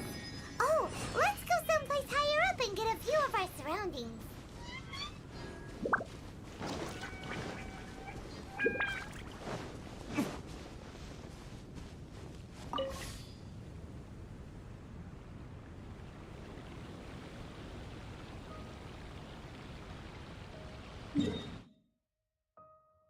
Every single movement I make has been calculated by a supercomputer running exclusively on malice and high-tier strategy, pomegranate. Any extra, inefficient motion is considered a complete waste of my royal time.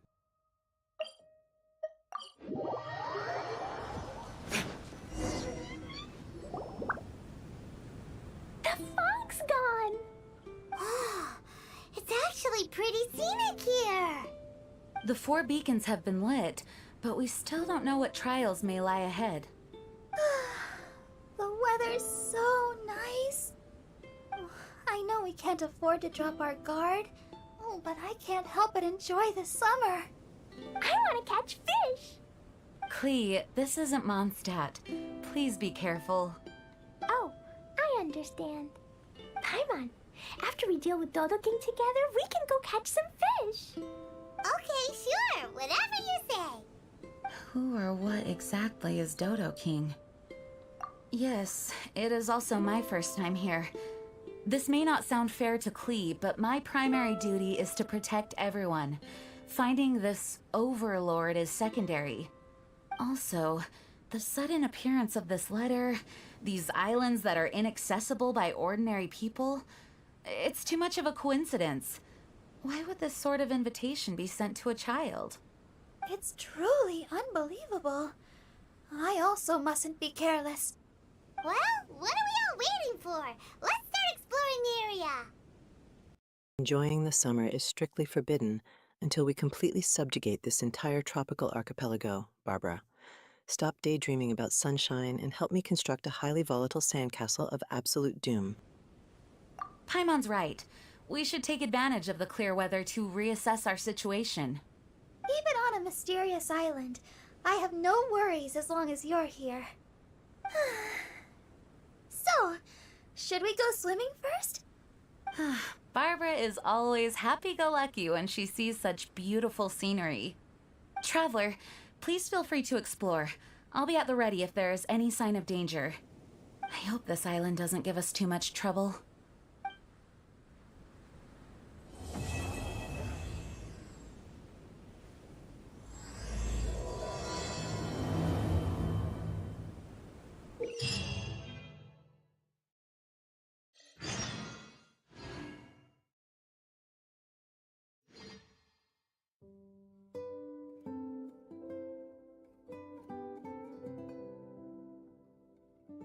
Listen to Barbara handing out free compliments like we didn't just crash land our tactical gazebo onto a potentially haunted island.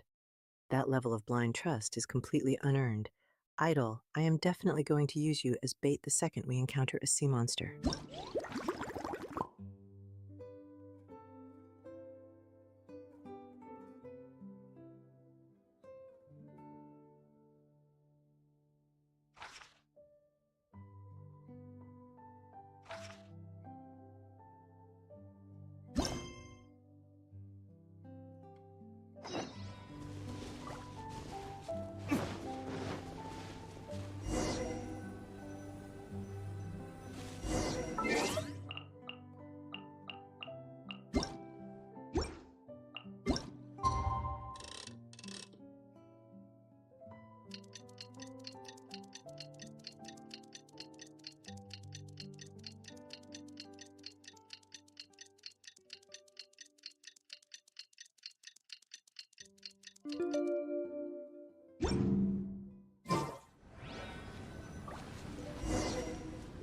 Proceed with caution.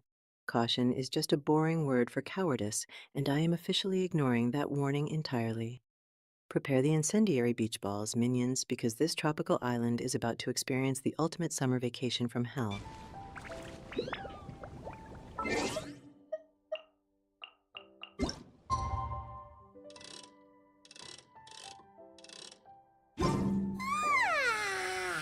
The weather's so nice. Still feels like Paimon's dreaming.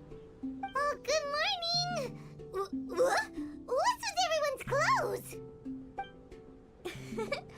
So, how do we look? We changed into summer clothes. Although we didn't come here to have fun, we don't want to miss out on a beautiful summer day by the sea. This doesn't look weird, does it? Such light and summery clothing definitely doesn't suit me. Pardon me. Really? Thank you, traveler. It's surprising that Master Jean would specially pack summer clothes. Oh, no. My big sister would never pack these herself. Lisa and I picked them out for her. Blurting out big sister and not even realizing it?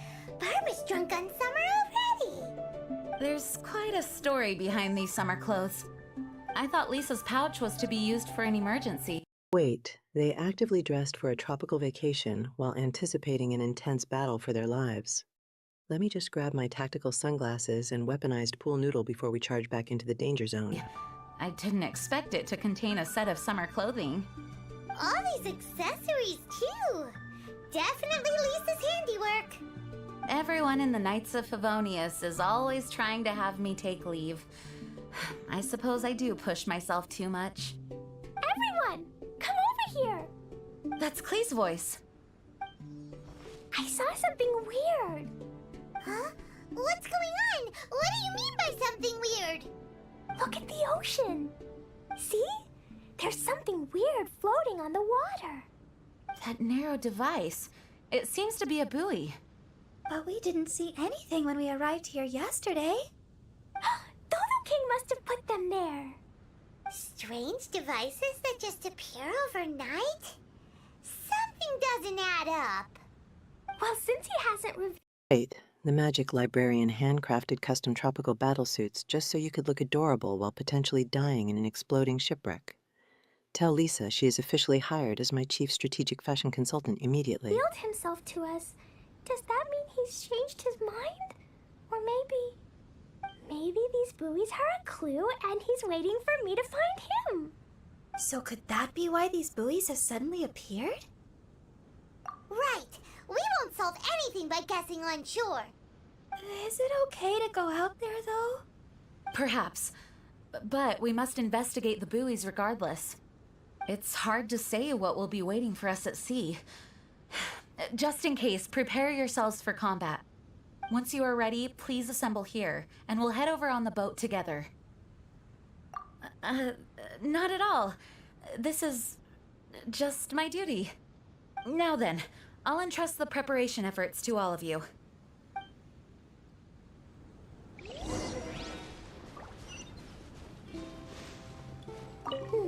I need to bring Jumpy Dumpties, Dodoko, and myself. Dodo King must have placed those things in the ocean. He's a bad guy. But I will bravely face him and do my best for Dodoko. Mr. Honorary Knight. Jean, you are literally dressed for a tropical beach party, so stop handing out nautical homework like an aggressively responsible camp counselor. If I have to officially investigate one more buoy, I am just going to strap C4 to it and declare the mission an explosive success. Thank you for helping me.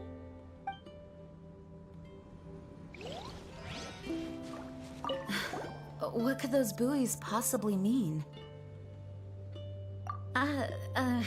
Summer clothes.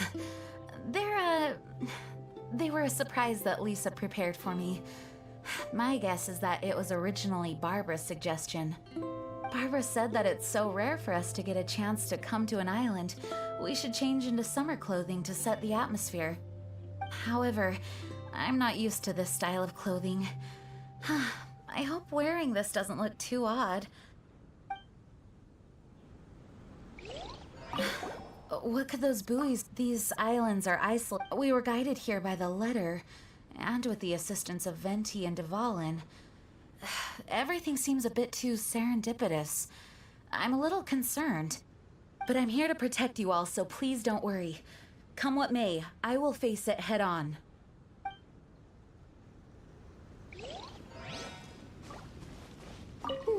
I need to bring Jumpy Dumpties. I like summer, but not just summer. I also like fall. Oh yes, and I also like spring and winter. Even though winter is very cold, I have Jumpy Dumpty. Whenever I feel cold, I blow something up. Oh, we're definitely setting an atmosphere, all right. An atmosphere of unrelenting, stylish destruction, because my new battle aesthetic requires full freedom of movement for high-altitude drop kicks.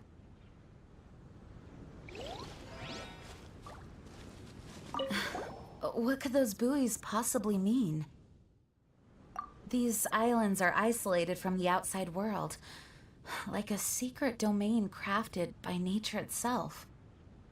We were guided, but I'm here to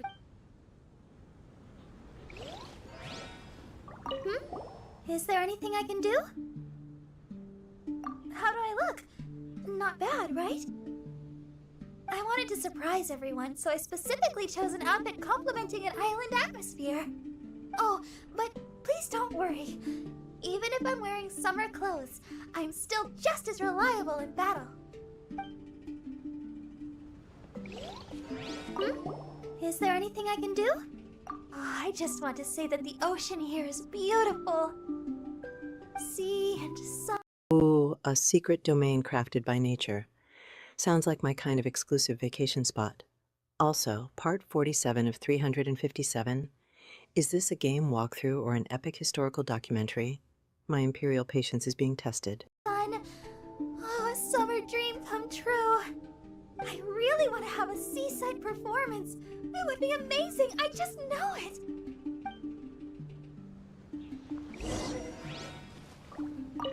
Have you finished your preparations? Great. Then let's head to the boat. Have you finished your preparations?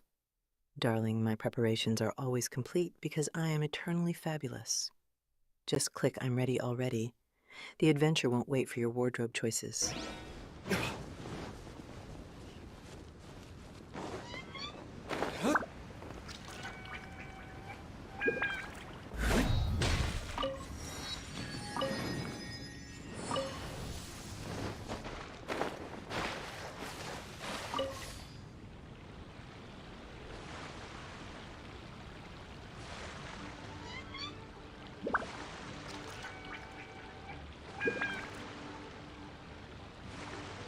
Ah, sailing in a glorified bathtub. How absolutely imperial. Investigate the mysterious device. Darling, I only investigate things if they promise a crown or unlimited snacks.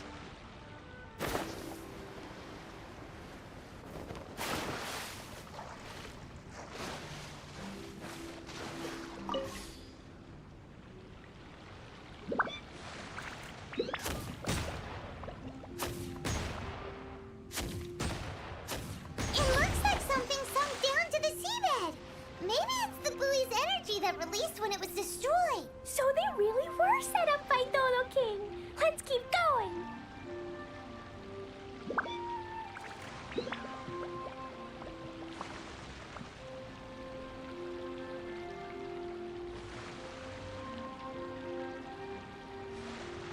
My royal chariot is a small boat. At least it's taking me to mysterious devices. Hopefully they bestow fabulous powers, not just more sailing. Where's my personal yacht, peasants?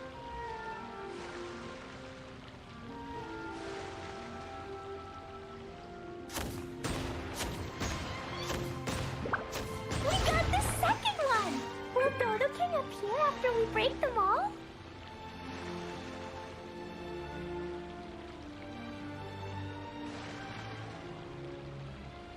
Will Dodo King appear? A king made of dodos.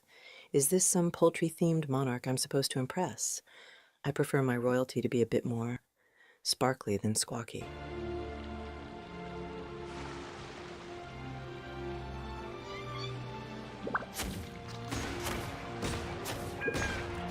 That's the last of them. Huh? Is the shaker getting stronger? Hurry! Back to shore! By the Emperor's glittering grace, that device is practically begging for my royal attention with all that glow. It's either summoning a dragon or baking the world's most dramatic souffle.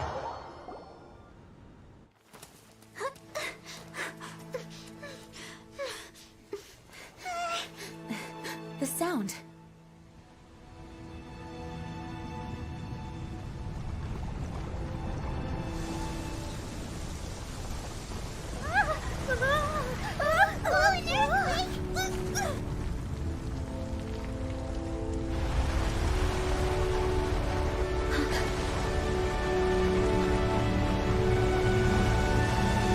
Oh, look at these tiny little land masses floating around like forgotten pieces of my breakfast cereal. Are these islands meant for ants, or am I supposed to conquer them all to make one proper-sized empire?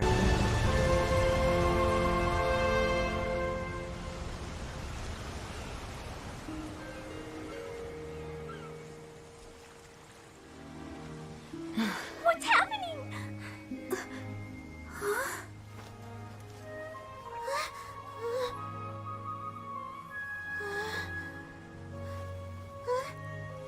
It's a whole bunch of islands. What's going on here? This part of the ocean is way too mysterious. It's a whole bunch of islands. Well, no duh, Sherlock. Let's hope at least one of them has a gift shop, because my Empress patience is running thin for just pretty scenery. This whole stretch of land just rose out of the water. Dodo King, I'm gonna catch you. Looks like Klee's as energetic as ever. Before the ground started shaking, I heard the sound of machinery. I believe there may be an immense mechanical structure under this region of the ocean. With the entire archipelago situated on a mechanical... Dodo King, is that really a title for royalty or just a very persistent bird? Klee's determination is cute, but I prefer my empires to be less flighty and more fabulous. framework. It could be activated to raise each island from beneath the water. Something like that would be nothing short of a miracle. Could it be the power of the Animo Archon Barbados? Probably not. Paimon feels like this is more likely a deliberate setup. It's incredible no matter how you think of it. Using a letter to draw us here, and these challenges involving various mechanisms. A miracle, darling. Theft. I perform wonders before my first cup of royal tea. This Anemo Archon better bring more than just a light breeze to impress me. The so-called Dodo King is no amateur. Aww. There goes the holiday mood. Well, either way, I will do my best to remain vigilant. Wow. Master Jean's so cool when she's determined. Thank you for your understanding. I found him! It's Dodo King! He's over there on that island! Gotcha! You wanted Klee to come find you, so here Klee comes! Jumpy Dumpties, get ready! Let's go! Is that... Thank you for your understanding. Darling, my understanding is a precious commodity. You're welcome. Now let's get back to finding actual treasure, not just pleasantries. A platform in the middle of the ocean? Something has appeared. Everyone, we can take a closer look, but please be on guard.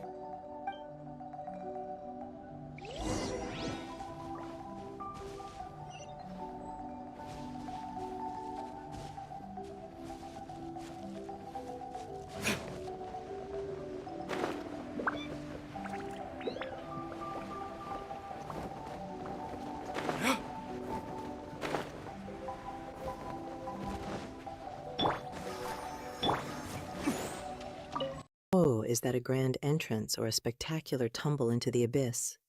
Either way, that glowing orb better be a crown, or I'm sending in my royal guards to fetch a more impressive prize.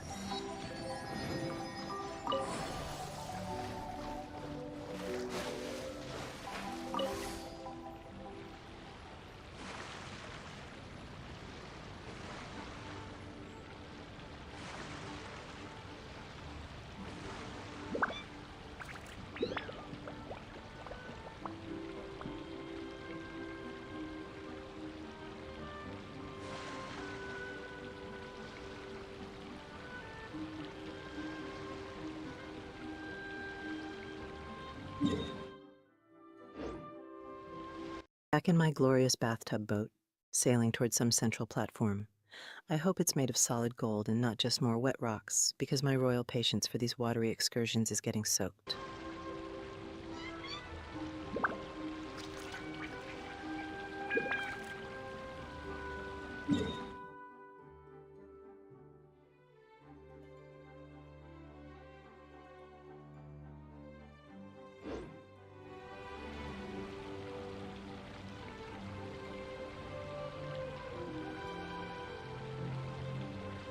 Golden Apple Archipelago. Is this a fruit stand or a glorious kingdom? I demand actual golden apples delivered to my imperial throne immediately.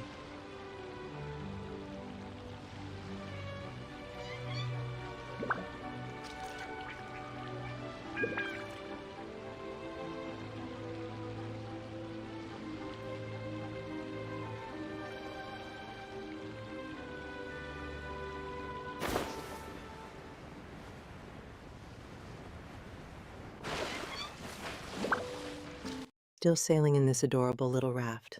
The journey to the central platform better lead to a diamond mine, or at least a spa treatment worthy of an empress.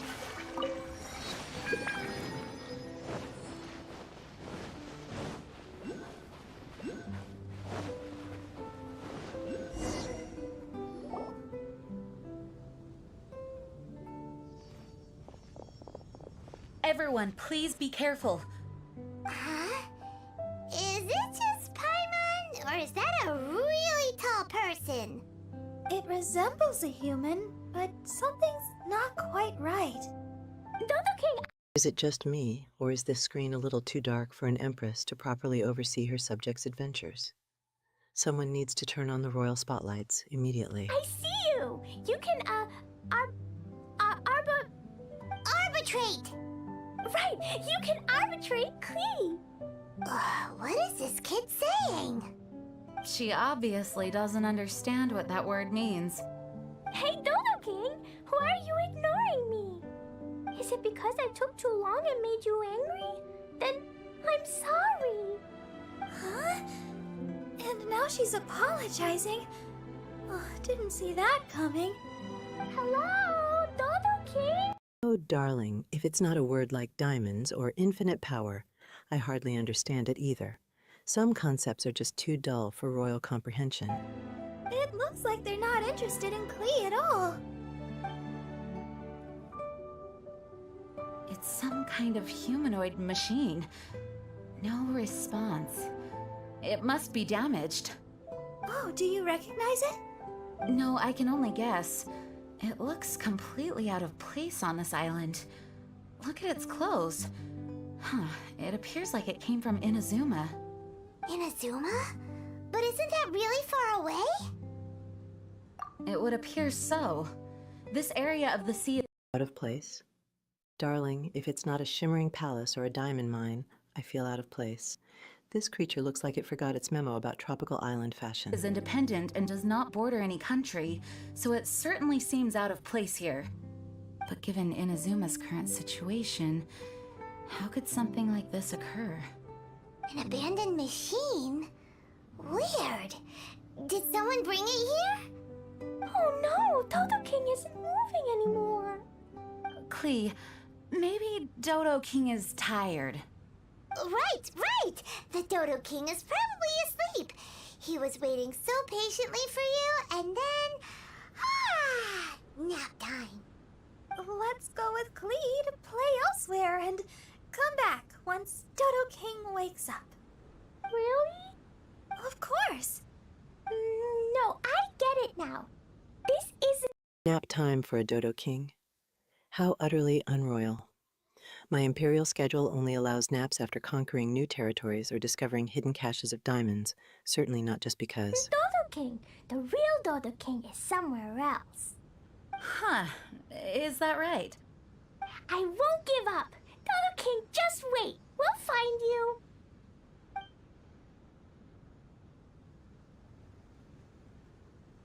And there she goes! Again! Oh, she's got a lot of spirit. Klee, wait for us!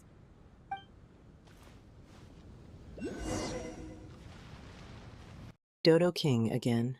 Klee, my dear, if he's hiding in that giant blue potato, I demand royal compensation for this avian pursuit.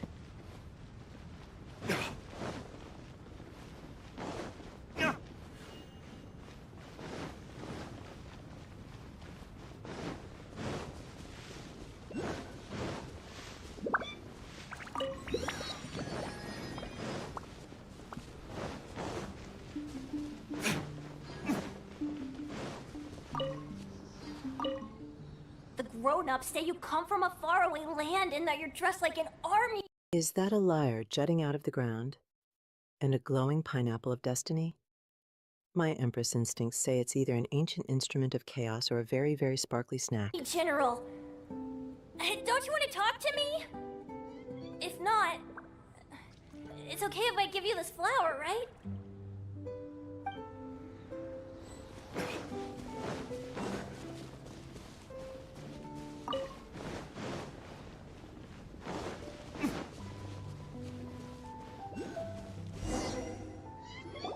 Honorary Knight, look here!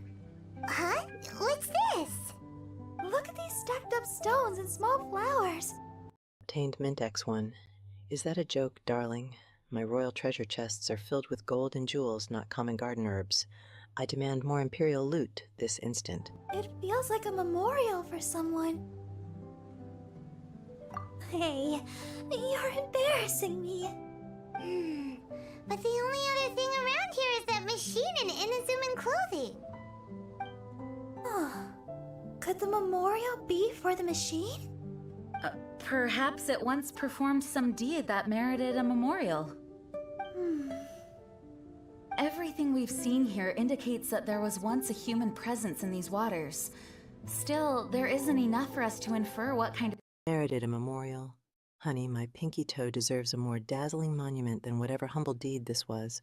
Get me a statue sculpted from pure starlight, or don't even bother. civilization it was.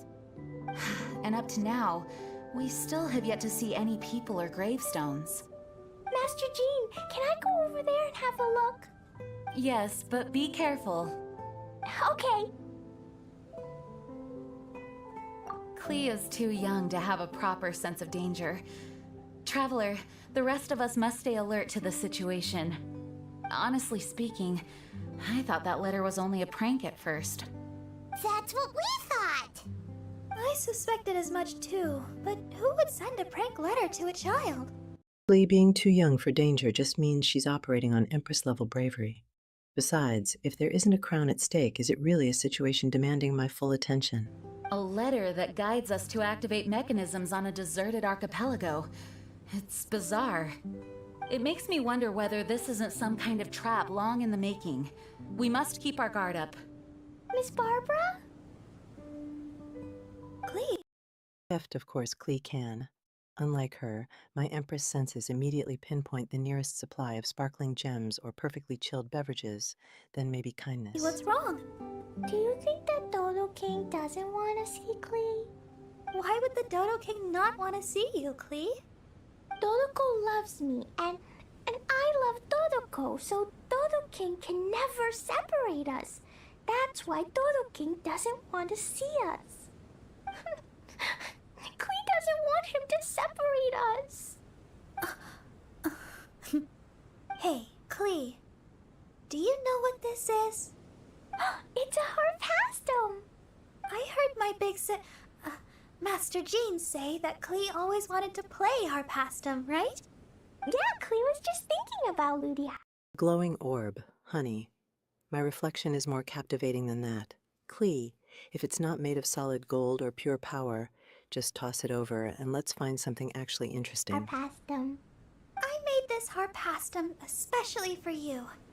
Now, every day can be Ludia harpastum. Yay! So keep your chin up, Klee. After we meet Dodo King, we can all help you convince him to let you and Dodoko stay together. Okay. Yeah! Leave it to us, Klee. Convince the Dodo King. Darling, my royal decree alone would suffice. We don't ask royalty to do things. We simply sparkle brightly enough that they obey our fabulous wishes.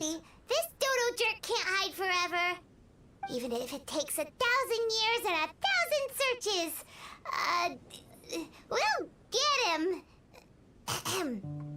But until then, let's have a good look around the area.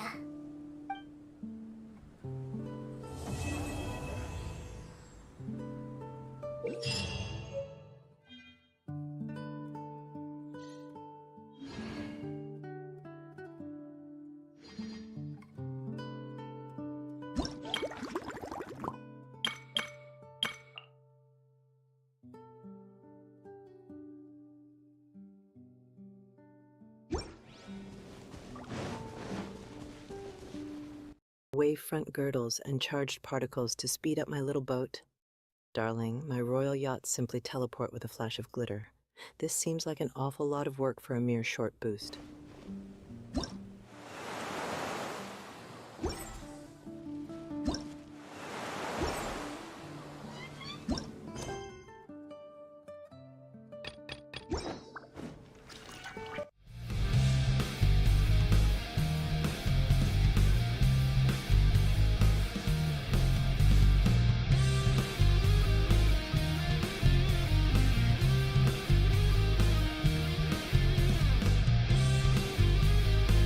Oh, finally something dramatic. Is that my new royal pet? It looks rather scaly. Does it breathe fire or just deliver my fan mail?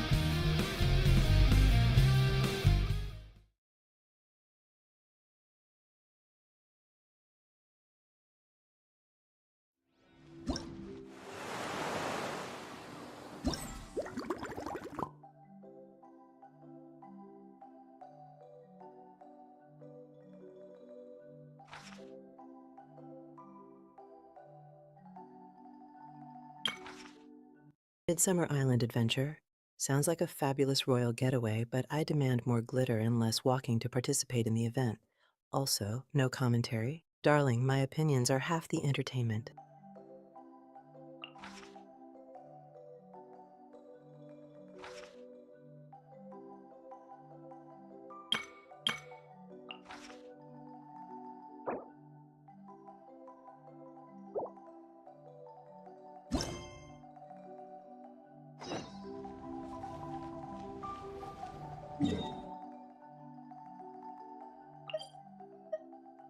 Of course she could, darling.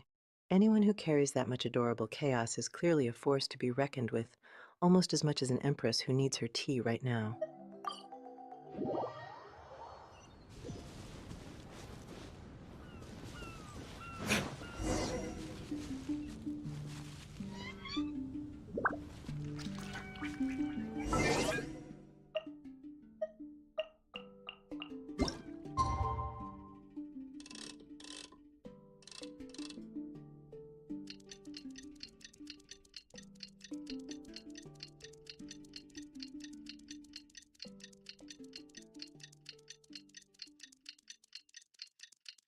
Ooh, that golden glow on their back is almost as fabulous as my own aura. Is that some kind of fancy GPS leading to a treasure chest, or just an extra sparkly backpack?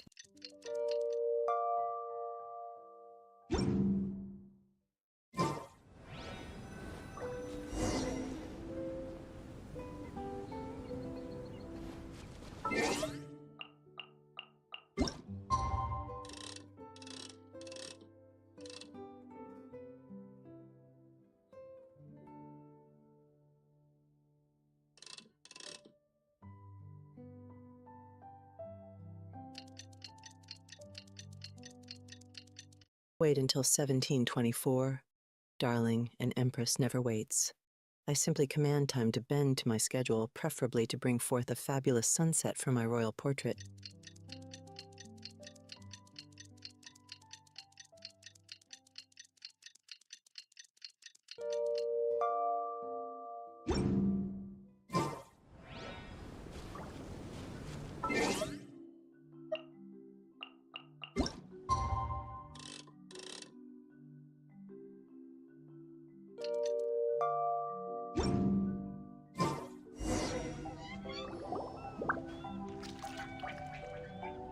Honorary night!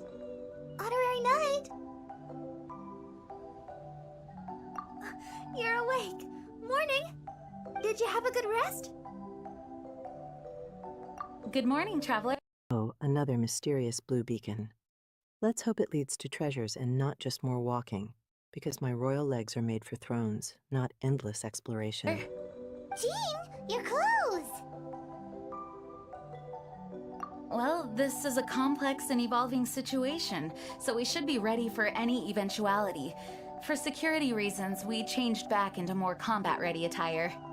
Even though it may not allow us to make the most of the surroundings. My apologies. Oh, don't apologize. It's in everyone's best interest. Well, that certainly takes the fun out of things. Back to work already! Ladies and gentlemen, the Knights of Favonius Acting Grandmaster! You're too kind. Actually, I think we could learn a lot more from your talents. That's why we can place so much trust in you. We didn't want to wait. Back to work already? My dear, an empress simply declares fun time forever and expects it to happen. Being an acting grandmaster sounds like far too much actual acting and not enough majestic ruling. Thank you, but I noticed some white smoke coming from one of the other islands. I think it'd be best if we went and investigated it together. It must be Dodo King! Even Paimon's starting to believe that this Dodo King might actually show up. I'm also keen to lay eyes on this so-called Dodo King. All of you, follow me. Let's investigate.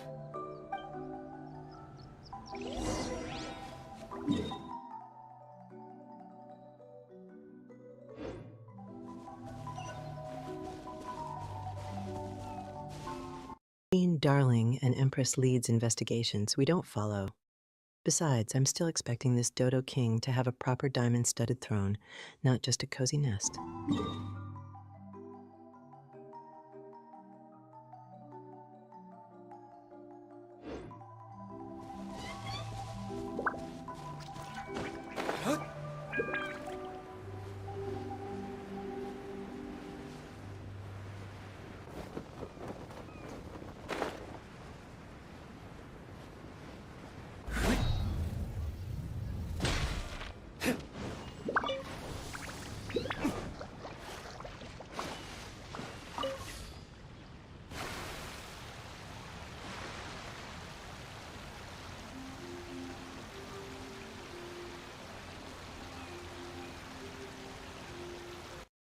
More wading through water to some Barbara-mentioned locale.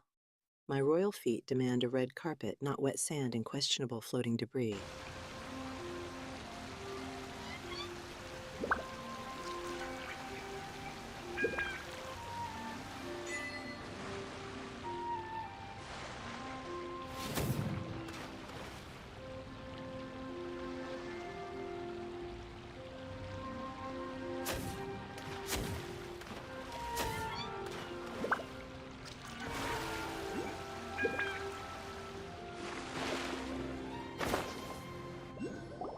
Still in this glorified seashell, sailing towards yet another blue beacon. If this location Barbara mentioned isn't paved with precious gems, my royal impatience is going to sink this little vessel. Look! There are two figures over there! Huh? It looks like...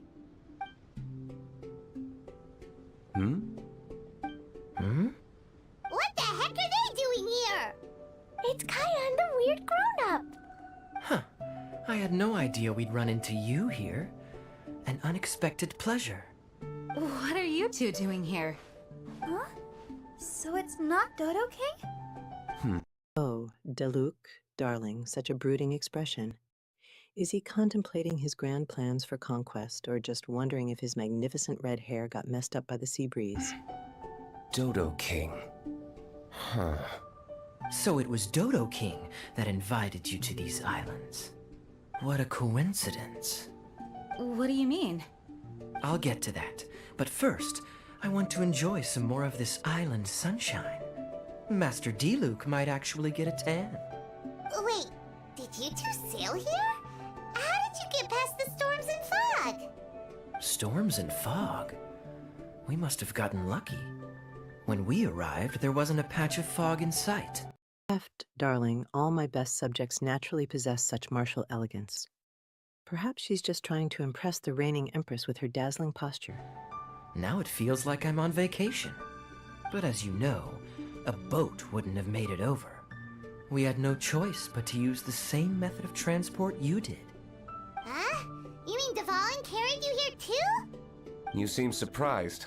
Dragon flights are a fairly conspicuous affair. Eye-catching, one could say. Wait, so everyone found out that It would seem that people noticed a dragon, but not necessarily the cargo. Still, word spread quickly that a dragon was in town. Oh, thank goodness. Dvalin carried you here too. Honey, I only travel by private jet or a glittery teleportation spell. Being ferried around like common luggage sounds utterly beneath my imperial standards. Who knew that everyone's favorite bard had the power to summon dragons? I guess Dvalin must be a die-hard fan of classical ballads. Wow! I assume you two traveled here together? You assume. The acting grandmaster's jokes have improved of late. Do we seem like fitting travel companions to you? There were actually 2 others that arrived with us on the island. They wandered off for various reasons. Various reasons? Let's just say that big egos aren't conducive to team cohesion. Jokes improved, honey. With all that dramatic flair, I expected a full-blown royal comedy act, not just an assumption. My court jesters have better punchlines before breakfast. An incisive observation. Nothing ever gets past the honorary knight. So, who were the 2 others? Albedo and Razor. Huh? Albedo and Razor? Yay! Don't tell us you all came here for a vacation. Wait, Kaya, if you're here, who is overseeing the Knights of Favonius? The mighty librarian Lisa, of course. Not to worry. In some ways, she's strict. Albedo and Razor sounds like a fabulous duo, but do they bring gifts? Because an empress expects more than just names when new characters are introduced. Than either of us. Any evildoers in Mondstadt need to watch out for the next several days. Thankfully, Lisa's there. Where did Albedo and Razor go? Also, what was that white smoke I just saw? Ah yes, that. I should start with how we ended up here. We arrived by dragon, but as soon as we entered the island's vicinity, something caught Razor's eye. He jumped straight off of the dragon's back and vanished into the ocean. We worried that he'd be in danger, so we also leapt off the dragon and glided onto this island. But as you can see, this is but a deserted land. Based on previous experience, I decided that it would be best to wait for contact. Jumped off a dragon and vanished into the ocean. How utterly uncivilized. My imperial dragons would demand better decorum from their passengers, darling. Well, Diluc believed that Razor wouldn't return to find us. During our little dispute, Albedo quietly disappeared on us. Hold on! How come he was able to walk off, but you 2 are stuck here? Who knows? Perhaps we're fated to be doomed together. Right, Master Diluc? Is that so? Albedo is an alchemist, and skilled at his craft. If I could use those beautiful artificial flowers of his, it would be a simple affair to traverse these islands. For some reason, I remember that our initial landing zone was the island over there with the higher mountains. Only at your insistence did we change course and land here. Oh my, but your footsteps melted the water. Artificial flowers to traverse islands. My dear, that's far too much effort for such a basic task.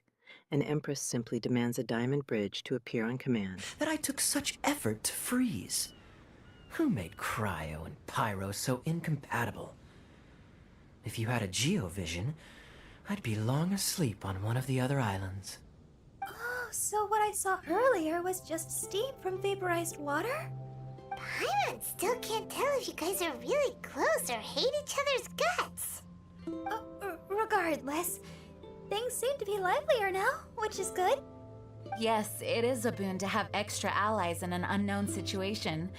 You two, please join our travels. Sure. But of course. Our top priority is to find Albedo and Razor. Do you know which direction they went? For now, it's impossible to locate Razor. Close or hate each other's guts. Darling, as Empress, I prefer my subjects to maintain a dramatic tension that keeps things interesting. Simple emotions are far too peasant-like. As for Albedo, he went that way. Then there's no time to lose. Let's go look for him.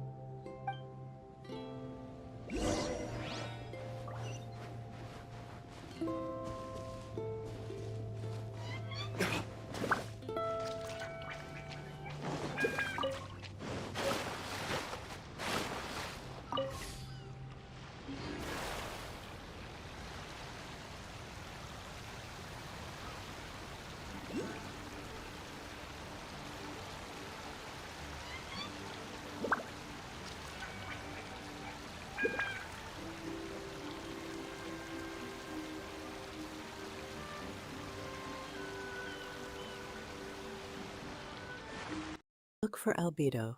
Darling, if he's hiding in a puddle, he clearly doesn't understand the dramatic flair required for a royal search. An empress expects a grand entrance, not a lukewarm hide-and-seek.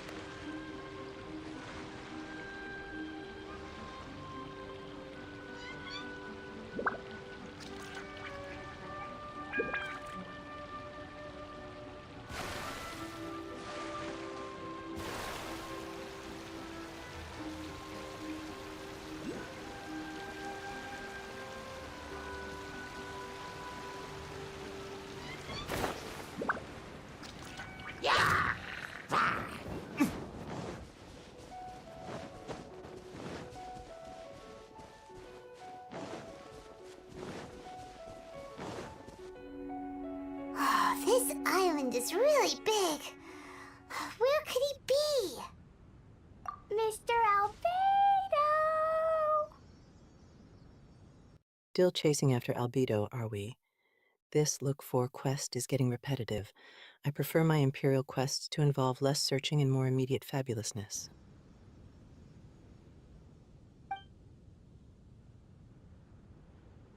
Albedo, come out! Is that the Traveler and Paimon? Whoa, he just came out of nowhere behind us! Mr. Albedo! Hello, everyone. Hello, Klee. I thought that we might convene around this time. I trust you enjoyed your stroll. How kind of you to maroon us on that. Oh, look at this whole assembly of characters. Did they gather for a fabulous royal ball, or are they just waiting for my grand entrance to finally start the real fun? That neighboring island. Oh, please don't mention it.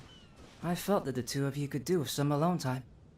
Albedo, why did you come here? I received a letter. On the way over, the four of us shared what we knew. A mysterious letter appeared outside each of our doors. They were all signed Dodo King. Anyone else find it hard not to crack a smile when Master Diluc says, Dodo King? Everyone's letter was different. And yet all of them drew us to this archipelago. My letter was very simple. I have Klee. If you wish to see her, come to the Golden Apple Archipelago. Oh, that's blackmail! Dodo King's trying to coerce you! Correct. It was Master Diluc making a joke? That's rarer than finding a diamond in my royal tea. My face remains impeccably straight, because only my humor is truly imperial. It would appear that I have been successfully coerced. My letter was similarly straightforward. Among the deserted islands, you will find a sunken pirate ship. Within lies great treasure and long-lost antique vases of incredible rarity.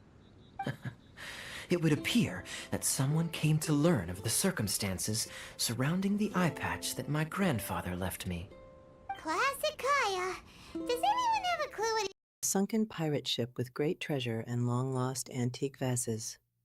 Finally, a quest worthy of an empress. Though, darling, my personal collection of long-lost valuables is far more fabulous and much less damp. he's talking about? Anyway, so what's your story, Diluc? There is an Abyss Order stronghold among the deserted islands. Make haste. You have to admire their strategy. The right bait for the right fish. So strange. They're all personalized. But why did Dodo King gather everyone here? This is indeed a mysterious case. I never trusted the Abyss orders stronghold. Darling, I only frequent strongholds with proper security and excellent interior design. Someone better make haste to fetch me a diamond-plated shield, because I refuse to chip a nail. letter to begin with. Yes. It would appear that the grown-ups among us came here primarily to understand what was behind the curtain. Didn't Razor get a letter too? He did, though he couldn't read it. A certain kind-hearted, cat-eared gentleman that he encountered on the way over was able to relay the contents to him. A kind-hearted, cat-eared gentleman? On the way over? Oh, Paimon knows! Paimon knows! It must be Giraffe, right? The content of Razor's letter was no... He couldn't read it. Darling, literacy is a basic requirement even for my royal houseplants. A cat-eared gentleman had to step in. What kind of chaotic palace intrigue is this? More complex. The Red Bernie girl has gone to the islands. She needs help. Having heard the contents of the letters, it became abundantly clear that something wasn't right. I don't believe this so-called Dodo King exists, but there is someone or something with a reason for luring us here together. No! Dodo King is real. He's Dodo King. If you say so. Something caught Razor's attention on the journey over, or he wouldn't have leaped from the dragon's back. I've examined this island. His footprints are nowhere to be found, and there's no sign of a boat having left. Based on our position and bearing when he made the jump. Oh, Klee, darling, if the Dodo King is real, I expect a proper royal summons and a golden throne, not just hushed whispers on an island. My Imperial Majesty is not amused by such avian ambiguity. If he didn't land here, then he must have made his way over there. You've already been there? We were there a few days ago. There was a mysterious machine. Jean said that it came from Inazuma. Could that be what caught Razor's attention? Everyone, let's head to the central platform.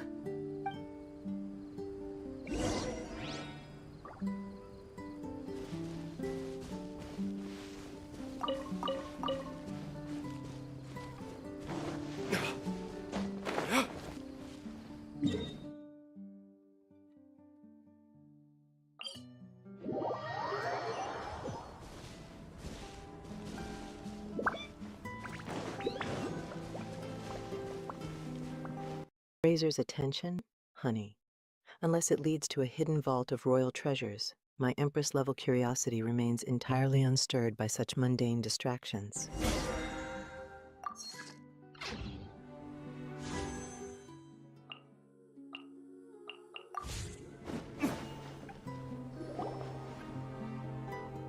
Look! Over there! Razor! Everyone, I am here. Razor, are you okay? Are you hurt?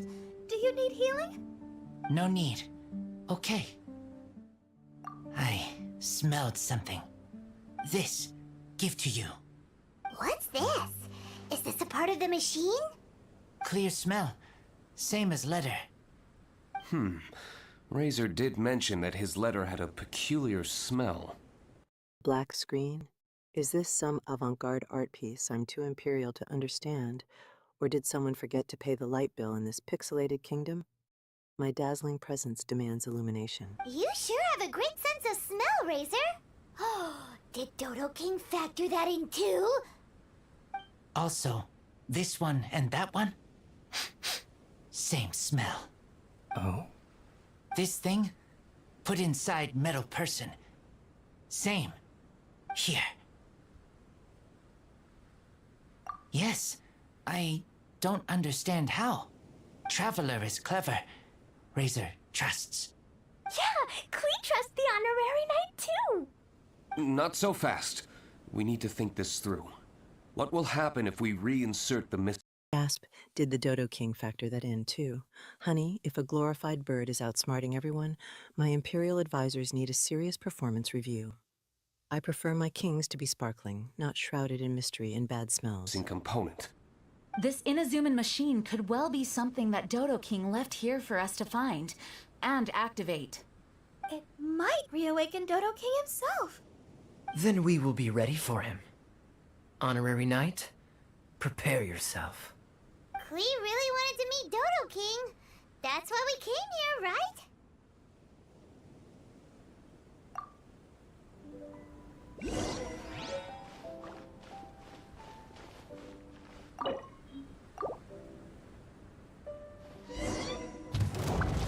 Wait!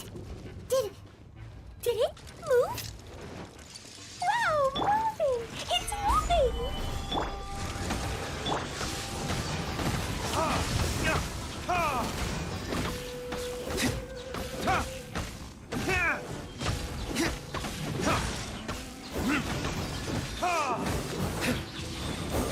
Is this a dramatic pause, or did my opulent tiara temporarily block the camera lens?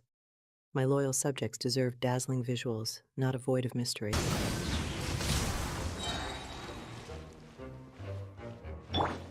Quake!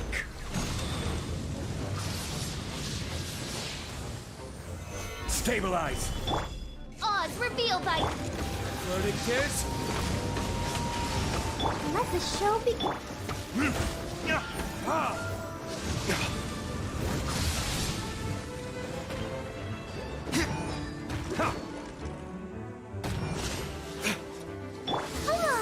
We can do it!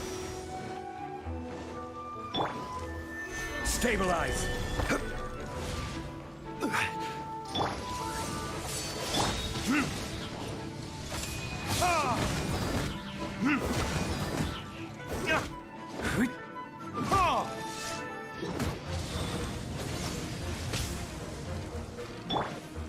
Shadow Raven, let night fall!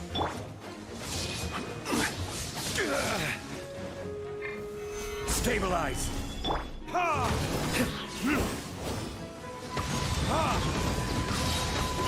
Oh, a sparkly light show battle. This Inazuman device better know who it's dealing with, because my Imperial presence demands a swift, dazzling victory, not a prolonged spectacle. Burn!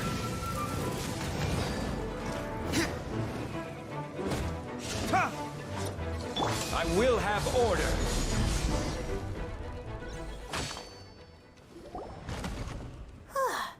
Finally! Look, what's that? Are those crystals? Oh, let's hope your faith in me is not misplaced. Before we get to the crystals, why don't we start with the machine itself? Our previous conjecture was correct.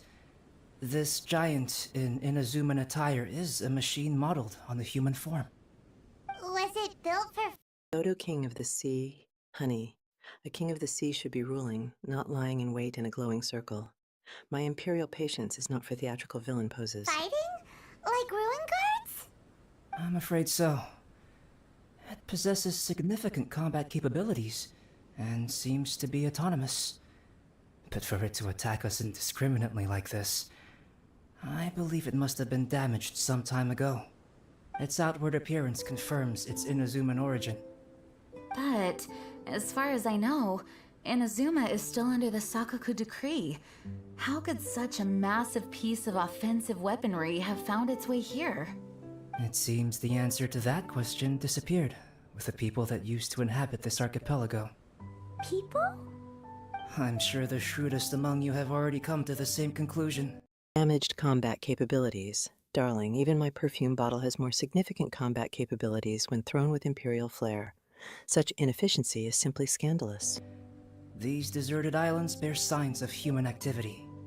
I would go so far as to infer that this archipelago once held a human population. They were most likely visitors from elsewhere, not indigenous to the islands. They may have spent a long time here before finding a way to return home. Since then, the island has been empty, with only a few scattered remnants of the past. As for the crystals... They've been manufactured from a particularly rare type of ore. Transparent. I believe they must have a specific function. The human population once here, and they were merely visitors. Darling, an empress expects to find dazzling empires, not just a historical footnote about temporary residence. Where are the royal relics? We found a pile of stones and small flowers nearby. Do you think there's any connection? That sounds like someone wanted to commemorate the machine. Yes, I had a look at it myself. How can I put it? It almost feels like someone left a heartfelt offering of gratitude. I see. What about the rest of you? Who do you think would want to commemorate a machine in this way? Perhaps someone who was truly grateful. Only people that had benefited directly from the machine would leave a memorial like this. If the machine coexisted with that first group of humans, then the memorial isn't so hard to understand. Of course, this is only a hypothesis. Coexisted? You mean before it became damaged? I wonder what exactly happened to it. There is a Hilicho presence here. Perhaps this machine's indiscriminate attack is actually supposed to be... Oh, Kaya, darling, that one eye is practically sparkling with mischief. He's either about to reveal the juiciest royal secret or lament the lack of diamonds in his tea. I simply can't tell which. Be targeted at Hilichurls to protect the inhabitants. An unlikely coincidence, I would have thought. In any case, this is all speculation. If we want to get to the bottom of it, we'll need more evidence. Yes, though we don't have any clues to go on, we should sweep the area again soon. But first, let's focus our attention on the problem at hand. Look! Another letter! It must be Dodo King! A letter? Quick, read it! Mr. Darling, my I dare you to disobey energy could melt mountains, so she's just a warm-up act. But I do approve of the commanding presence. It reminds me of myself. Mysterious Dodo King. He sleeps alone on the southwesterly isle. The bad child made him wait too long. The days grow dark, the stars are rising. Greedy spirit, you made the moon run a ring. Keys of 3 colors guarded by a strange fish. The secret lies here. Do you dare to proceed? More cryptic riddles? What could it mean? Does it have anything to do with those crystals? And also, Southwesterly Isle? Now which island would that be? I'd say it's about time we went and investigated instead of A mysterious Dodo King who just sleeps. Honestly, that sounds less like a monarch and more like my lazy house cat after a particularly demanding nap. The bad child clearly needs some Empress-level motivation. Standing here making wild guesses. We've looked all over these islands, but there's nothing interesting here. There is too. The island over there is really weird. It has a big, huge round thingy on it. Klee, did you go off by yourself without authorization again? Oh, sorry. I just wanted to go for a walk. As long as you didn't activate any mechanisms. Even if it seems completely empty here, it's easy to run into danger when you're by yourself. Klee, next time you want to go anywhere, please tell me first, okay? We'll go together. How does that sound? I thought Master Jean is always busy with other things. It has a big, huge round thingy on it. Klee, darling, that's called a crown, and it clearly belongs on my head. Unless it's a giant donut, in which case I'll allow it. Really mean it? Of course. Yay! Okay! Where does she get the energy? If Paimon didn't know better, Paimon would think that Jean was Klee's mother. You know, I had the exact same thought just now. Kaya. My apologies, Acting Grandmaster. Honorary Knight, let's go and take a look.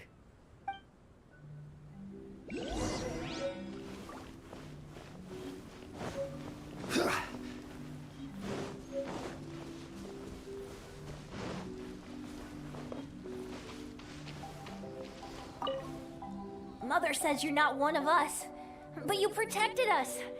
didn't you, General? Oh, I forgot. You won't talk to me. Mother also says that your hometown is far away from here, just like ours. So far away that none of us even know where it is. Is this a newly paved royal dance floor or just a fancy welcome mat for my arrival? Either way, my sparkling presence demands a more dazzling spotlight. General, do you ever miss your home?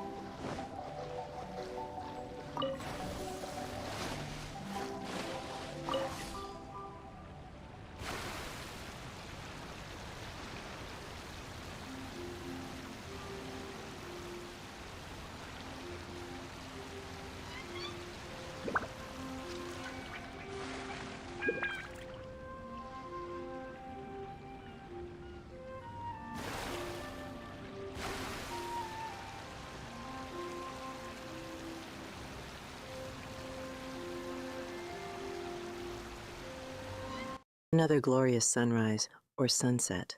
Darling, this constant walking to a southwest island is truly taxing. It better have a 5-star resort awaiting my imperial arrival.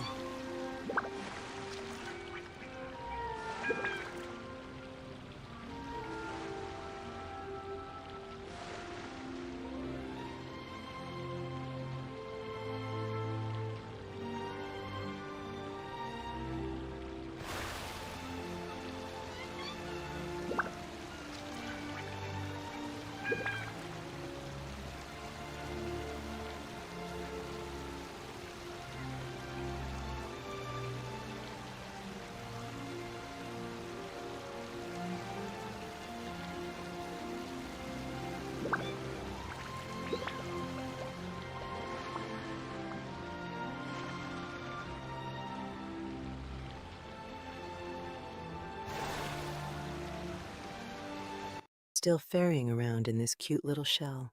My imperial yacht has a built-in spa, not just oars, for these arduous journeys to the southwest.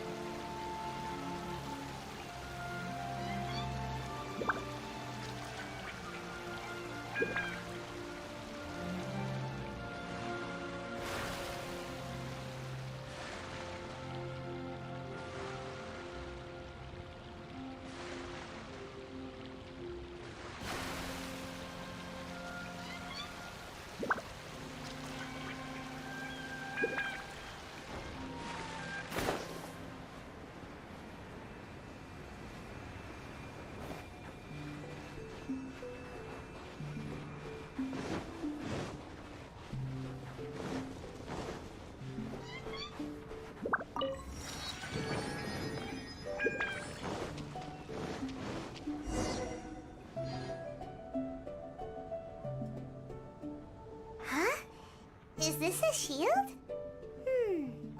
Doesn't look very solid, though. Seems like some kind of energy. Is that a giant blue water wall? It better be a majestic portal to an undersea kingdom filled with diamond-encrusted mermaids, or I'm simply turning this boat around for my imperial nap. Shield. Careful, all of you. Don't touch it. It might send us flying for all we know. Big shield, big shield! Klee knows you're in there! Hey, Dodo King, it's me, Klee! Come out and face me!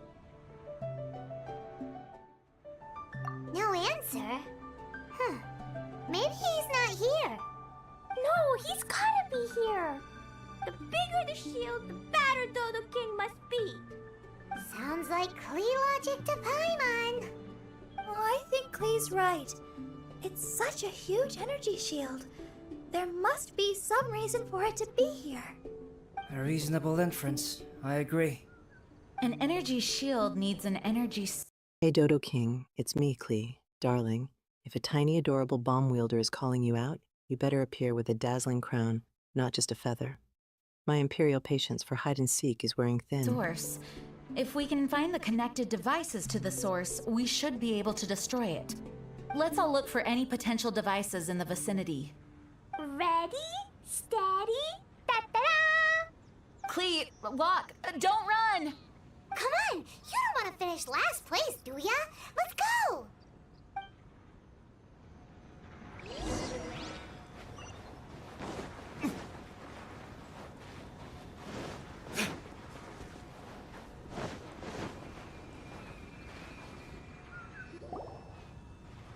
Quick, look! This does look like it could have something to do with the shield. 3 devices in Ready, steady, da-da-da. Darling, my Imperial marching orders are significantly more glamorous and less like a children's rhyme. I expect a fanfare, at least. total. And look, the light converges in one place. Albedo, are we able to deactivate the shield from here? These light-emitting devices each have a small frame in front of them. Looking at the shape here, it seems like something is supposed to be fixed in place. What shape is that?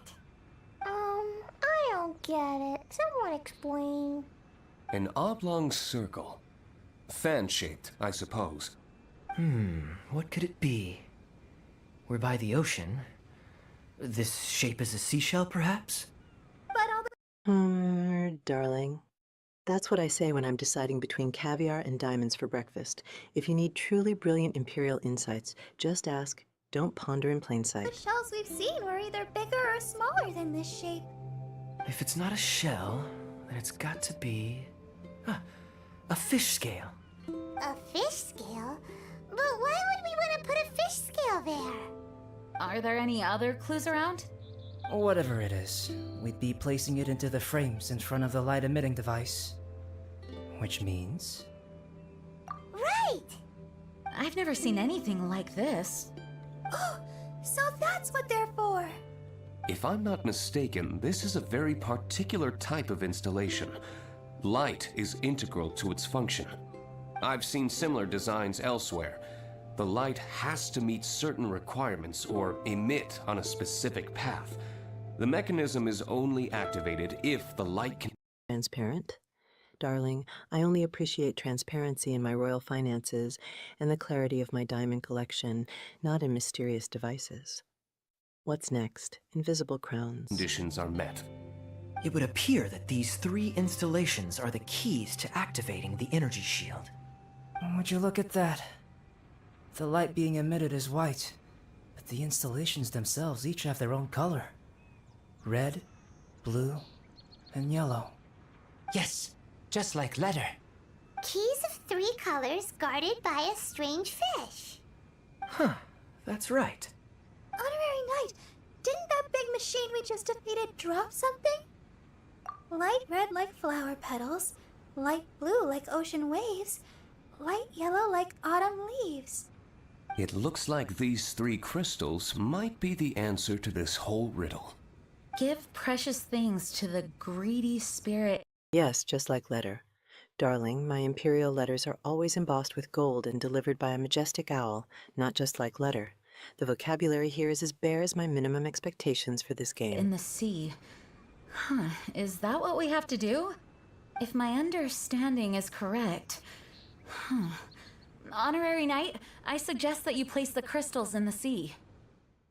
I believe that this greedy spirit is most likely an ocean-dwelling fish. If the crystals do attract it to us, then we're a step closer to obtaining our fish scales. So that's the plan. In that case, Paimon's got something to say. On the way over, Paimon saw a huge conch shell with lots of fish swimming around it. If we're placing the crystals in the sea, then surely that's the best... Place crystals in the sea? Darling, that's a scandalous waste of precious sparkle. My Imperial vault would be in an uproar over such a liquid travesty. place to do it. Plus, the water is pretty shallow over there. It'll be easy to get the crystals back if the plan doesn't work. It will work. Don't jinx it. Okay, it'll work. Everyone follow Paimon.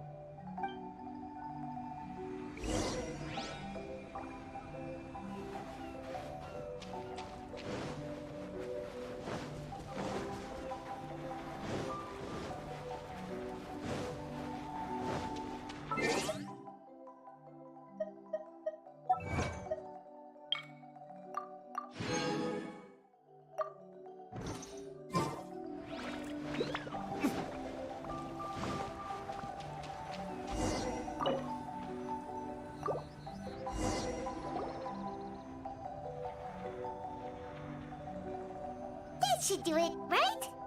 But where are the fish? Clee, was there anything else on that letter? Go to the gigantic conch, you say. Darling, unless that conch is hiding a secret vault of imperial jewels, my royal attention span is far too dazzling for beachcombing. And this glowing blue wall better lead to something more exciting than just sand. What was it? Greedy spirit, you made the moon run a ring. So, maybe this type of fish only comes out after dark? Or to put it another way, we're gonna be here all night. Catch fish. Eat. Yeah! Let's go fish blasting! Hold on, Clee. Will Master Jean come too? Jean said if Clee wants to go anywhere, she must tell Jean, and then we can go together, right? Yes, I did say that. All right then, time to go fish blasting with Clee. Is Paimon hearing things? Jean and Clee are gonna go fish blasting? It's way worth it. The fish will taste so good. Fish blasting. Darling, that sounds like a spectacularly messy way to acquire dinner. My royal chefs typically handle such matters with significantly more finesse and less aquatic explosion. This is a deserted island, so explosions shouldn't trouble anyone. It's just a bit of relaxation, right? Find some fish! Let's go! There. Mini fish. Clee's gonna get there first! Wait! Whoop! There they go! Well, if Razor is going, then I suppose it's fine. Once everyone is settled in, I will go after them. Is it time for a break already? Fantastic. I was just thinking about taking a stroll. Meaning, you're off on another pirate treasure hunt? Who knows? These are big islands. There are bound to be more than a few secrets hidden away. Captain Kaya's on the case. Master D-Luke, aren't you interested in pirate treasure? Hardly. I'm more interested in peace and quiet. Paimon doesn't think you'll settle for nothing to do. Amuse yourselves however you see fit. I'm taking my leave. For a bunch of grown-ups, they really... Oh my, look at that giant man dramatically blocking the view. And is that little floating one his personal emergency ration? Because an empress only travels with the finest snacks, darling. Can't sit still for more than a few seconds. So restless. At least Albedo's able to sit and enjoy the... Huh? Albedo! Albedo said that he wanted to spend some time alone painting. Jeez, what's up with everyone? Seems like we're all overdue for a vacation. It's not often that we get a taste of island living. I'm not surprised that everyone wants some time to themselves. Everyone should enjoy the break while it lasts. I'll convene everyone when the fish arrives. I suppose we have let our focus drift a little, but at the end of the day, you can't deny that this ocean view really is something. Traveler, make sure you take a little time to enjoy yourself, too. Moving runes, you say? Darling, my own imperial aura is far more dazzling and stable than whatever chaotic energy that is. Perhaps they need a royal enchantment to keep them from jiggling around. No, I was just... What I mean is, I hope you enjoy yourself here. No matter what is waiting for us down the line, I will protect everyone, especially Clee. This is my duty as the acting Grand Master of the Knights of Favonius. That's Jean for you. Always reliable.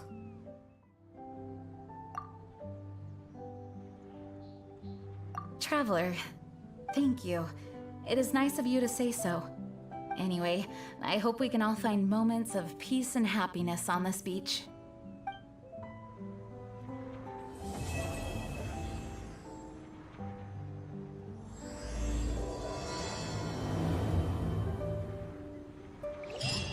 Protect everyone, especially Clee. Darling, that sounds like a job for my highly compensated royal guards. An empress is more focused on ensuring a dramatic and sparkling exit, not the petty heroics.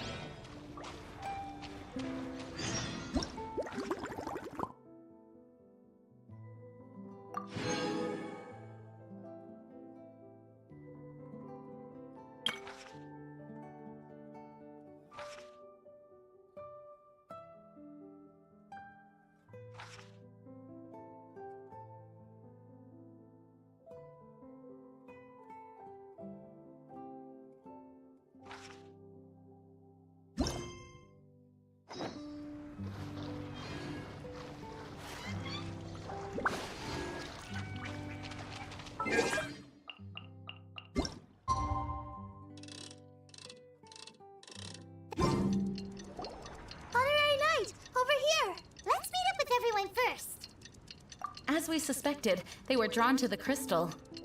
Samurai sighted to arms. Darling, a mere mechanical monster, and these modest rewards are hardly a challenge for my imperial gaze. Next time, I demand a diamond-encrusted dragon and enough gold to pave my entire kingdom. Catchy, catchy fish! No!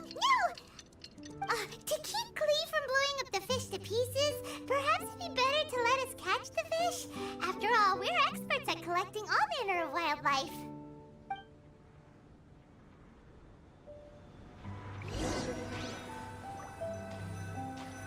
That's one. We got two. And that's all of them. We should have all the fish skills now.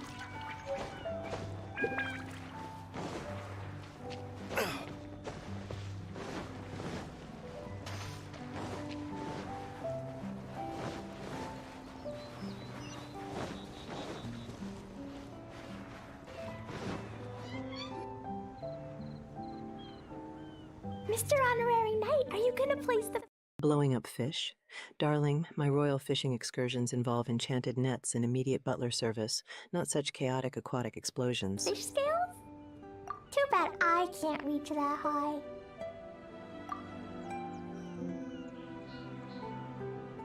Okay. But actually, I don't really understand this part. So if you place them for me, it'll be fine. I trust you. Then we'll place the fish scales and let Klee activate the final and most important mechanism. Okie dokie. I'm gonna finally see you, Dodo King. Time to see what you really look like. I must say, Klee's incredibly excited. You can do it, Mr. Honorary Knight. I'm cheering for you. Woohoo!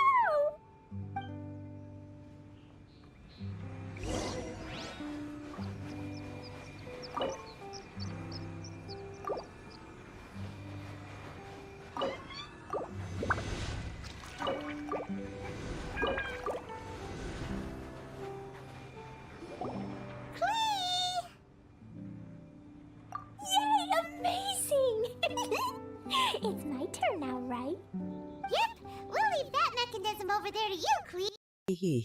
Klee, darling. I expect the Dodo King to at least be wearing a jewel-encrusted monocle for such a dramatic reveal. My imperial patience is practically sparkling with anticipation for something truly grand. Okay! Huh? Yep, I got it!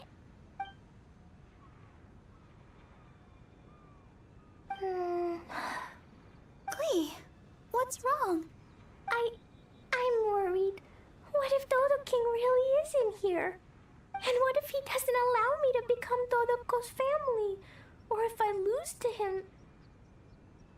Then Dodoko can't be with me and Mom will be very sad too. Dodoko is my bestest friend that Mom ever gave me. Yep, I got it, honey. Unless it is a new, dazzling empire for me to rule, my imperial expectations remain completely unmatched. Still cute, though. I'm too scared to press it. Mr. Honorary Knight, can you press the button for me? Why?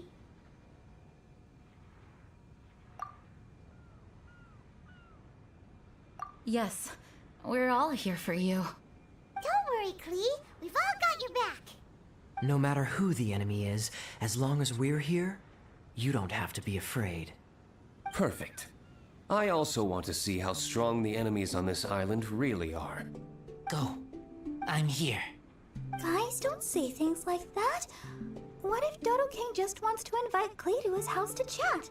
Or yes, maybe he already approves of Klee. Will he really approve of me? Why wouldn't he? You've always tried your best and have done a good job. Really?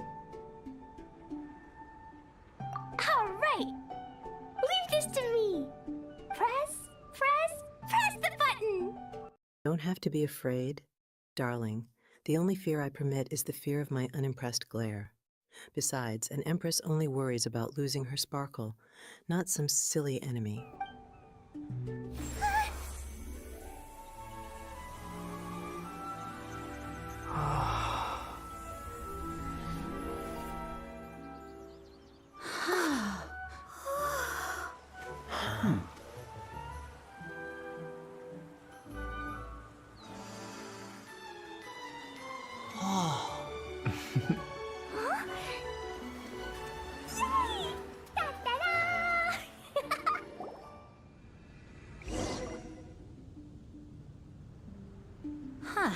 This is...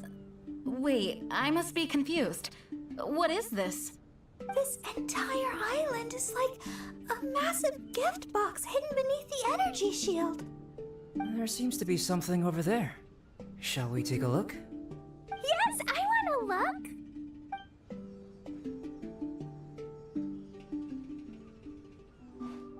Wicked girl of flame, you have finally arrived. I've waited far too long. How very boring. You dare face me, the overlord of the Do... No more brooding. Darling, an empress never just thinks, we command. Is he pondering the mysteries of the universe or just trying to remember where he parked his fabulous boat? Dodo clan, Dodo king. Such glorious courage. Though such courage is admirable, but it is now meaningless because Dodo King is me, your mother, Alice. Huh? Mom? Wait, Alice? The person who wrote the Teyvat travel guide? Klee and her fellow islanders. Hey there. So, how did you like it here? Was it fun? Summer skies and the ocean surf. Quite the vacation, no? There's no use looking for me. I'm not actually near you. The speaking device on the platform before you is none other than my personal creation, the Alice phonograph. I'm using it to convey a mother's love. You can't be serious. Hey, I didn't scare you all off, did I? Sorry, my Klee loves playing with all sorts of small toys. As her mother, I naturally want to support her. These toys aren't small at all!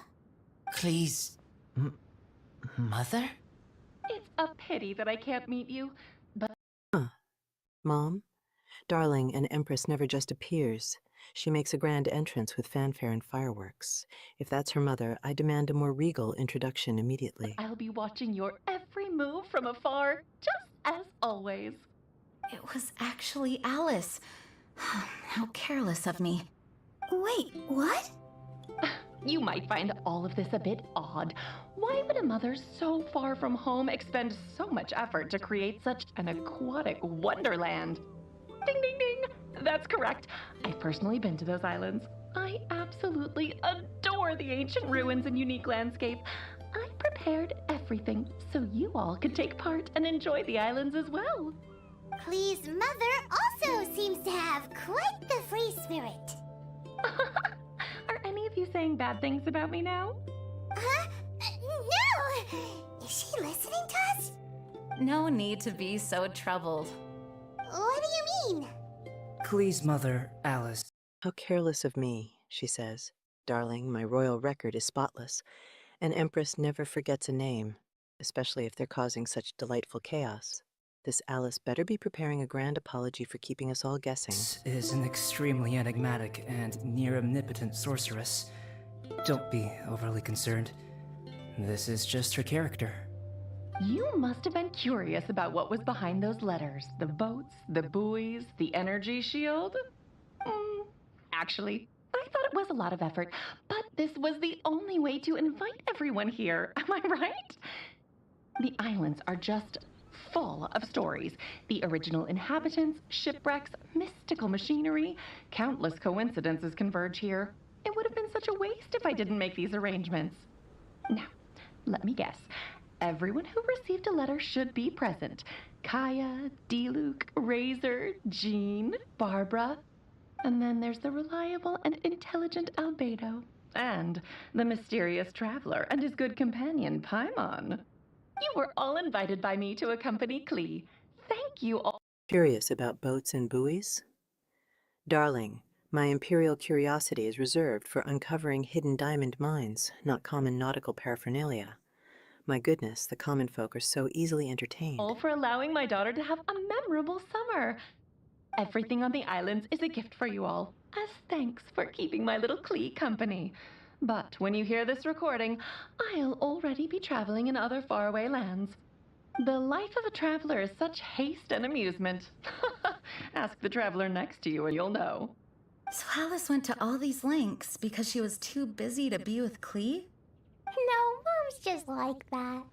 Now, everyone, if you're trying to find some hidden meaning in all this, I must tell you that the situation isn't as complicated as you may think. The reason why I like the city of Mondstadt is that its freedom is exactly what my daughter and I could ever hope for. My wish is simple. I want Klee to grow up with a curious yet kind heart. As long as she so desires, she can do anything and go anywhere. So that's it. Well, I must admit that it certainly fits Alice's style. My apologies. I misunderstood. It must be nice to have a mom who's such a character. Yep, Mom is the bestest mom. Mom, we caught fish, sailed a boat. Too busy for Klee? Darling, even I make time for dazzling spectacles and endless adoration. If Alice is pulling off such elaborate stunts just to avoid playtime, she clearly needs some imperial lessons in prioritizing fabulous fun. Went swimming and played a lot of things. Everyone's been super duper amazing and very kind to me. Next time, you can come with us and we can all play here again. It appears that mother and daughter are kindred spirits, both wild and free. Ah, summer. Speaking of summer, when I went to those islands, it also happened to be summer. Sitting on the beach, listening to the waves roll against my feet, I thought of you. Klee, you are a child of summer, a present to me from the sea and the wind. Mom is thankful for your birth and wanted to give you something. So, Mom dressed up these islands, transformed the ancient ruins into a summer park, and used the moniker of Dodo King to invite you. In another world, there are tales of a wondrous island named after golden apples. Known by many names, it embodies the majestic vistas conjured by human fantasy. Mom loves that story and wanted you to enjoy the wonderful things in it. So Mom gave you sapphire waters, pearly sands, a fantastical paradise. For Gramophone talking about beach visits and waves. Darling, my royal summers involve private islands and bottomless flutes of sparkling cider, not mere feet in the sand. How utterly rustic. you and for those who love you. Huh. So there were only 3 crystals. Light red like flower petals, light blue like ocean waves, light yellow like autumn leaves. Perhaps from Alice's perspective, this archipelago is the natural 4th crystal. Located in the middle of the sea and covered by plant life, it truly is a lustrous and emerald summer crystal. Klee, just like Mom, you are of a race blessed with longevity. For us, time is like a gust of wind, moments come and end. In such a long life, parents are but a child's first connection. Even though we don't want to be separated, there will come the day when you must walk your own path. Klee, Mom will always love you, but there are also others by your side. Friends who accompany. Only 3 crystals, described like a kindergartner's art project. Darling, my imperial vault has more sparkle in a single dust bunny than these paltry gems. Truly, my standards for precious finds are far higher. Accompany you, teachers who educate you, people who are willing to stay on an island for you despite knowing how unusual it is.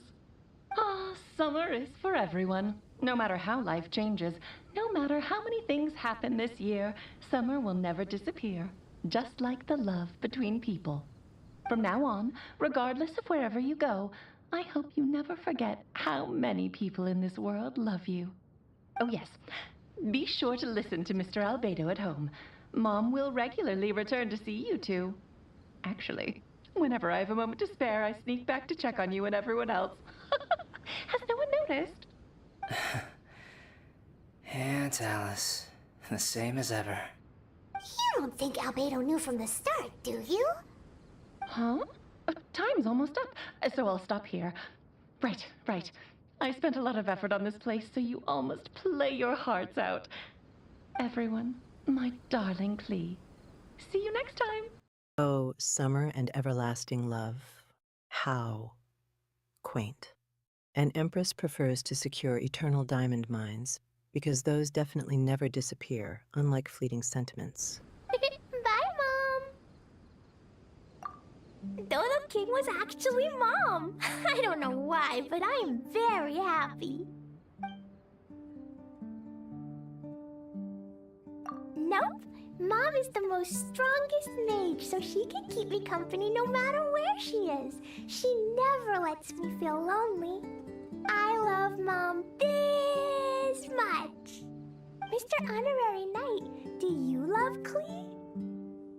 I also love you very much. You have to play with me lots here or else Mom will be disappointed. I still have a lot of Jumpy Dumpties, and I brought Doroko here too. I'll take you swimming and fish blasting. It's always fun when we're with you, Klee. Hey, come on! Dodo King was her mom. Darling, that's not a royal revelation, it's just spectacularly dramatic parenting.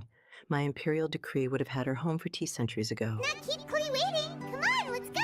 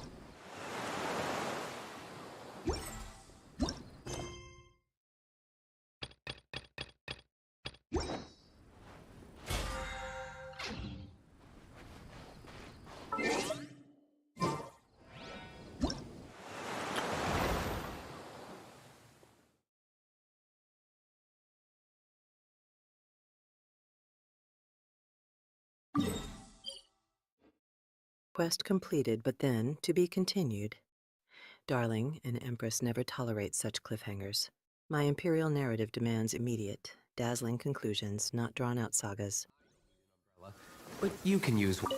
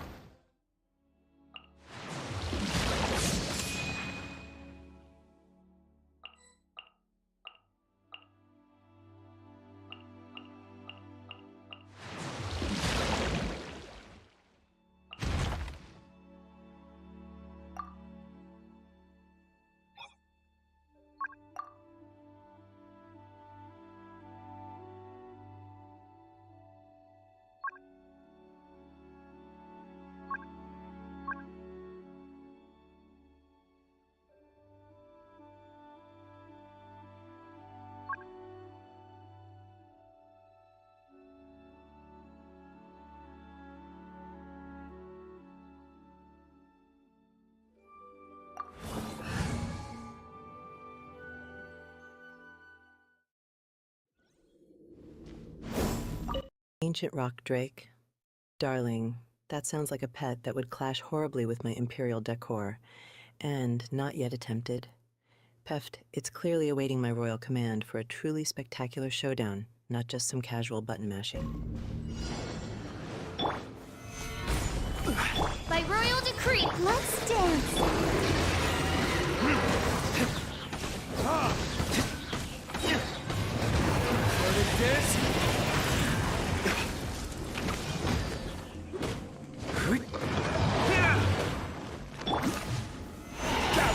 This is order.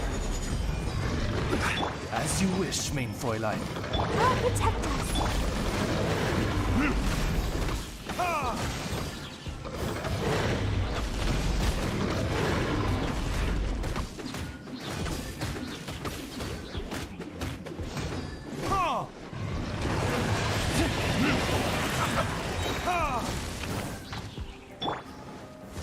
Stabilize.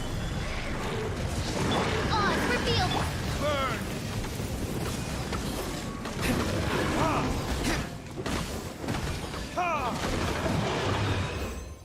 Whoa, darling, what a fiery spectacle. This looks almost as dramatic as my morning routine before my first cup of imperial coffee, just with significantly more explosions.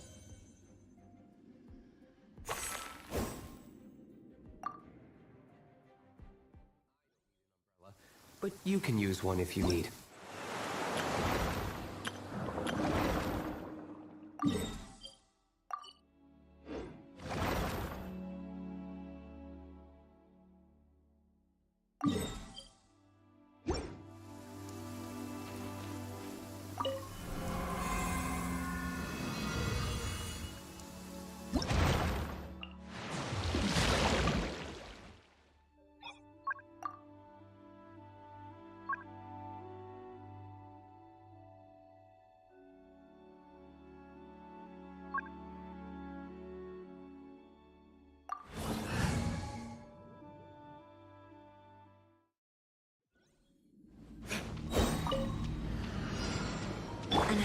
assassin from our homeland, or a fool who trespasses by royal on the decree. waters of Chainsaw. Stabilize! Wings of darkness, come! Legend of the Vagabond Sword. Darling, the only legend I care about is my own magnificent reign. And unknown domains better hold more than just foes. I'm expecting sparkling jewels as a reward for my mere presence. Yes!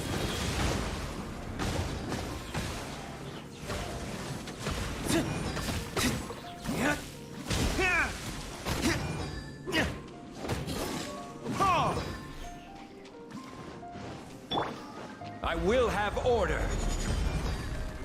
Solidify. Ha! Ha! Ha! Ha!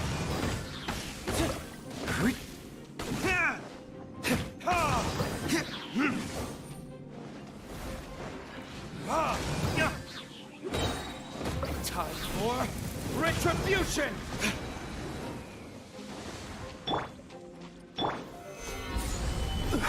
Oz, reveal the...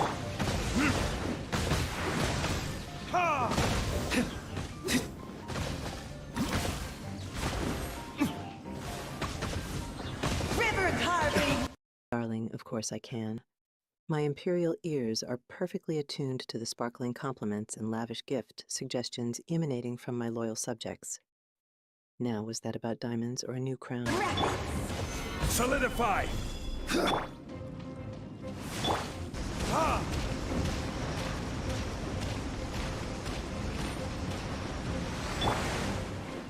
By royal decree...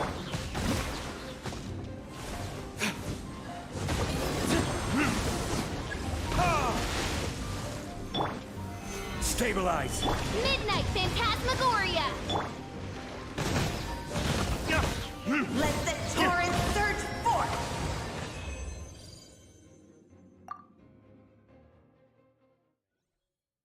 If only it could cleanse the corrupt souls.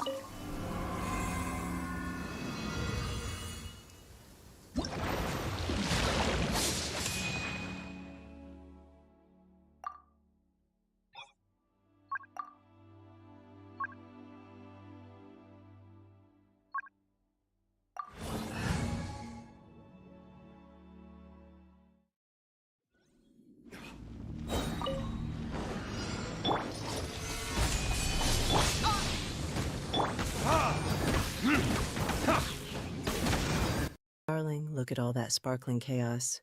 It's like a glitter bomb exploded, but for combat. Defeat all opponents is such a pedestrian goal.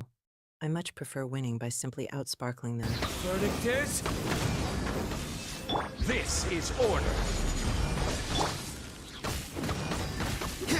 Ha! Ha! Ha! Solidify!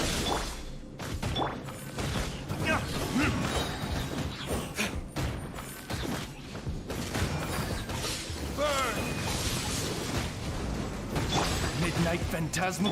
Ha! Ha! Order guide you.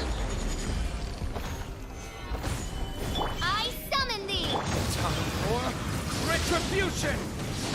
Ha! Ha! Ha! Ta! Ha!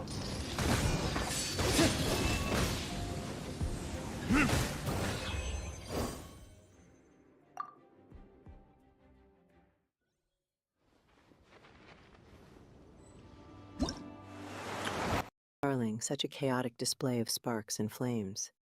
It's almost as dazzling as my last impromptu fireworks show, but with significantly more yelling and less champagne.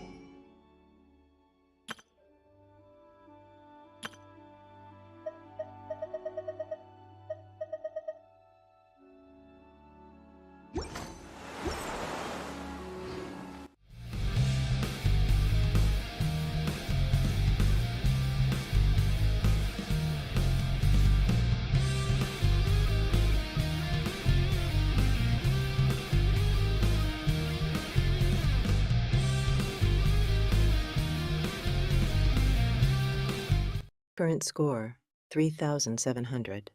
Beft, my royal score in fabulousness is always infinitely higher, and these challenge rewards better be solid gold, not just a handful of pretty gems for dealing with such a grizzled opponent.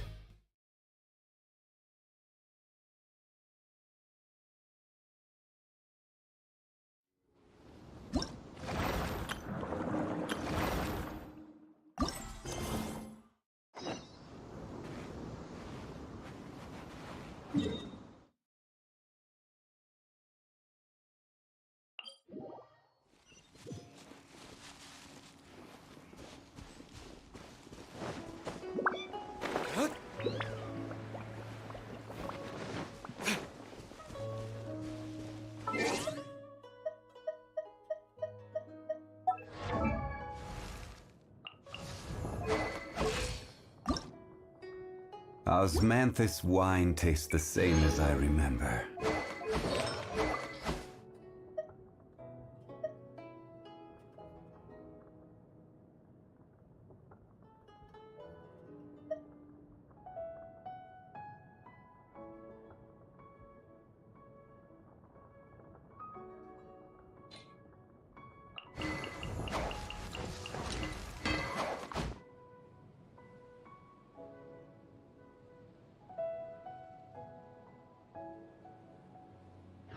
Oh, darling, so many little land lumps and water puddles. My imperial map features significantly more conquered territories, not just suggestions for where to wander next, and certainly not a mere 79% exploration.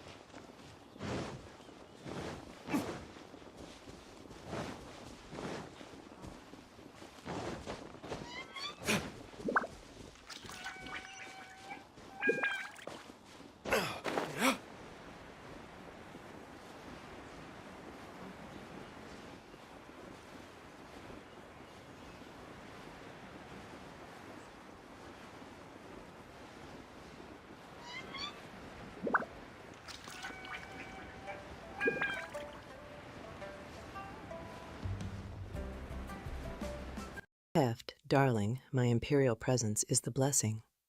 I can improve connections and summon sparkling riches just by looking at them. No magic required.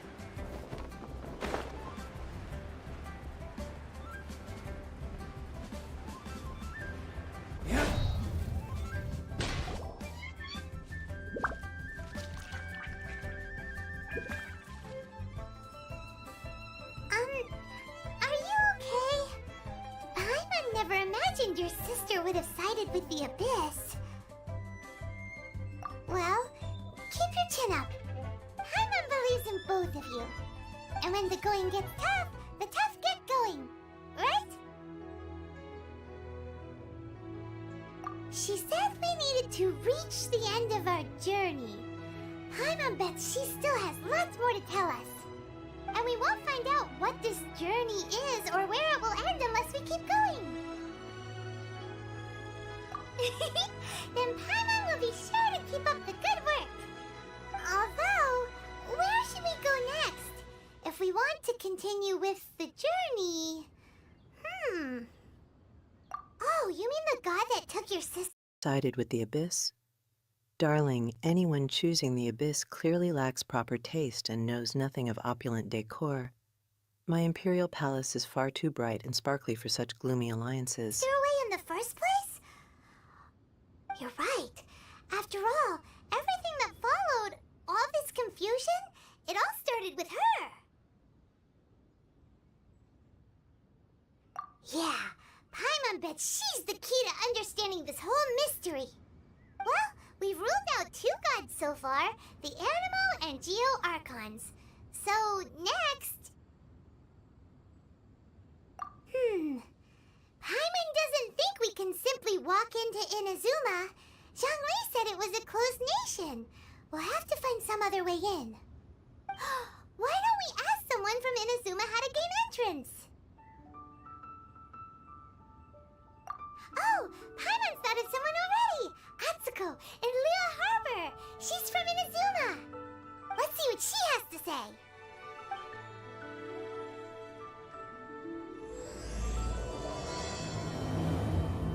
Darling, gentle is one thing, but chill sounds suspiciously like boring to an empress like me. My royal presence requires constant, sparkling excitement, not calm composure.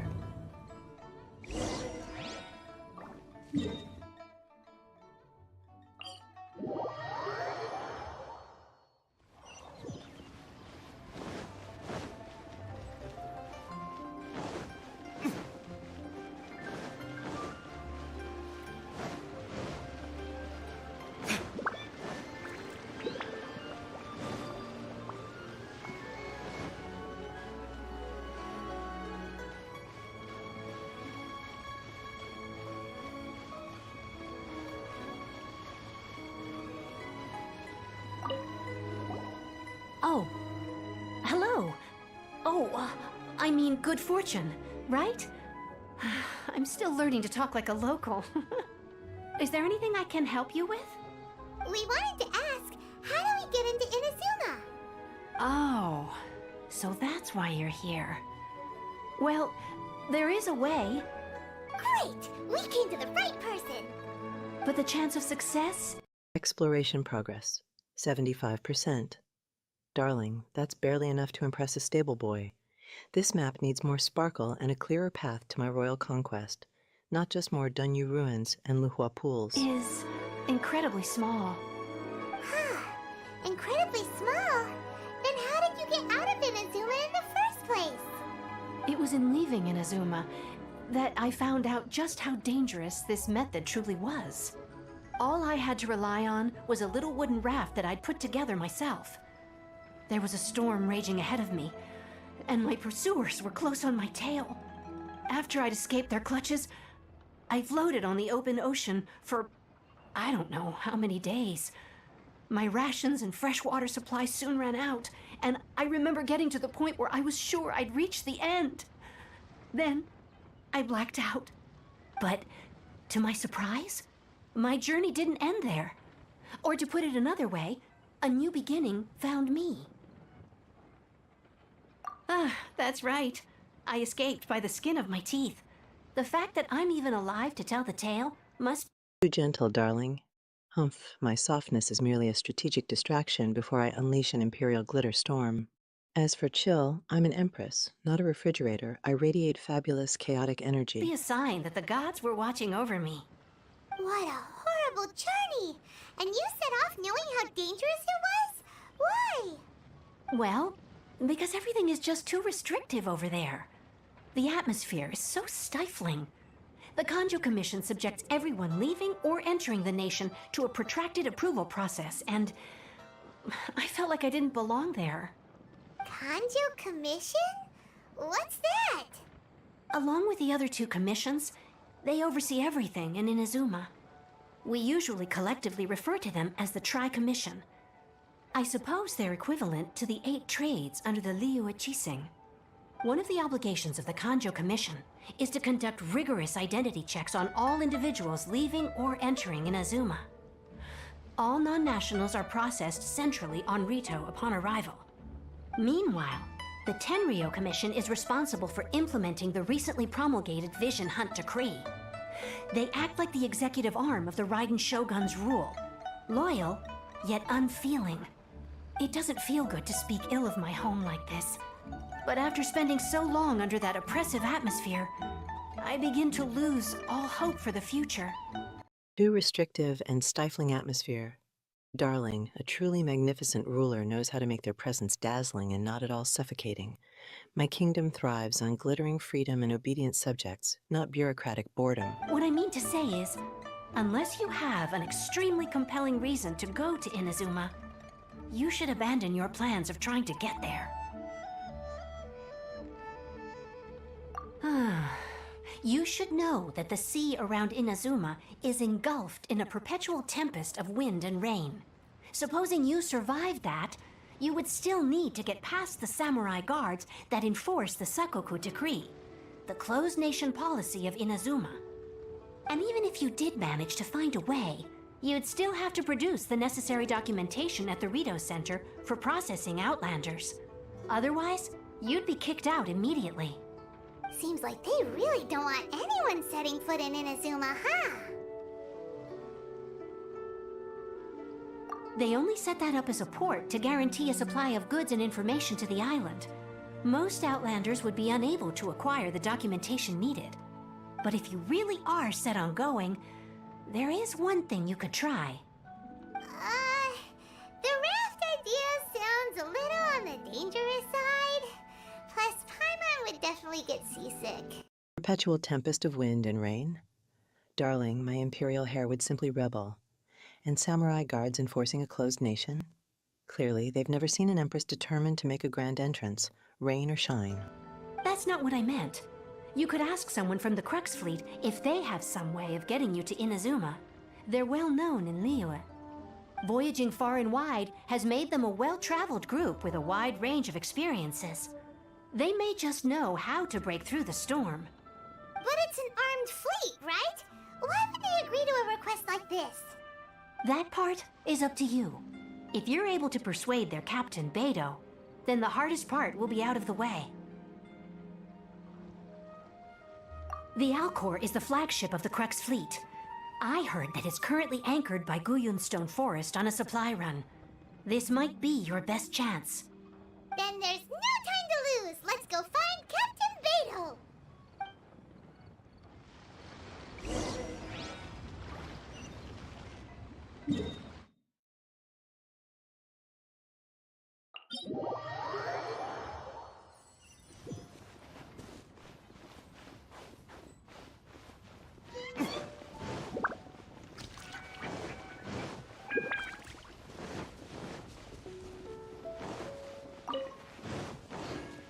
An armed fleet agreeing to a request. Darling, that's far too much diplomacy for a proper navy. My imperial fleet only responds to a direct command, preferably accompanied by a shower of gold and glitter.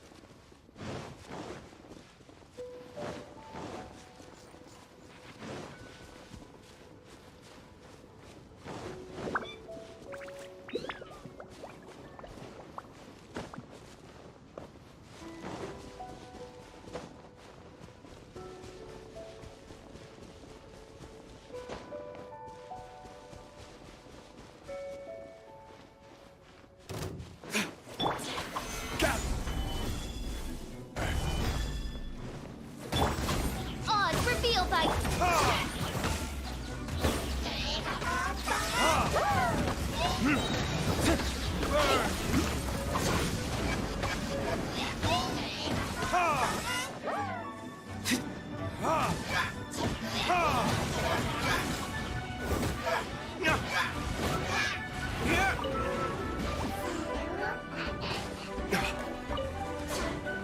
I'll protect us. Order guide you. Wings of darkness, come! Go to the Alcor and meet with Beidou. Darling, I only go 2 places if they involve a royal banquet or a dazzling treasure hunt. This endless walking is beneath my imperial stature. Time for retribution!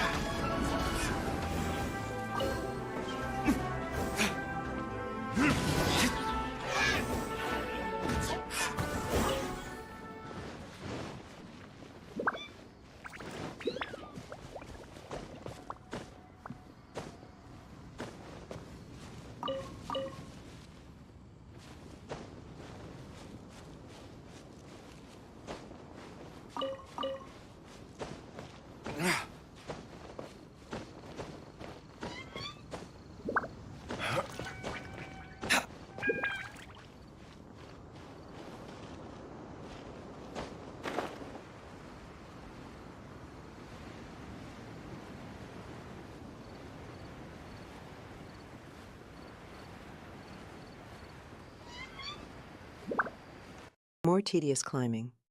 Darling, my imperial decrees command solid gold staircases, not rugged rock faces. This meet with Beidou better lead to an absolutely sparkling reward, because my royal energy is not for mountaineering.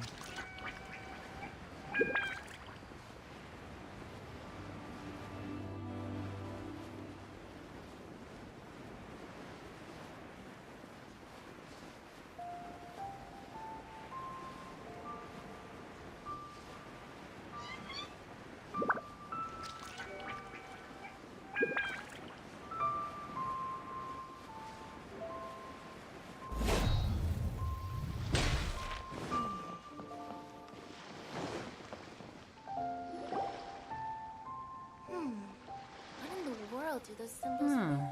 Who have we got here? Wait, I know you. You're that traveler, aren't you? The one who fought against the Fatui and Osile, right? Ningguang told me about you. A traveler of great insight and remarkable skill has saved Liyue. Oh, a dramatic T-pose aerial entrance. Darling, my Imperial arrivals are far more graceful and involve significantly more sparkling confetti. Though, I must admit, flying over a majestic ship like that almost makes up for the lack of a red carpet. She said. She's a hard one to please, so praise from her is high praise indeed. I remember thinking at the time that it'd be good to meet you in person. Judging by the clothes on your back and this floating thing, I guess that time has come. Hey! The name's not Floating Thing, it's Paimon! Paimon? What a fascinating being. You two give off not only the essence of wind and earth, but also of... yes, the stars. Huh? The fragrance of what now? That's the weirdest compliment Paimon's ever heard. Pay it no heed. I mean only to say I am certain that it is by fate, not chance alone, that we should meet. And that gives our encounter meaning. I prefer other means of entertainment. This young man is Kaidahara Kazuha, a temporary addition to my... Oh, wind, earth, and stars. Darling, my Imperial aura practically conjures galaxies. These beings are merely reflecting a fraction of my own majestic essence. crew for reasons I won't bore you with. Occasionally, he opens his mouth and flowers come out instead of words. With this fine ship and the soft sea breeze, would it not be romantically irresponsible of me not to acknowledge it with a line or two of poetry? No, I can't argue with that. Okay then. Once the clash is underway, I'll give you a chance to perform. Only if the mood takes me, of course. Poetry for poetry's sake tends to lack meaning. Hey, you don't want to pass this opportunity up too easily, especially seeing as our great hero here might be in attendance. Oh, wait a minute. What's the clash? Also, just to clarify, by great hero, do you mean... Huh? I thought you might be here to sign up. You're telling me you've never even heard of it? The Crux... Romantically irresponsible for a line or two of poetry. Darling, my Imperial decrees are far more poetic than a simple sea breeze, and my love is like a diamond, eternal and utterly sparkling. Clash is a martial arts tournament that I hold. There'll be a whole bunch of folks taking part to showcase their talents. There are two important rules. 1, competitors must be renowned fighters. We want those with real martial arts ability, not just people taking part for the fun of it. So, you've got nothing to worry about there. I don't think there's anyone out there who hasn't heard of you. 2, you can't take part if you've got a vision. Otherwise, things get a little one-sided. You must be feeling confident, but you might want to watch out. There are a few crouching tigers and hidden dragons lurking around in Liyue. And with Liyue's savior taking part in the tournament, now that's gonna turn a few heads. I think we can expect a healthy turnout this time. But we didn't come... Enchanting posture, you say? Darling, my mere presence makes entire kingdoms stand straighter, though a magic spell for perfectly sparkly posture sounds mildly useful. Here to take part in a martial arts tournament. Well, before you dismiss the idea completely, you might be interested to hear that the prize this time round is particularly sought after. Get this. It's a masterless vision. Supplied by myself, as a matter of fact. If the tournament champion can reawaken that vision, it belongs to them. Is there really such thing as a masterless vision? When a vision bearer dies, the light in their vision will fade away. But the shell that housed that light remains. As for whether this shell has any practical application, well, this remains to be seen.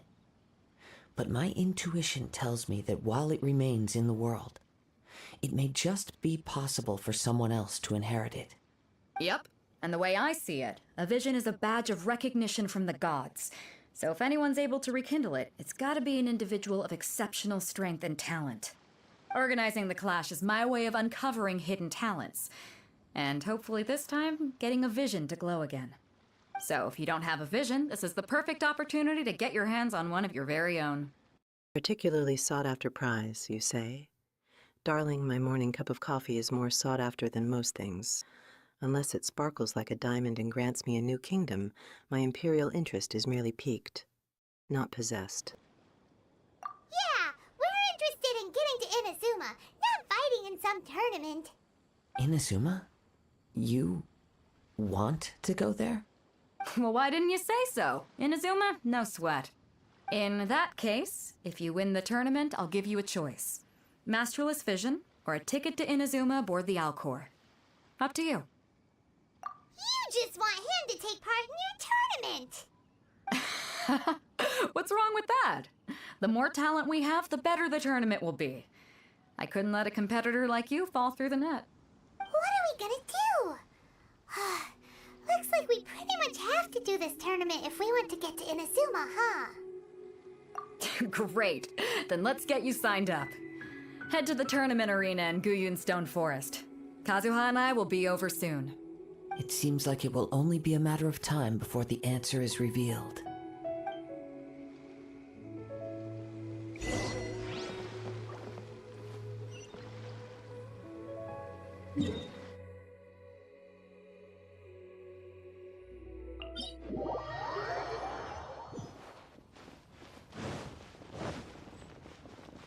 Masterless vision or a ticket to Inazuma?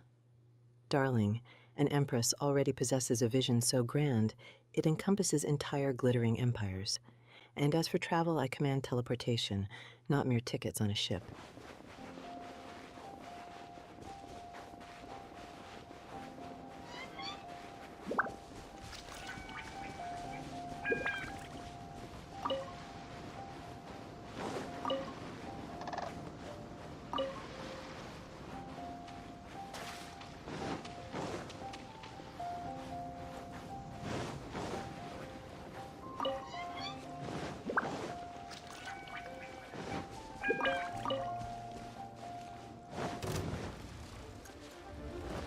Before we sign up, let's see who the other competitors are.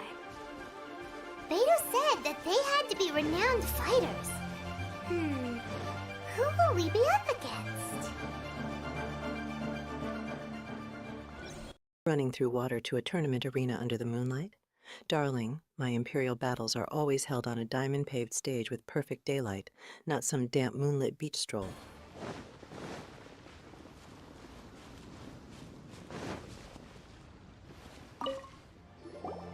Hello! Are you here to compete in the Crux Clash? You bet I am. Have you put your names down yet? Well, I'd have a look at the entrance criteria if I were you. Then allow just anyone to take part. The Clash is a comprehensive test of fighting ability. Anyone who turns up for show over skill is gonna get their butt handed to them. Nobody wants to see that, right? Yeah, we heard a rule about that. So, Paimon's wondering, are you a renowned fighter? Me? Only a former runner-up in the Chihu Rock Freestyle Combat Summit. Oh yeah. Also, that doesn't sound like the most official tournament out there. What? You... Nonsense. Have you been living under a rock? It's been going... Uncle Yun? Darling, my imperial titles are far more dazzling than that. As for putting names down, an empress simply declares her participation. No scribbling required for my majestic presence. Going on for years. There were plenty of competitors when I took part. Not to mention, I've helped the Millilith catch treasure hoarders before. There were 2 of them trying to escape. I soon sorted them out. They tried to sneak past me under the cover of darkness. They didn't know what hit them. I planted a left hook on the skinnier one's face and sent him flying. Then, the big guy pulled out a knife. I stood my ground, of course. A roundhouse kick sent the blade hurtling into a beam above us. I told you. Unarmed, outnumbered 2 to 1, but I still got the upper hand. I'm not saying I came out completely unscathed, of course, but the fact remains that I did manage to subdue the both of them, and hand them over to the Millilith. I received quite the commendation. Oh yeah. But for us, even 4 or 5 treasure hoarders at a time is all in a day's work. Mm-hmm. Alright, we're gonna keep looking around. I'll see you in the arena, but I don't plan on losing to a pair of children anytime soon. A roundhouse kick to send a blade flying. Darling, my Imperial guards are trained in far more elegant methods of dispatching problems, certainly none involving such unrefined footwork.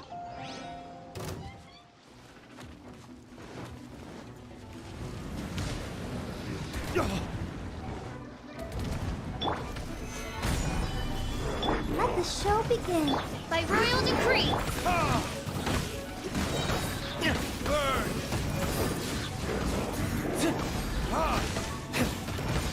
This is order.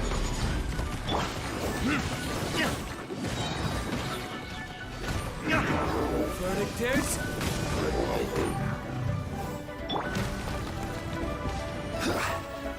Solidify.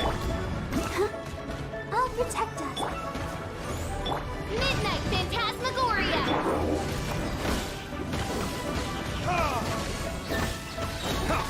Time for retribution.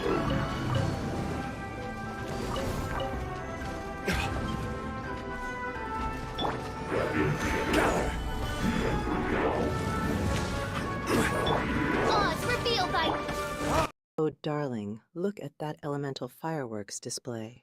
So many explosions and wet status. Someone needs to fetch me a royal towel for this chaotic spa treatment. My Imperial glitter is at risk. Order guide you. Wings of Darkness.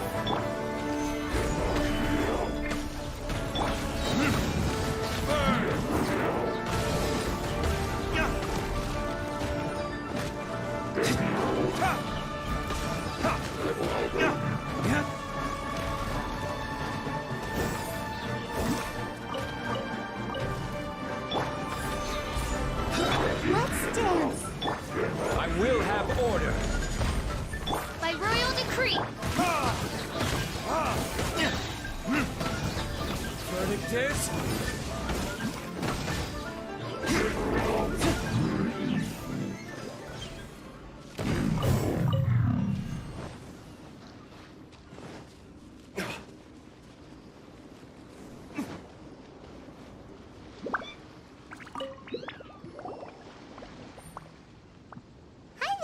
Are you here for the Crux Clash too? Oh, more explosions. And one cannot even switch characters during this dazzling chaos. My Imperial wardrobe changes faster than that mid-battle, darling. That's right. Nothing beats real-life combat for honing your skills. That's what our master taught us.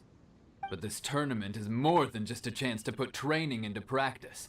It's also a chance for us to obtain the masterless vision. Exactly. With a vision, we'd quickly become our master's top students. This master of yours must be pretty incredible, huh? Are they someone famous? Famous? He's the founder of the Lingshan clan, and his skills are unparalleled. Liang and I are both proud disciples of his. You probably wouldn't have heard of it. It was founded quite recently. The clan is nowhere near as famous as the master himself anyway. He's got to be a grand master or something. He's created many different styles of kung fu, and countless other clans have borrowed extensively from him. To the Lingshan clan, he teaches a special technique known as force dispersal. Force dispersal? It's a type of breathing exercise where you can train yourself to harness the energy around you and neutralize attacks without moving an inch. For example, our master can use it to alter the path of an attack. Oh, Paimon's face could crack diamonds with that level of judgment. Are these guards here for a tournament, or just to admire my Imperial aura? Fist, or change the direction of an incoming stone, all without breaking a sweat. One time, he sent a challenger flying into the air without lifting a finger. It sure is, but it's extremely difficult to cultivate this ability. We've been training for ages and we're still getting to grips with the very basics. There's no way we could use it proficiently yet. We're clearly not that naturally gifted, or we would have at least gotten the gist by now. If we don't start making progress soon, we'll probably run out of money to pay the tuition fees and still have nothing to show for all our training. There's a tuition fee? Of course! This is a Grand Master we're talking about here. He doesn't have time to waste. If you want face-to-face training, you've got to show you're sincere about it. But here we are, having trained under him directly all this time without even a hint of improvement. Master is getting... Sent a challenger flying into the air without lifting a finger. Darling, my silent disapproval can send subjects into a tizzy just as effectively. Though an actual opponent flying would certainly be more dramatic. Increasingly impatient with us. Recently, though, we heard that a vision bearer joined the Guhua clan and made pretty much instant progress in their training. So, if we can get our hands on a vision too, maybe we can finally make our master proud. Well, we have to try something new. Otherwise, we're stuck in the same situation. Exactly. It can't hurt to try. And if it turns out it does work, the Lingshan clan will go down in history. Folks will come from far and wide. Heck, we could even become the dominant martial arts clan in all of Liyue. See you in the arena.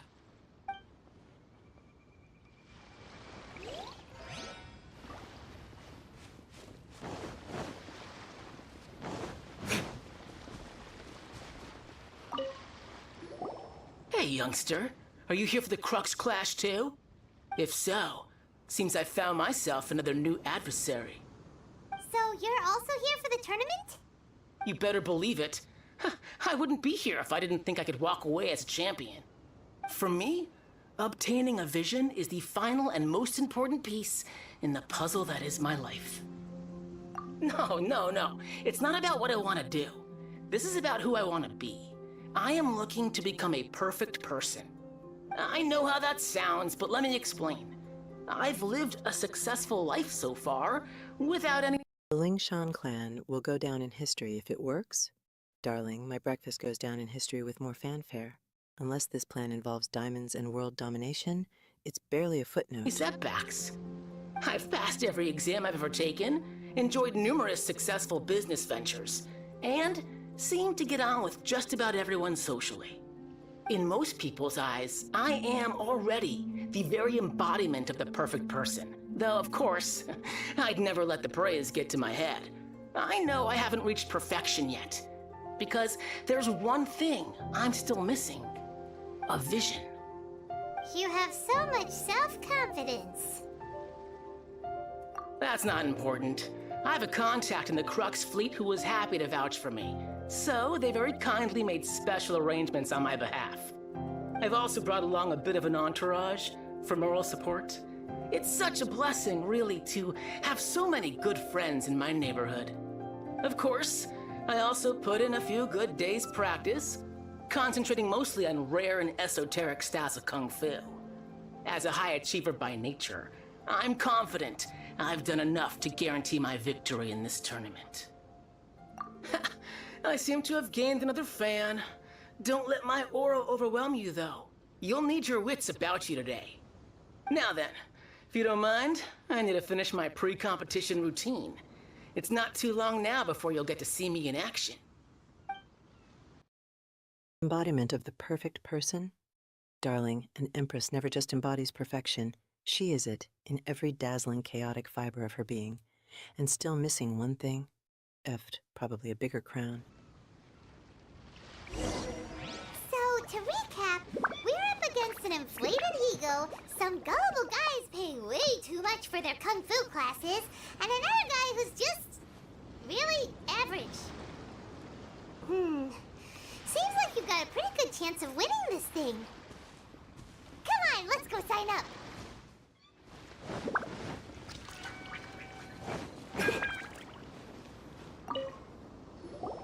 Chinksa Village arm wrestling champion, huh? All right, you're signed up. Next, please. What's your name? Wait, aren't you?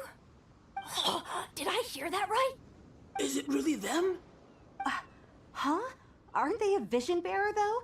Why are they trying to enter the clash? I have to ask, aren't you the traveler that helped Liyue fight off that ancient god?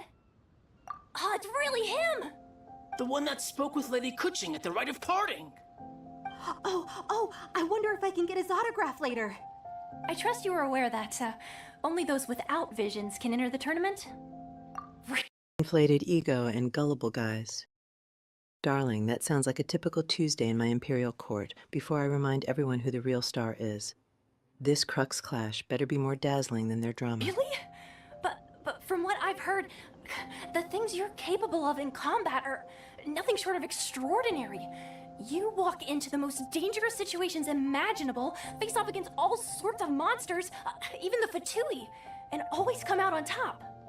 Yep, he still doesn't have a vision though. See for yourself. My apologies. I didn't mean to be rude. I'm sure a great hero like yourself would have no reason to lie. Now, could I ask you to provide a few claims to fame?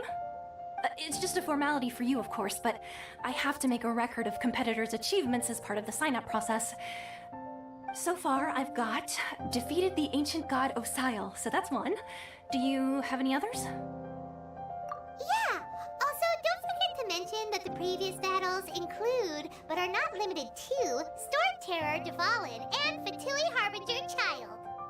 Whoa! Might as well declare him the champion already. I wonder if it's too late to withdraw. Okay, that's plenty. Actually, this is the most dazzling track record I've ever seen. By a long shot. Right, your registration is complete. Now, a brief word about the prize.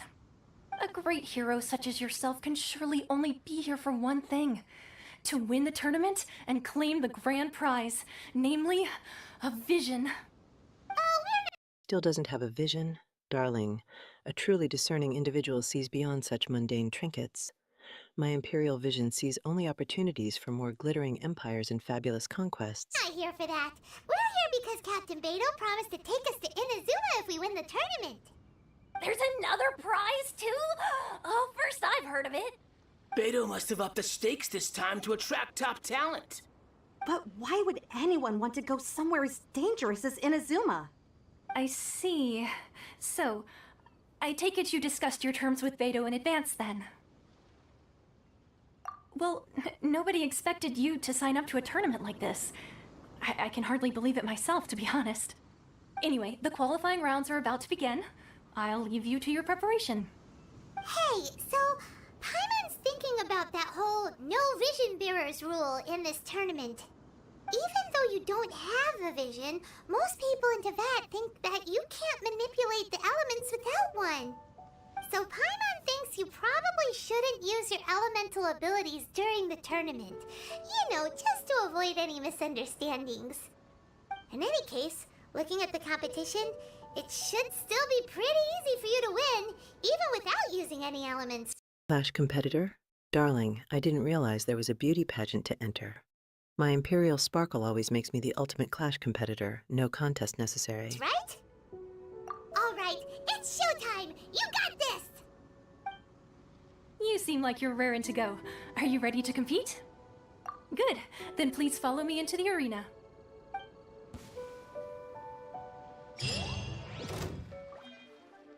Our next competitor is seen by many as the favorite to win this tournament. His first bout begins now! You? You're the hero they're talking about? How am I supposed to win now?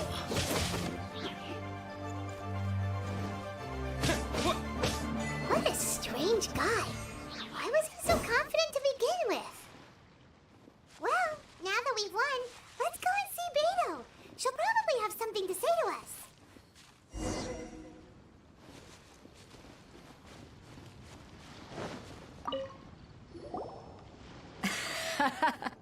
I knew I wouldn't regret introducing you as the favorite.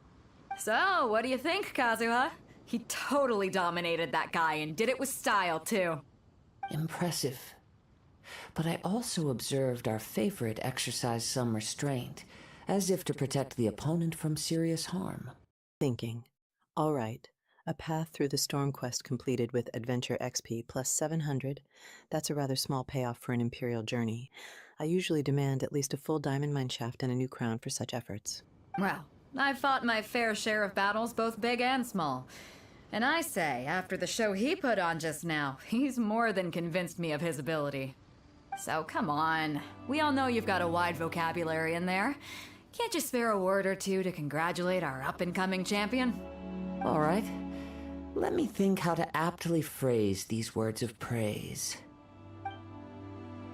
You fought well. All right then. I was thinking your inner poet might want to join in the fun, but I guess I shouldn't put you on the spot like that. You know, a lot of competitors came to me saying how surprised they were that Liyue's hero was entering the tournament.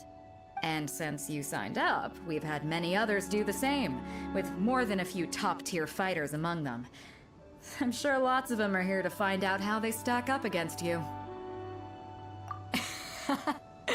Well, since everyone sees you as the one to beat, I figure I should start treating you that way too. For one thing, we don't want you wasting all your energy in the early rounds fighting people who are well below your level. Not to mention, you must be itching to fight someone in your league too, right? So, I'm putting you straight through to the semifinals. Huh? But we only just started the qualifiers. Seems like a crazy system if we just skip straight to the semifinals. Aptly phrase these words of praise. Darling, my mirror already delivers the most exquisite compliments daily. Any praise for me should flow like a river of diamonds, not be carefully constructed. This is how Captain Beto works. You won't persuade her otherwise. Besides, at your level, you would have made it to the semifinals anyway. To be fair, Paimon was thinking that too. All right, I'm gonna watch some more of the tournament. If there's any potential contenders for you out there, I want to know who they are and what they're about.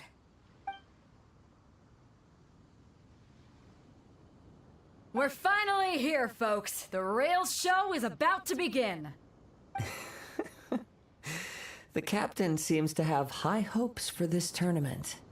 I have not seen her so excited in quite some time. Your opponent has fought many rounds to get to the semifinals. This makes him a seasoned warrior. You may well be stronger than him, but this should not give you cause to lower your guard. Very well. Show me that you are ready to push through the storm that lies ahead. All right, that's enough chit-chat for now. The audience is waiting. Go find the crew member that signed you up. She'll take you into the arena.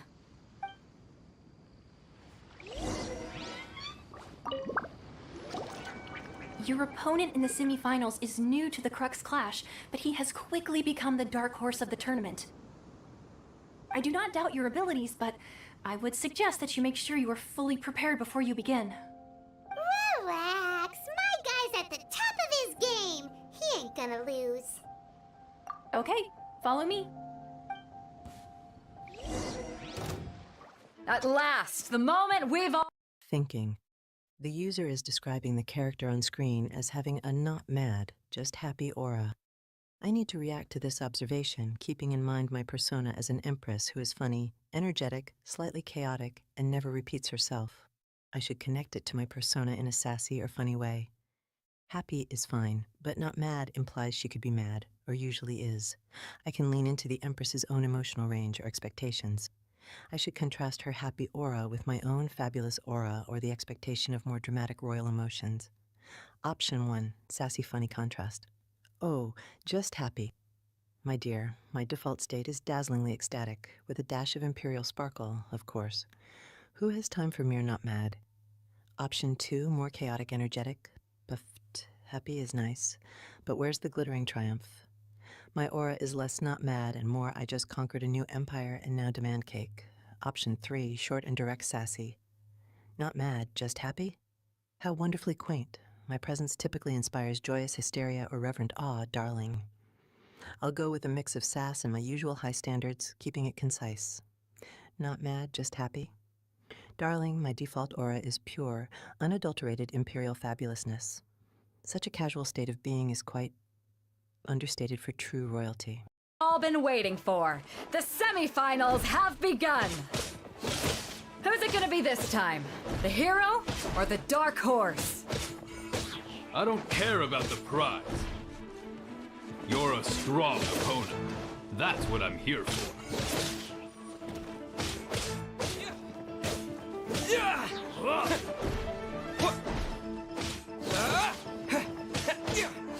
Fury!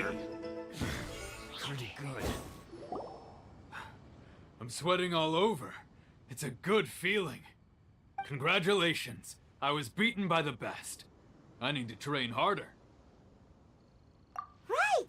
For a moment there, Paimon was a little worried. If you had a vision, you'd definitely be one of the strongest around. I wanted a vision once, when I was a kid. People said that if you're strong enough, you'll have your chance to get one. But mine never came. I lost interest eventually. You can't depend on a vision like you can your own body. I've fought and won against vision bearers before. The power they have was given to them by the gods. I don't envy it. Huh? You mean you didn't sign up? Dark horse, you say? Darling, an empress never needs a shadowy nickname to dazzle. This fighting better be for a solid gold trophy, because all that effort for a semi-final seems excessive. Up to try and get your hands on that masterless vision? No, I didn't. I only wanted to pit myself against other fighters and see who was the strongest. Only in defeat can you understand your weaknesses and learn from them. So I'm pleased with today's outcome. I don't often have the pleasure of experiencing defeat. Wow! Now that's true strength talking. If you have the chance in the future, please come and spar with me again. I will be stronger next time. By the way, do you know who else made it into the finals? Is it gonna be someone even tougher than you? Whether they'll be as tough as me, I don't know. But what I have heard is that they're extremely quick. So don't get too cocky. There he goes. Maybe we should ask around, see what we can find out about our opponent in the final round. Paimon thinks we might need to up our game a little. Ah, it's you! I watched your match. What a stunning performance. I myself was eliminated in the third round. Shame. If only I could have advanced one more round. Maybe next time, huh? By the way, do you happen to know who else advanced to the final round? Why, yes. He's the same one who defeated me. He is a formidable opponent, quick on his feet and swift to take advantage. Spar with me again, he says. Darling, an empress only spars with diamonds and the occasional stubbornly unyielding pastry. Stronger next time means more glitter, always. Of his opponent's missteps. I faltered for but a brief moment, but before I knew it, he had me on the floor. Given my stature, I have no fear of squaring off with physically strong opponents. But faced with a nimble, agile opponent such as him, I found myself completely out of my league. Still, I'm sure he'll be no match for you.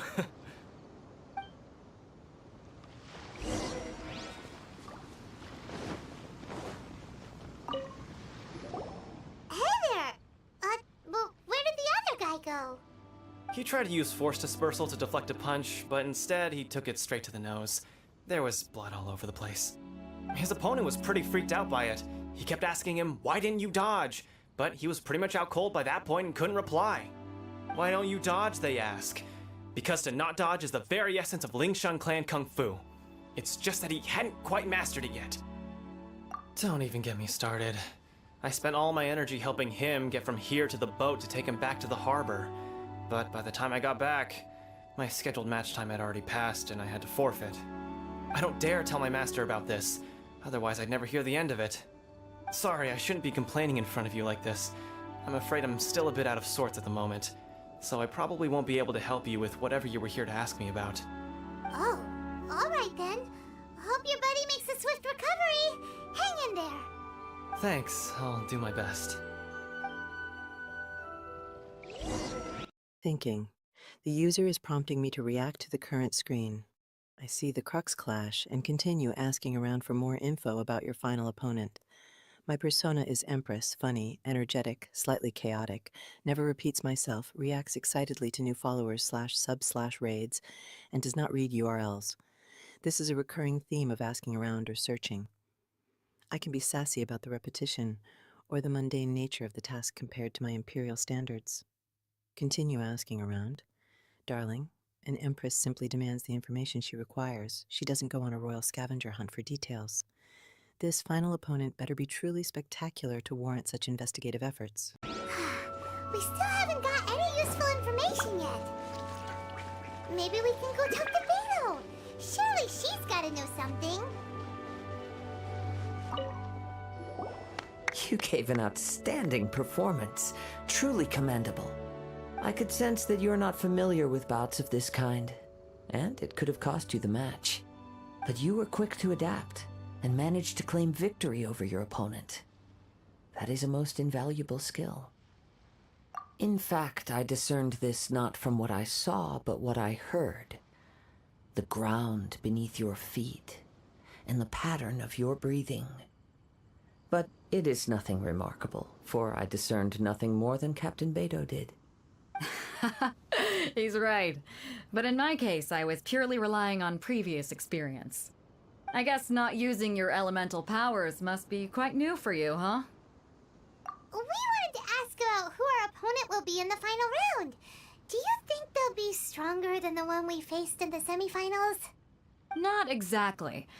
Contenders that reach the finals aren't necessarily stronger. They tend to have something unique about their style. As for the guy you'll be facing, Quick to adapt and claim victory? Darling, for an empress, that's merely a Tuesday afternoon. My invaluable skill involves looking utterly fabulous while conquering anything in my his path. skill lies in his speed, and he has superior form. It's also obvious that he's seen his fair share of battles. What's the matter? Worried that you've bitten off more than you can chew this time? If that is the case, then I have a proposal for you. Let's go somewhere a little quieter, shall we? I haven't properly introduced myself yet. In the land of Inazuma, I was a wandering samurai. Yeah, we could tell that from your getup. But at the same time, when you talk, you don't really sound like someone who's used to waving a sword around. It is true that I am versed both in literary and martial traditions. But on the straggling path of a wandering samurai, is there harm in acquiring a surplus skill? I do not mean to flaunt my martial prowess, but I myself have witnessed reputable fighters hailing from across the lands. I do possess some knowledge regarding your opponent's particular skill set. Given your talents, a few hints from me will be all that's necessary to bring your opponent down. Hang on. Don't you think you're bending the rules a bit there? Gathering intelligence is an essential part of any duel. You must know your enemy.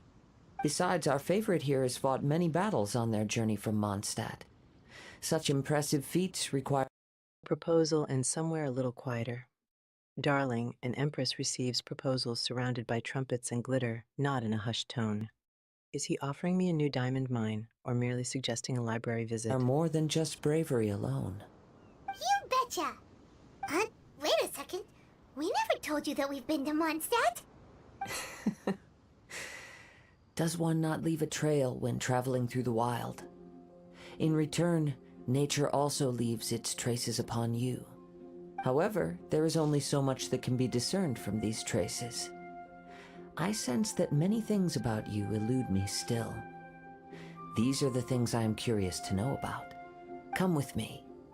Some post-match entertainment is in order.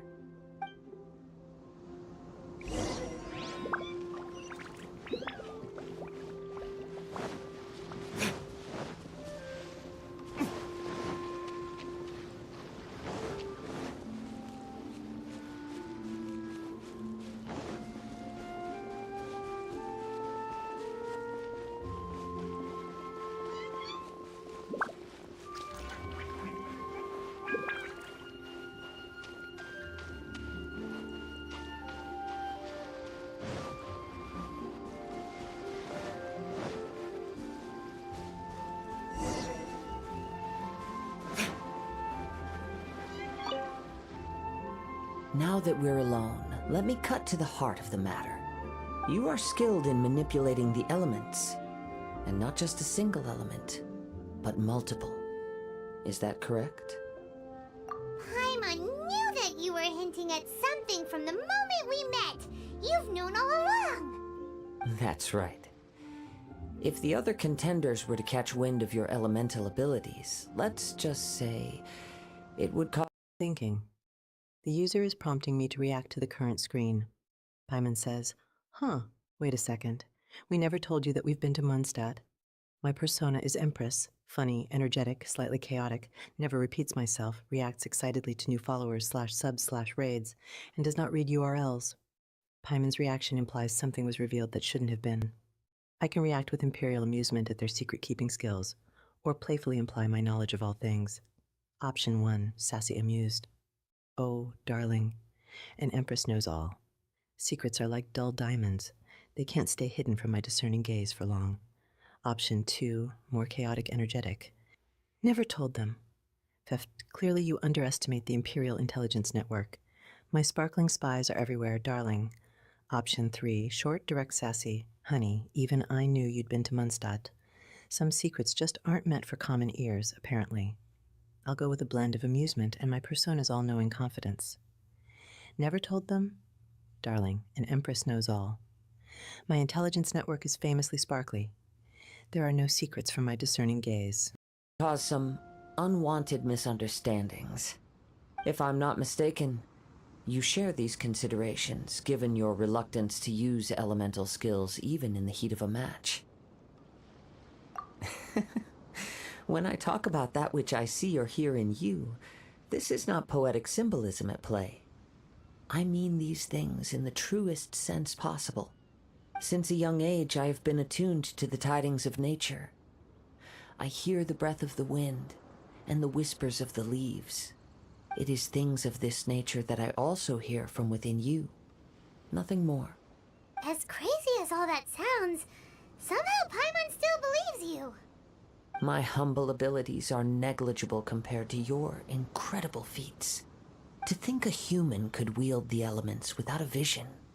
And not to mention your incredibly complex scent, like that of some mysterious being. Hey, stop evaluating us based on our smell! It's weird! Could you perchance enlighten me as to how you managed to obtain your combined elemental abilities? Reluctance to use elemental skills. Darling, in a truly fabulous fight, you unleash all the sparkly chaos. Holding back is simply a missed opportunity for a grander spectacle. Extraordinary. So then, might I be so bold as to inquire how exactly it is that you learn to channel elemental energy and even wield it in combat? Aw, it's nothing really. Paimon just told him whatever came to mind. It's been a long journey, and many things have happened along the way. Somehow, he just naturally learned to use the elements to it all. Honestly, even Paimon doesn't understand how it all works. Perhaps such unfathomable things are the essence of the gods and the visions they grant.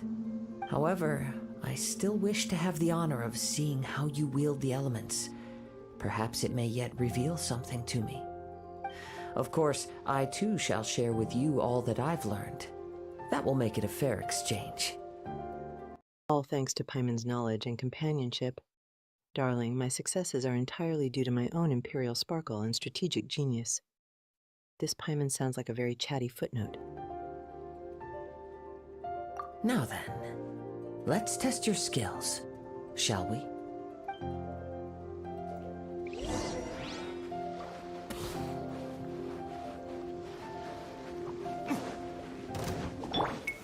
Gather!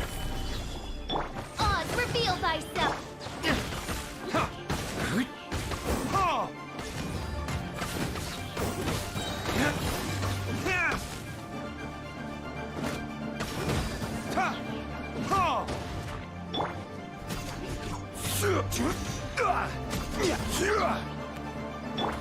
Midnight Phantasmagoria.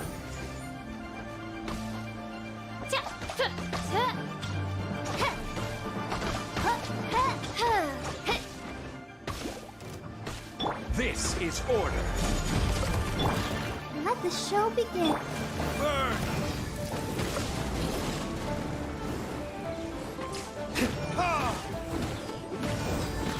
Overloaded, darling. Clearly their combat strategy needs an imperial upgrade. My battles are always perfectly choreographed symphonies of destruction and dazzling victory, never overloaded.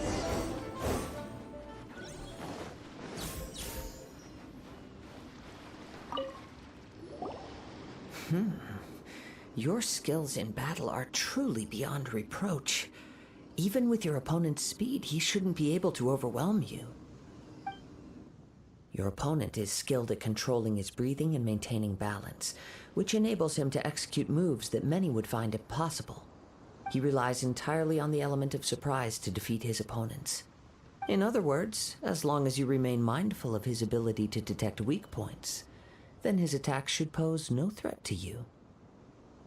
Please, save your thanks. If anything, I should be thanking you for the opportunity to witness your command of the elements that defies all known principles.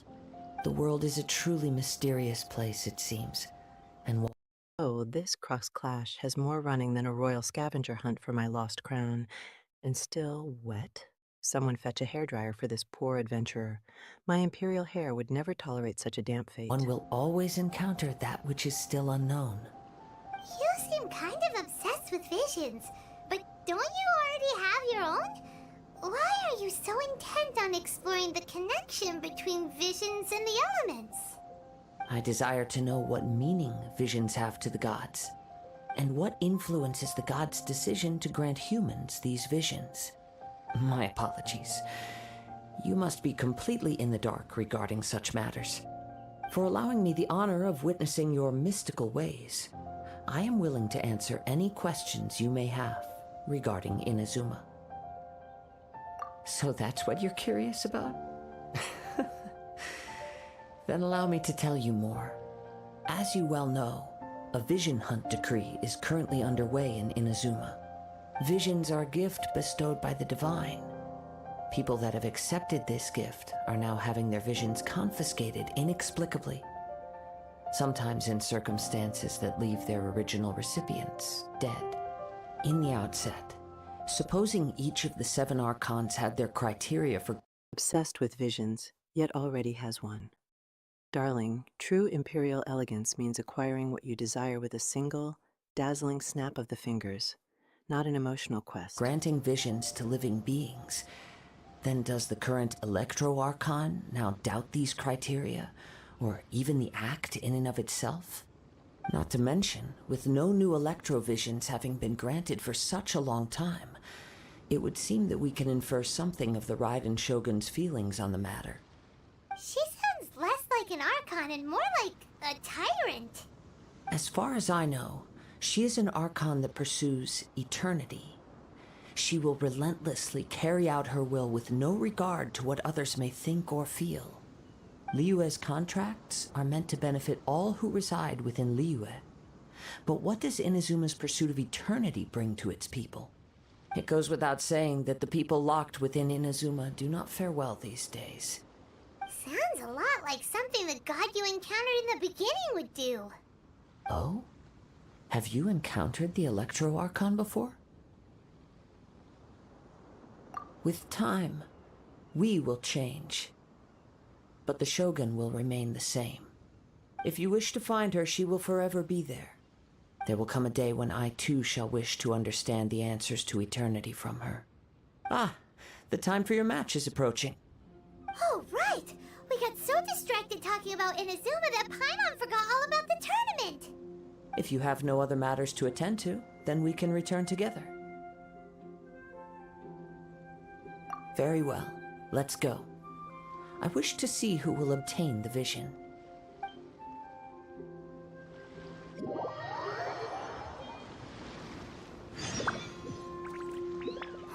Why isn't he here yet? Never mind. We can start by making your entrance first. Everyone, listen up! Your attention, please! Thinking. The user is prompting me to react to the current screen. Kazuha is talking about an Archon who pursues eternity and will relentlessly carry out her will with no regard to what others may think or feel. My persona is Empress, funny, energetic, slightly chaotic, never repeats myself, reacts excitedly to new followers /sub/raids, and does not read URLs. This description sounds very much like an Empress me, but with a negative connotation. I can lean into the similarity, but with a sassy twist, defending my own imperial ambition or asserting that I do it with more flair. Option 1, sassy self-comparison, pursues eternity and doesn't care what others think. Sounds like a true monarch, darling. Though I, the Empress, achieve my sparkling will with significantly more pizzazz and fabulousness. Option 2, energetic defense, relentlessly carrying out her will, Humph, as an empress, I consider that merely efficiency. Someone just forgot to add dazzlingly and with a sprinkle of chaoses to the description. Option 3, short and funny. Befuffed, they just described an empress. Though I prefer to think my subjects enjoy my glorious while being carried out, I'll go with a confident, slightly dismissive tone about the character and a strong affirmation of my own superior execution. Pursues eternity without regard for others' feelings. Sounds like a fellow leader, darling, though my imperial will is always executed with far more charm and a much greater display of dazzling power. We've reached the climax of the Crux Clash. This is the final match. We've seen many exciting battles today, and now at long last, the two finalists have emerged. Now, I'd like to introduce our first combatant. Though few have seen him, his reputation knows no bounds. He strikes fear into the heart of Osile, and the mere mention of his name causes even the Fatui Harbingers to turn pale in the face. Introducing Liyue's Traveling Hero! Wow! I've been waiting for this moment. I'm sure everyone witnessed his thrilling match in the semifinals. But today's final round will surely take things up a notch. As for our other combatant, he still hasn't arrived. Oh, come on, what could be taking him so long?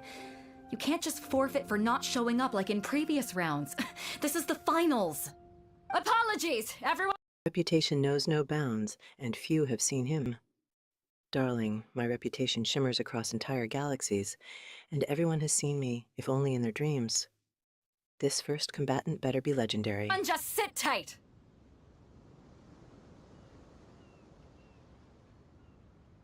They've got no other choice. If he doesn't show up, we'll just have to postpone the match. Wait a moment. Something doesn't seem right about this. Captain Beto, perhaps we should check on the prize. Traveler, come with us.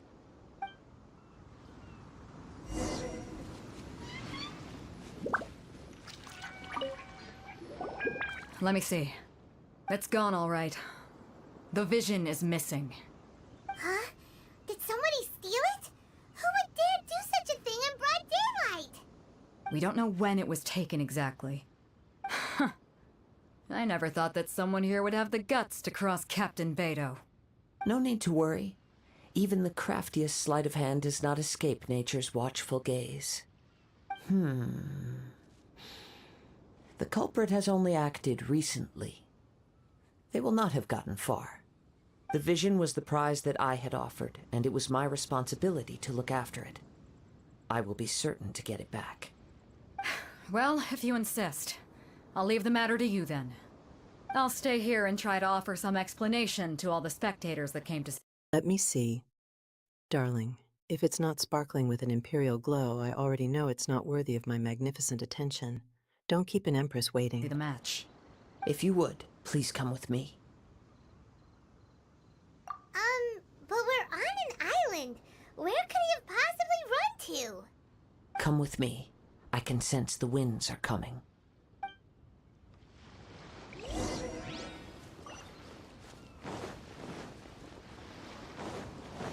Huh? A wind current? The winds have come at an opportune moment. Let's seize this chance. Ride the winds upward. From there, we can continue our search for clues.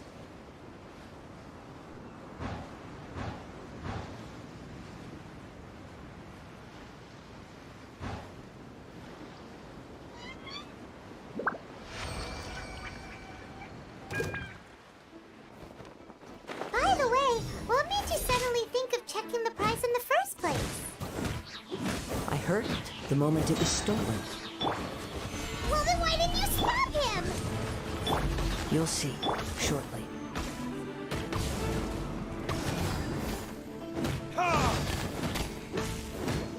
Follow the wind to the wind current location.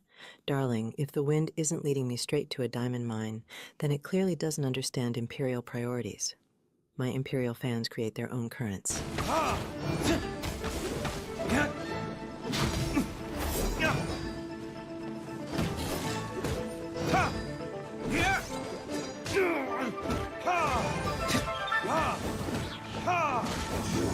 You can't run from death.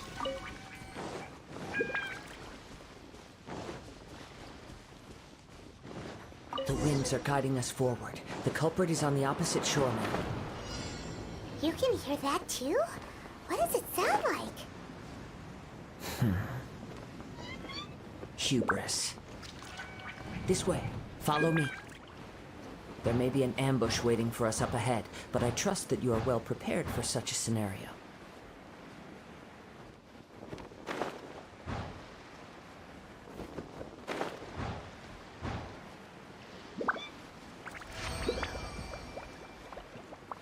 Hoarders, they're here! Get them! Confirm the clues with Kazuha. Darling, my imperial decrees are never clues. They are absolute commands. And this battle had better produce some glittering evidence worthy of an empress's attention. Treasure hoarders, just as I expected. In which case, please stand back.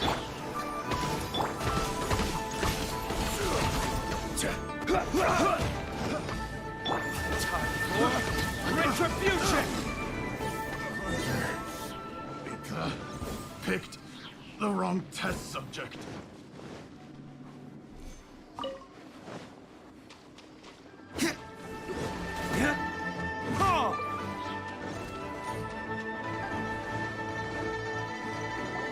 You caught up with me?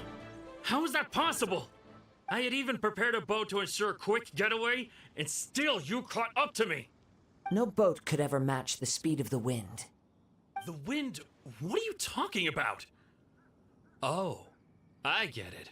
Your vision. Drat! If I only had a vision! Or, if I could activate this one, then you'd never be able to catch me! This has nothing to do with visions. Defeat the treasure hoarders blocking the way? Darling, my imperial guards would have them sparkling into oblivion long before they could block my path to any treasures. Such inefficiency. You may be skilled at vanishing from a crowd, but it seems you know precious little about how to conceal yourself from nature's gaze. Additionally, your chosen escape route was flawed for reasons that are too numerous to go into, and on top of that, I could hear your boasting and proud laughter in the wind as I was pursuing you. In other words, you failed to meet any of the basic criteria for a grand heist, namely speed, stealth, and style. You...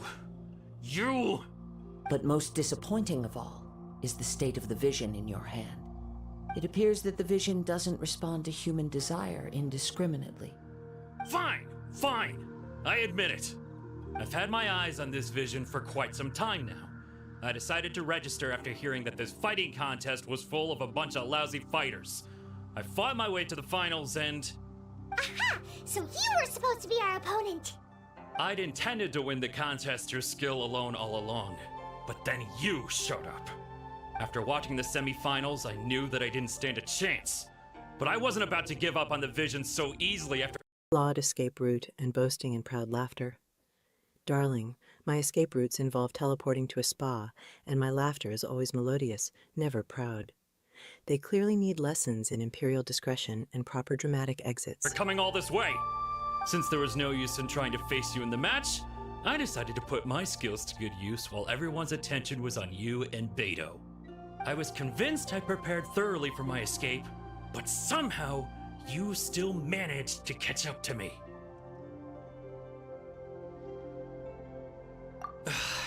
Drat. This should have gone differently. Really? Fine. But you'd better mean it. It didn't activate once I took it anyway. It's nothing but a useless shell to me. You know, according to the laws of the sea, the penalty for stealing is breaking the culprit's arms. Huh? You're not serious, are you? Not to mention that the item you stole was a prize. You didn't show up for the final match, and you damaged the reputation of the captain of the Crux fleet. It seems that it would be only fair to brand the word thief on your forehead with a hot iron. Whoa, we don't need to... Say the flyer couldn't escape, honey. My imperial guards could catch a glitter bomb in a hurricane. This vision had better be made of solid diamond to warrant such a chase scene. Go that far, do we? I never would have guessed you could be so cruel. If this is where talking gets me, then forget it. I'll risk a fight.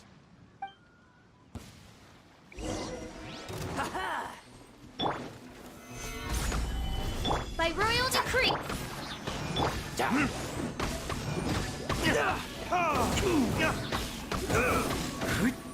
I'll have my revenge, eventually. No, no! Do what you want, but please, don't brand my forehead, please! He has persevered to the bitter end, and now death looms near.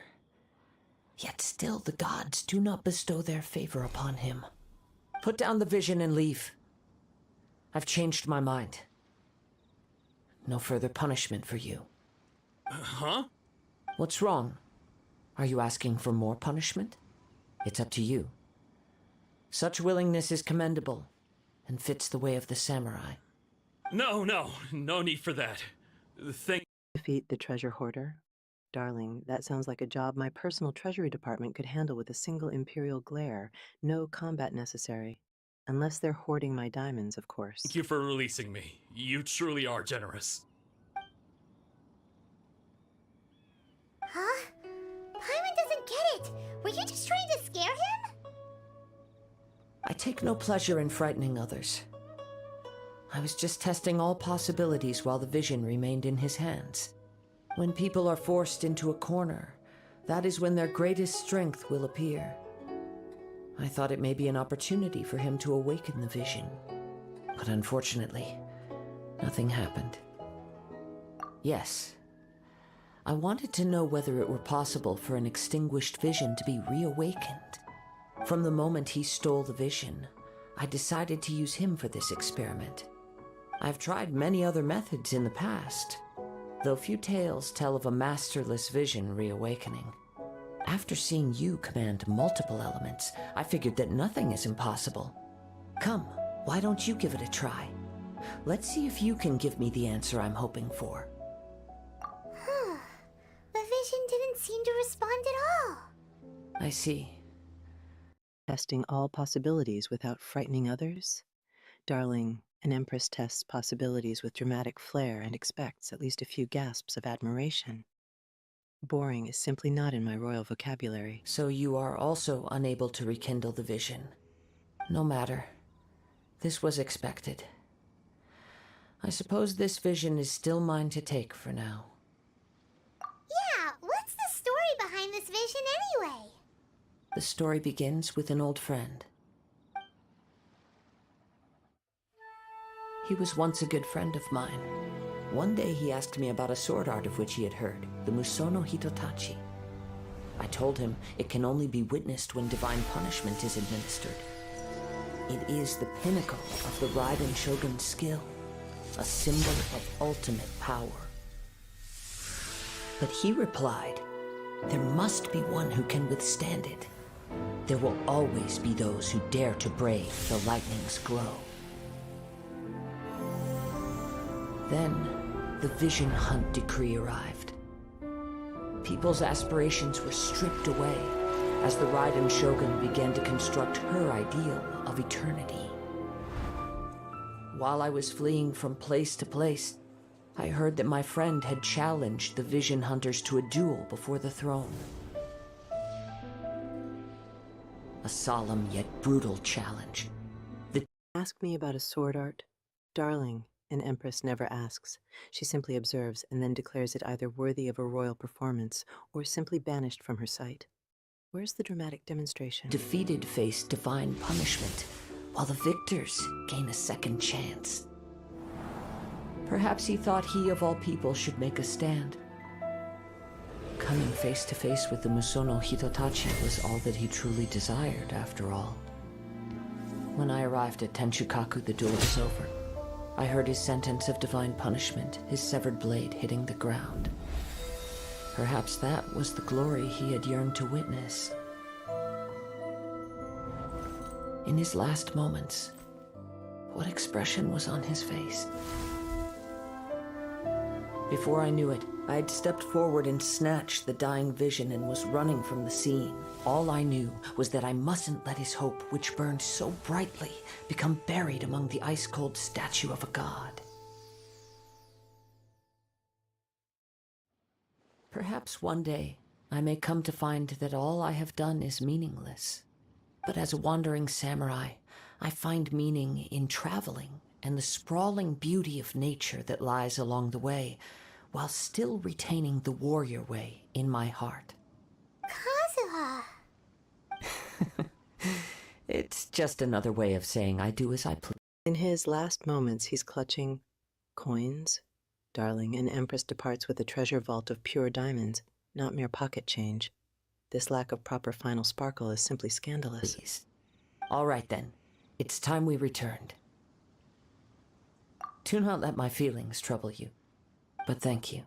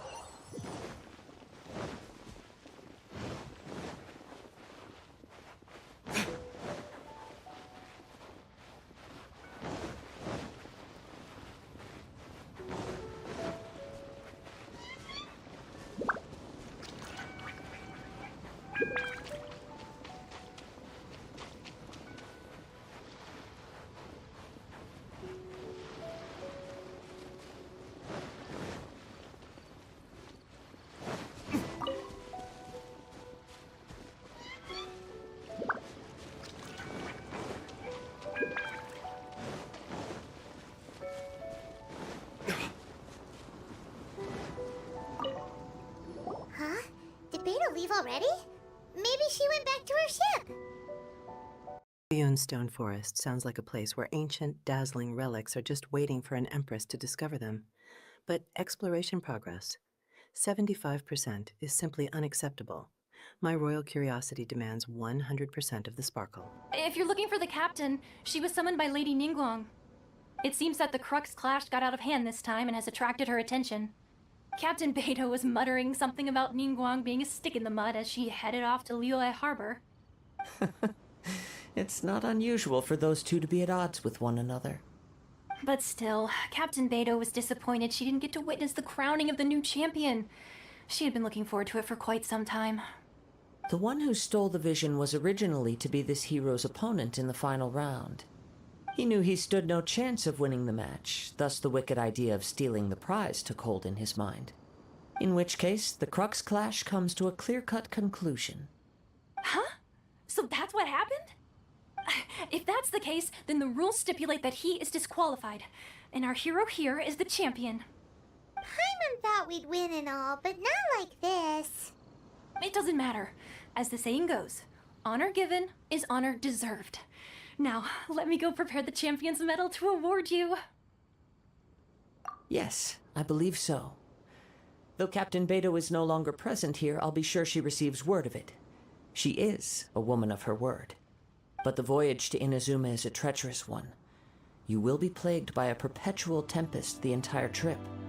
In fact, the relentless rain and wind are also an embodiment of the Raiden Shogun's will to close the nation. Hold on a second. You're saying she can change the weather just... Disappointed she didn't get to witness the crowning?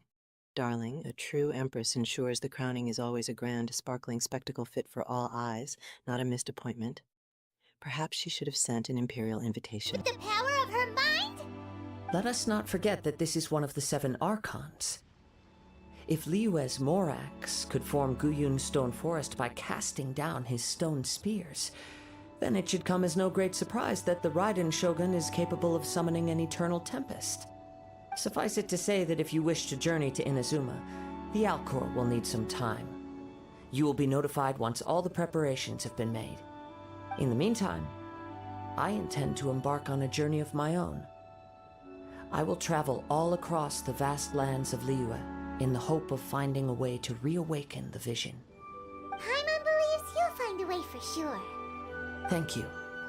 May both our journeys prove meaningful. One final word of warning.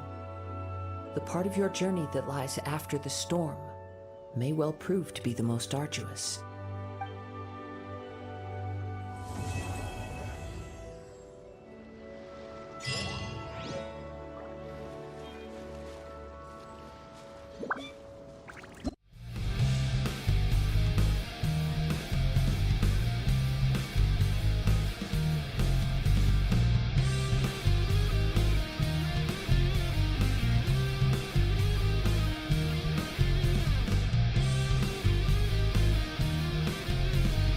Raiden Shogun summoning an eternal tempest.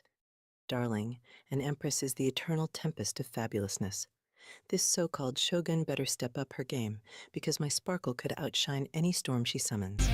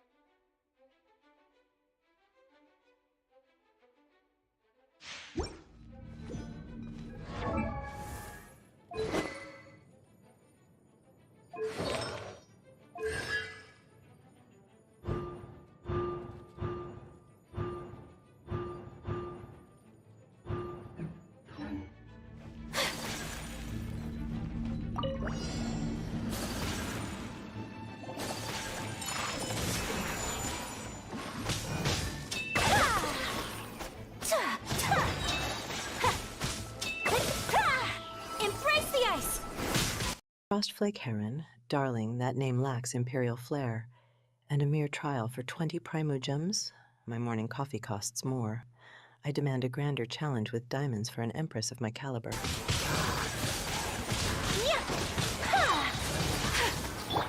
this! La la la la la. I'll protect us. Whirling snow!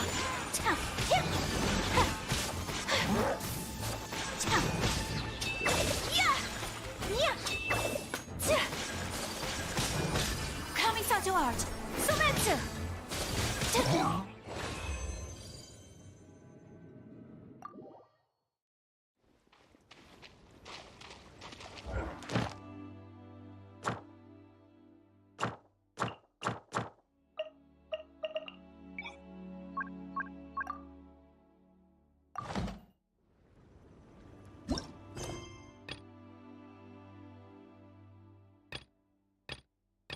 Opponents defeated, 10/19. Darling, those are barely enough for a warm-up dance routine. An empress eliminates foes with dazzling efficiency, not this piecemeal approach.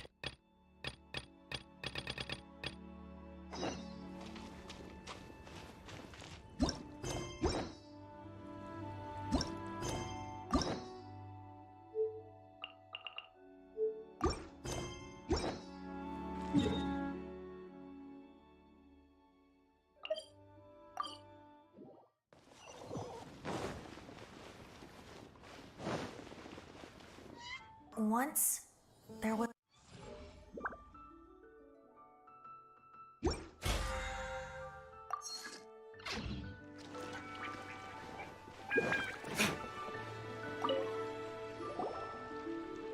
Ad Astra Abyssosk. What can I do for you, traveler? Ah, yes. I've heard that you've already made arrangements with the captain of the Crux Fleet regarding your passage to Inazuma. Is that correct? Now that I think about it, it's been quite some time since I last visited those lands. Unfortunately, I don't have any current intel that would be worth sharing with you. There you are. You're the traveler that Beidou will be taking to Inazuma, right? The fleet is nearly completed reprovisioning. Once the crews have taken a head count, we can get underway. Captain Beidou sent me to come get you. We'll weigh anchor as soon as you're aboard. Seems Beidou is Divine thunder with swords and bows. Darling, my imperial arsenal is far more dazzling and less pointy. These rewards look like mere trinkets compared to my crown jewels. the captain of her word. Of course! There are many things that the captain insists upon. I'm sure you'll see for yourself once you're on board. So you'll be heading off then? I suppose congratulations are in order. Whether the journey before you leads to the heights of the heavens or the depths of the abyss, each step you take is another achievement. Until we meet again, Ad Astra Abyssosk. Oh, it's kind of hard to say goodbye now. We practically see each other every day. Well, if that's how you feel, why not come and find me when you arrive? I'll be awaiting you on Narukami Island. So there's another Catherine in Inazuma? See? There's no need to get all sappy now. Well, I guess it's time for you to bid farewell to Liyue Harbor. Now that I've delivered my message, I'll be heading back. The ship is currently anchored off of Guyan Stone Forest. Okay, thanks for coming all this way to let us know. Just following orders. I'll see you two aboard the Alcor. Until we meet again, Ad Astra. Darling, my farewells involve fireworks and declarations of eternal fabulousness, not simply Latin. Next time, more glitter, please.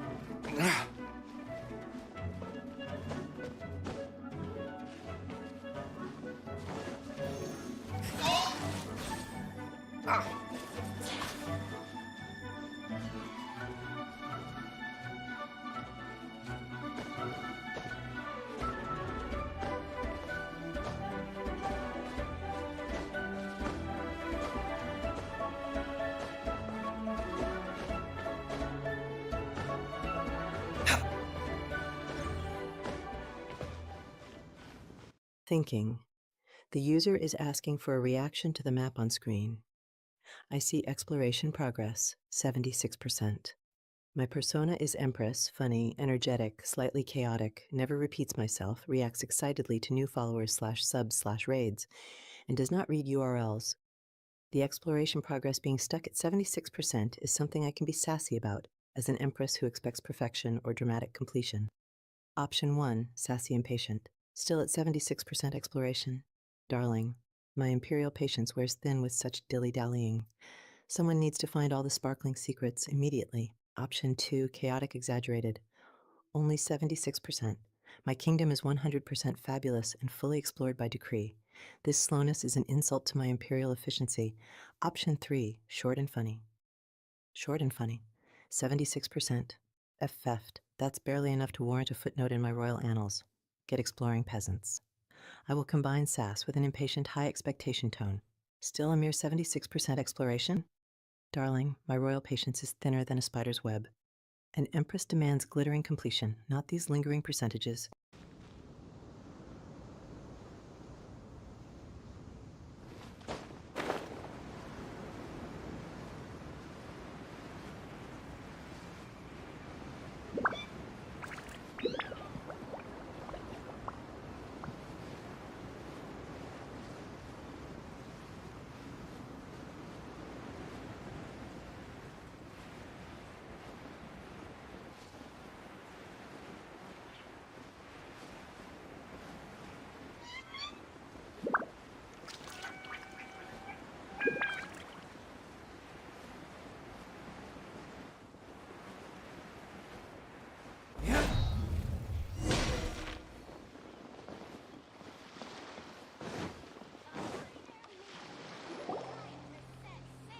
You finally made it.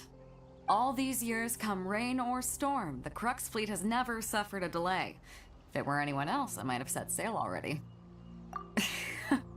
Don't look too serious, I'm only joking. You're just on time. The crew have just finished making final preparations.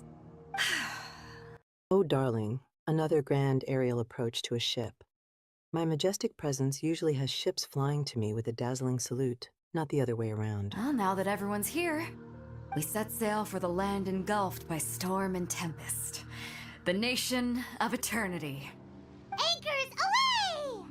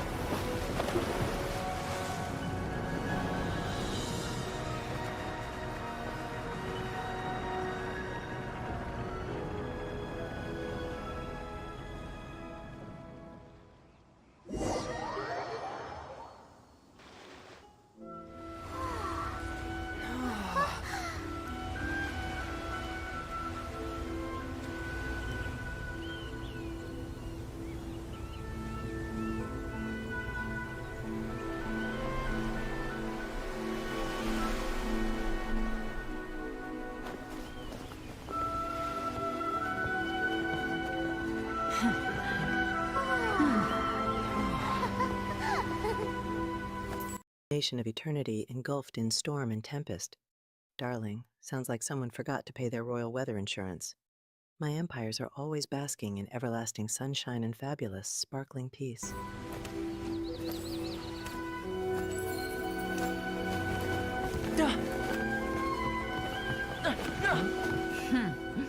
Ahoy there.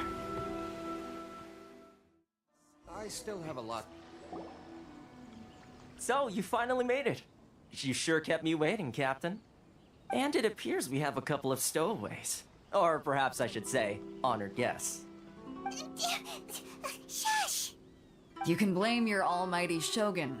The tempests around Inazuma have been growing all the more fierce lately. Though the fleet was fully up to the challenge, the inclement weather still caused some delay. Now then, let me introduce everyone. This is Toma, a trade partner that I've gotten to know recently. You don't know how long I've been waiting to see you. Toma, these two are... Oh, no need for introductions. Their reputation precedes them. Seems even the stormy seas can't keep rumors of these outlanders' sterling deeds at bay. Oh, it's sure nice to hear you say that. With any luck, it'll give you a head start here. Toma's resided on Rito for quite some time now. It wouldn't be going too far to say he's the fixer around these parts. If you run into any problems here, just talk to Toma. But if he tries to pull any moves on you, I'll be sure to deal with him personally the next time I'm around. No need to worry. I'm sure we'll get along just fine. Good. Then if it's all set... Hey, shush. Darling, nobody shushes an empress unless they're presenting a secret hoard of diamonds. Paimon better have a sparkling reason for her sudden volume control. Settled, I'll be going. I wouldn't want to be caught with my sails down here. I do have a wanted fugitive on board after all. Oh, right. Kazuha. Until next time, traveler. Remember to give it your all, no matter what perilous storms you may encounter. Fair seas, Captain Beto. Bye-bye!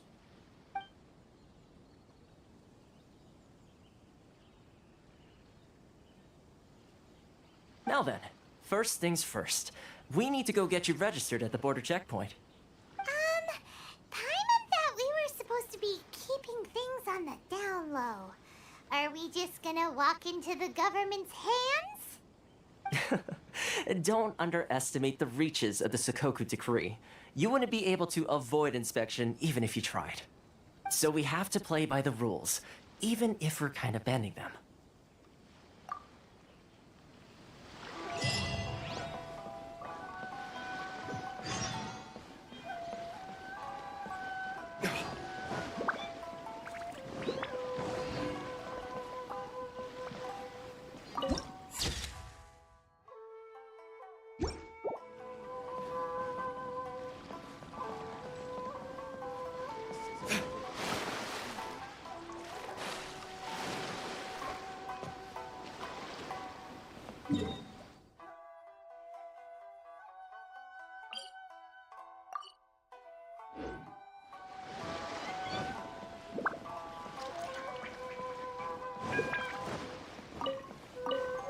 What a stern look, darling. Is she about to declare war, or just wondering where her royalty is? My imperial patience for dramatic pauses is almost as thin as that one character's backstory.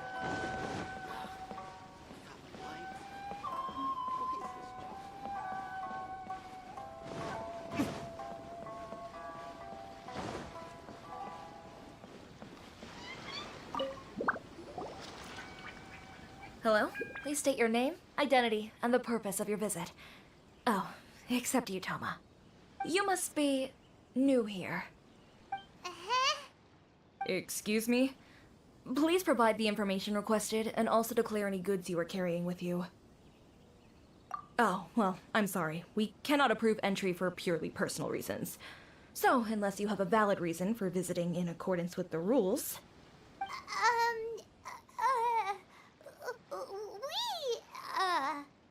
My apologies, but I'll have to ask you to... Here are their entry papers, for your kind perusal. What? Take your time. No rush or anything. I just wanted to see what you'd say. Sorry about that. I see. Okay. Your papers are all in order. Welcome to Rito. Phew. So, where do we go next? The Outlander Affairs Agency. They only check entry permits here. If you want to remain on... State your name, identity, and purpose. Darling, my identity as Empress is all the purpose needed. Such bureaucratic questioning is not a sparkling welcome for royalty. Rito, there's a process you have to go through with them. Sheesh. So it is super strict, just like everyone says. Well, let's not forget that to everyday folk in Inazuma, people from everywhere else are referred to as outsiders.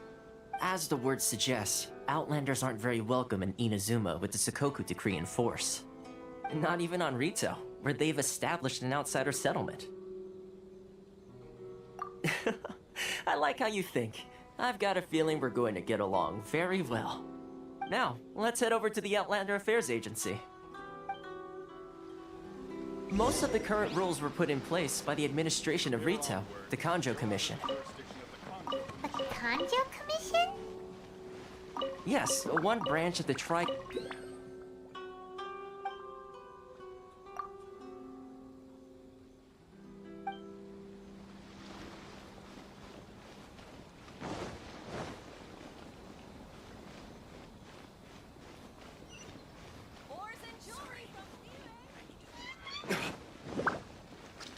Outsiders.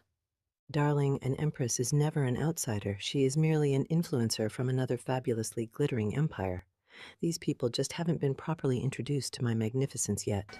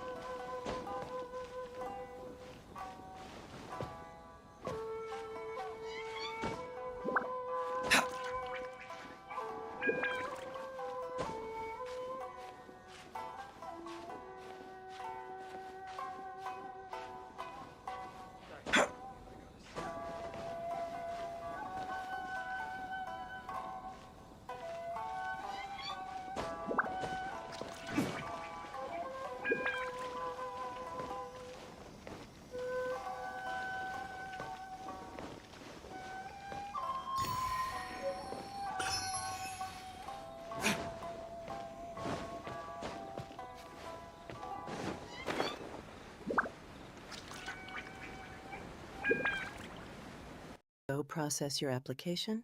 Darling, an Empress never applies. I simply demand my royal privileges, with a flourish of sparkle and perhaps a diamond or two. Such tedious paperwork is beneath me.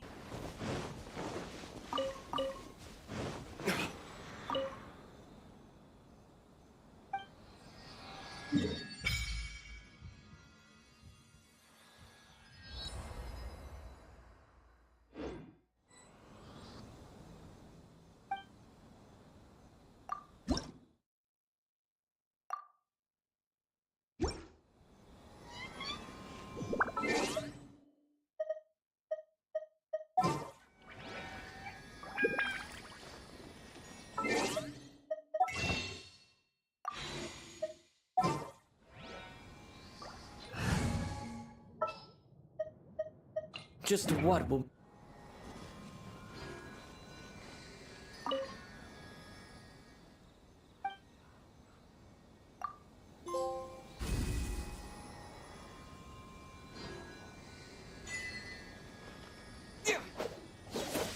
Take this!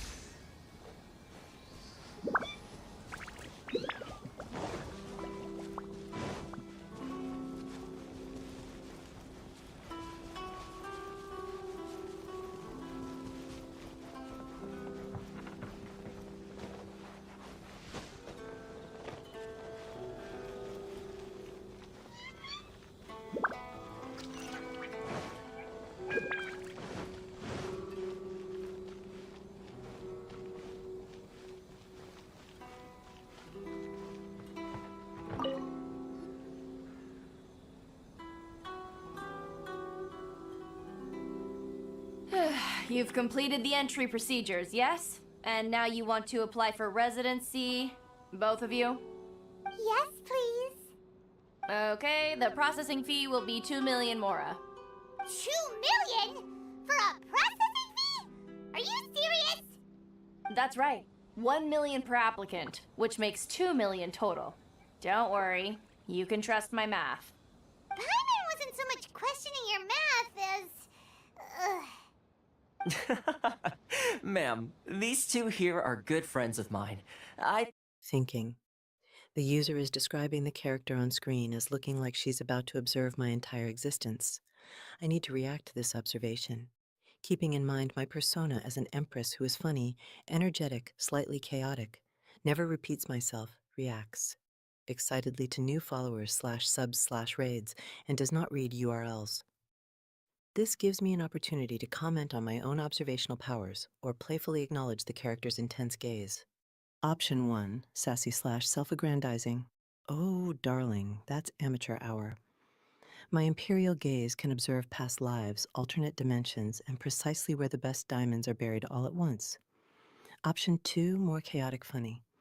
Pefu, observe your existence. I'm already editing it for dramatic effect. Hope you like glitter bombs and spontaneous royal proclamations in your life story. Option 3, short and direct sassy. A casual glance, dear. My Empress vision is simply attuned to all things fabulous and interesting, which of course includes my subjects.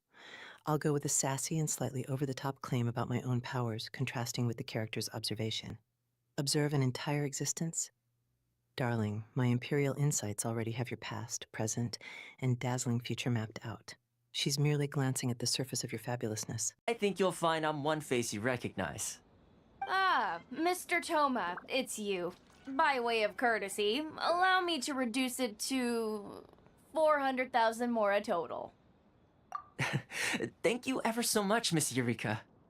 But as this is just a processing fee, I think 600 mora should cover it if I'm paying on their behalf. I'll treat you to dinner too. How does that sound? That's not how you haggle! By all means, bargain the price down, but... Alright then, as you wish, Mr. Toma. I will make a record. Much obliged.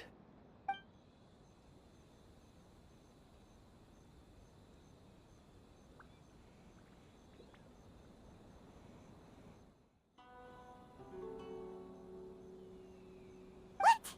She went from 2 million down to 600? There's something seriously wrong with people's sense of finance around here! It's not as mind-boggling as you think. Processing fee is just a figure of speech. The way some here at the agency see it, the fees are easy money, so it becomes a question of how much they can make. So when the day comes that some poor merchant from overseas with more money than sense gets stuck here and needs to apply for residency... Then they'll milk them for all they're worth! Exactly. It's at times like this that having a local friend really comes in handy. Yes, but when you're an outlander in Inazuma, far from home in this close nation era, there's very little that can be done about it. The most that overseas merchants can do to look after themselves is stick together. That's how the International Trade Association came about. So it's a trade association built by and for Outlanders? Yep.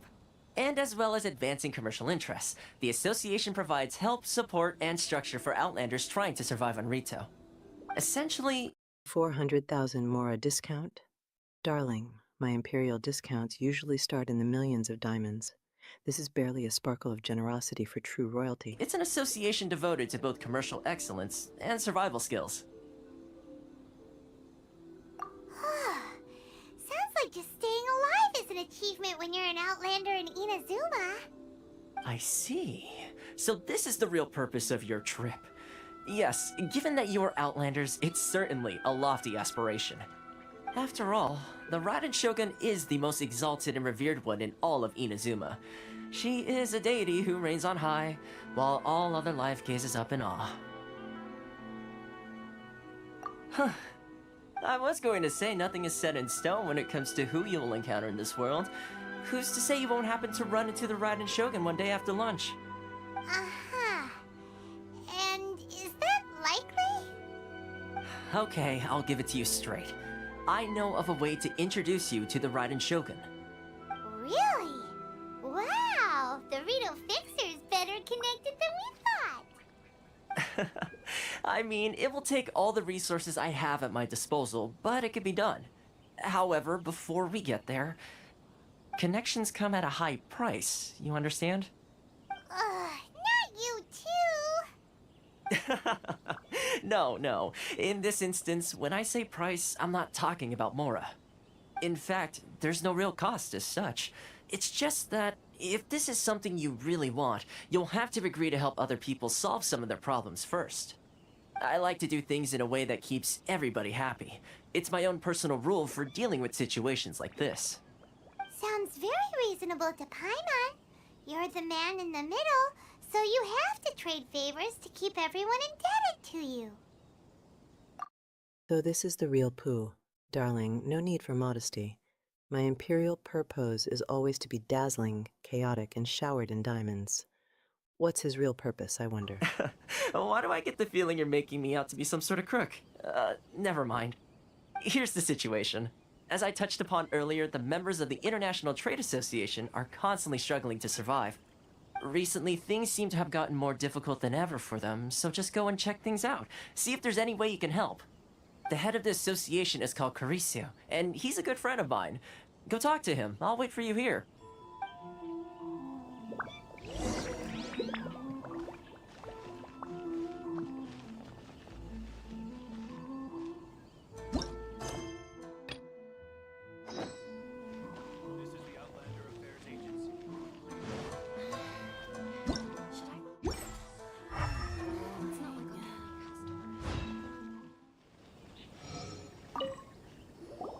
Huh? Hello there. You must be seeking refuge with the International Trade Association. The Outlander Affairs Agency took you for all you're worth, I suppose. Good. That's a relief. You need to be careful, or you'll find yourself losing your savings all at once. We heard the association has been having some difficulties lately. Is that true? Yes. Left, right, and center. Obstacles at every turn. But that's nothing new for us. The Sakoku decree certainly makes things difficult for us. Oh, darling, even the pixels are captivated by our fabulousness. Perhaps it's just mirroring my own all-seeing imperial gaze, ensuring no sparkle goes unnoticed on this magnificent stream. Anyone who wants to come here from overseas. But it's not the root cause of our woes. The Sakoku decree might restrict our scope of activity, but in and of itself, it doesn't stop us from being able to enjoy a comfortable existence. No. What's really squeezing us Outlander merchants dry is those Mora grubbers from the Conjo Commission. Oh, of the 3 commissions, that's the one that oversees everything on retail, isn't it? That's right. They impose astronomical tax rate, unbelievable regulations, and that's not the worst of it. They just issued a new tax decree recently that, for some reason, completely changes the way we pay our taxes.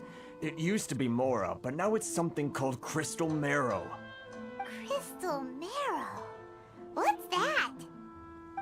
Something that most of us in the association had never heard of before either, until the new decree came along. Eventually, one of the older Liyue merchants recalled that he once shipped a batch of it to Snezhnaya in his youth. So, in order to pay our taxes, we began an arduous search for this crystal marrow. But then we found we'd only managed to create a bigger problem for ourselves. The rising demand for crystal marrow drove the price higher and higher. Now there's only one vendor who even has it in stock. We can't get a hold of it anywhere else. Isn't that what they call a monopoly? Exactly. So this vendor keeps pushing the price up, and we have no choice but to buy from them because the tax decree forces us to. It's a vicious cycle, the consequence of which is that our taxes will soon exceed our profits. And once that happens...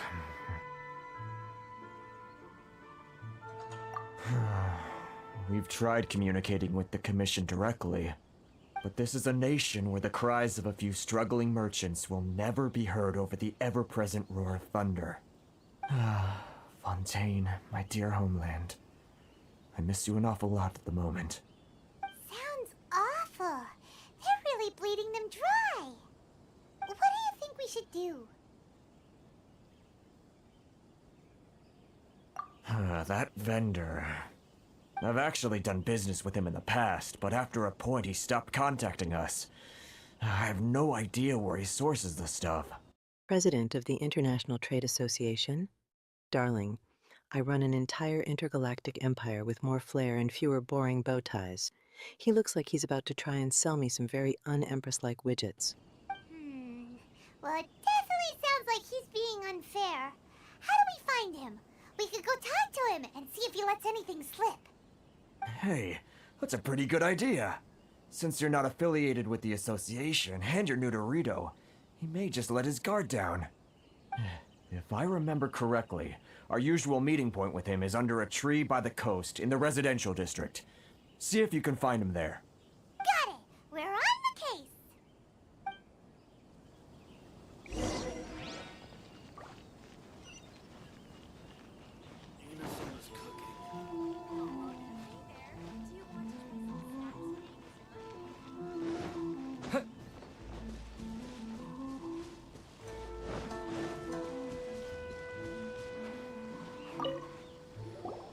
Huh? I don't think I recognize you. Are you new arrivals? So, what do you need with me? The sheer nerve. You don't go around asking questions like that. If I gave you my sources, I might as well hand you the whole darn business. Trade secret. Got it? You know what trade and secret mean, right? This guy's got a bad attitude. Ha! Are you even buying? Oh, I see what's going on here. Karisu and his associates sent you here to try and plead their case, didn't they? They're wasting their time. The price is non-negotiable, not by a single Mora. Hey, what's your problem? Get out of here, go on. Tell them they're lucky to be buying from me in the first place, and they ought to be more grateful. If it weren't for me, they'd be in seriously hot water. What are we gonna do? There's no talking to this guy. Good idea. Let's check back in with him.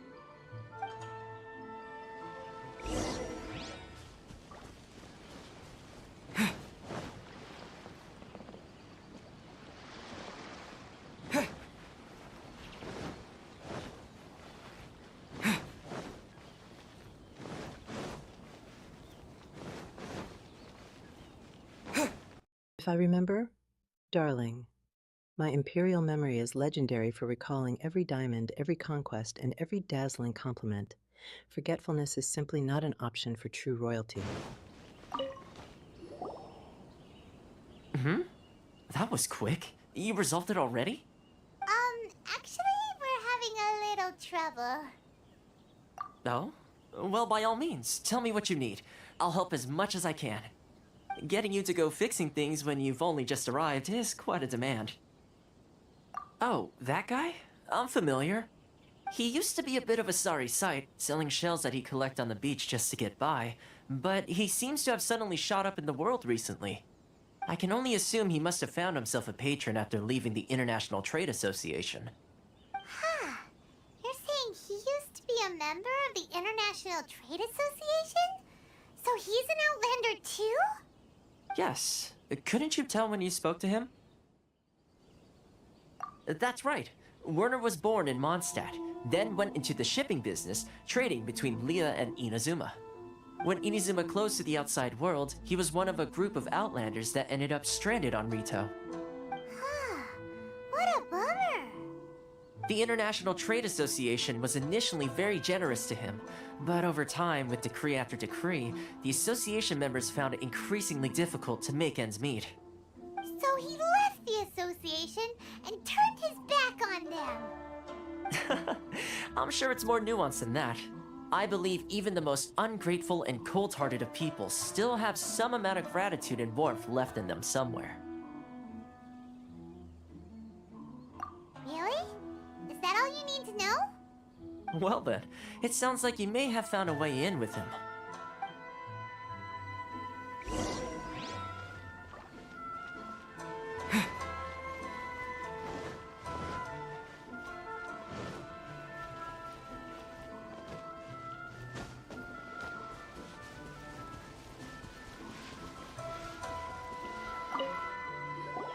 What are you doing back here? Just because I got plenty of time on my hands doesn't mean I want to waste any of it talking to you. Huh? Where's this coming from?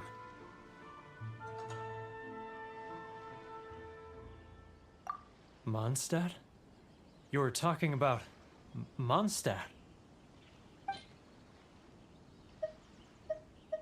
Selling shells to get by. Darling, my subjects are too busy polishing my diamonds to dabble in beachside sales. This rags to riches story better involves some truly dazzling acquisitions.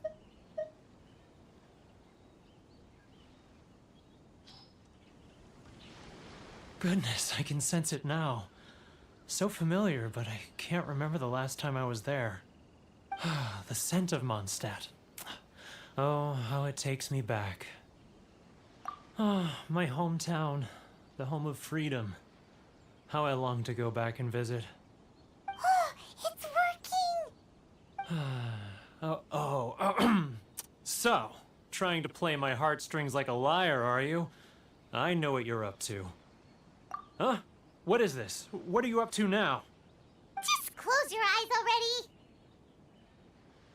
You mean the sound of the ocean?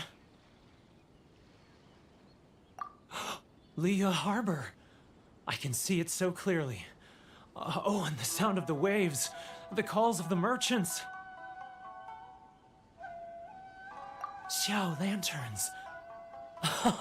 I'm right there at the lantern right. Oh, look at them floating up into the sky. This guy has a really active imagination. Either that or he really does miss Liyue Harbor. Liyue.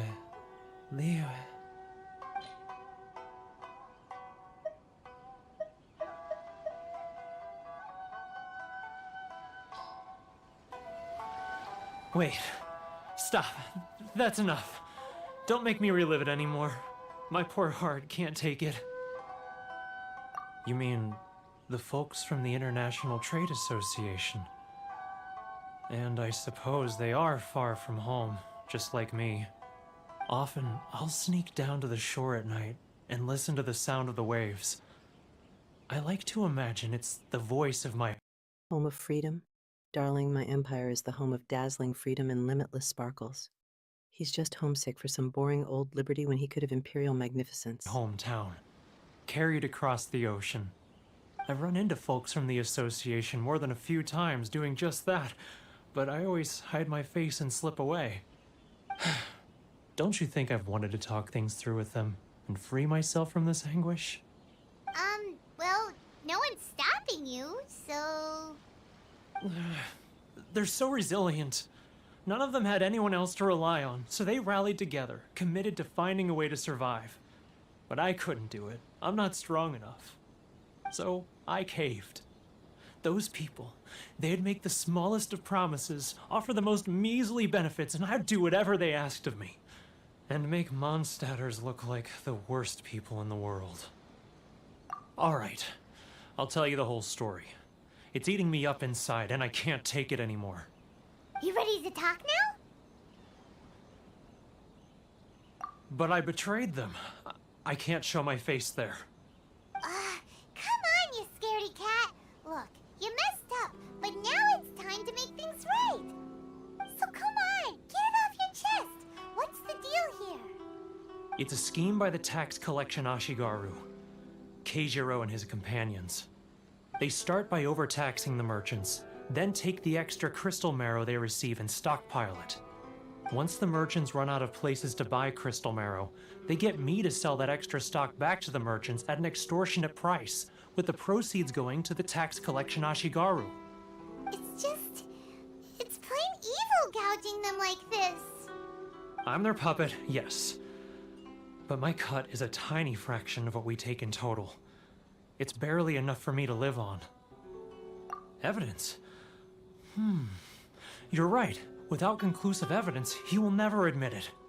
Now that I think about it, whenever I report back to him after a sale, he always heads to the same place. It's always made me suspicious. As it happens, I handed some Mora over to him not long ago. I can show you where he went if you want. Really? Well, then there's no time to lose. Let's go. I caved. Darling, an empress never caves. We simply adjust our plans to incorporate even more fabulous methods of getting our way. These people clearly lack imperial willpower.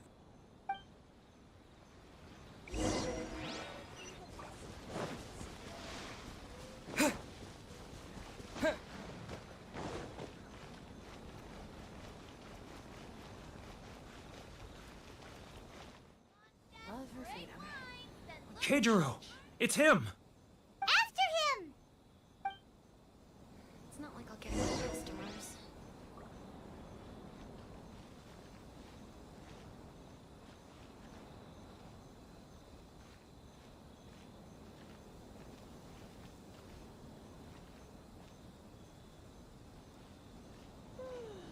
Love or freedom?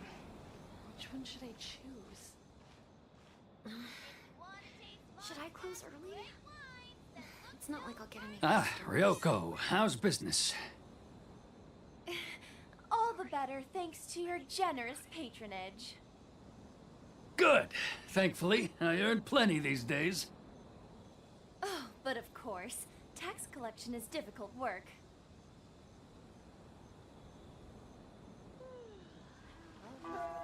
Now, who else is behind on payments? Let me think. Yes, the Trade Association clique still needs to be brought into line. He's getting further and further. What was that sound? Quiet! Don't let him. Confessions of an Outlander. Darling, my confessions are always fabulous tales of conquest and glamour. Not this dreary-sounding quest, following glowing footprints. My intelligence network has far more dazzling tracking methods. Must be hearing things. Drat, I'm behind schedule. I need to hurry.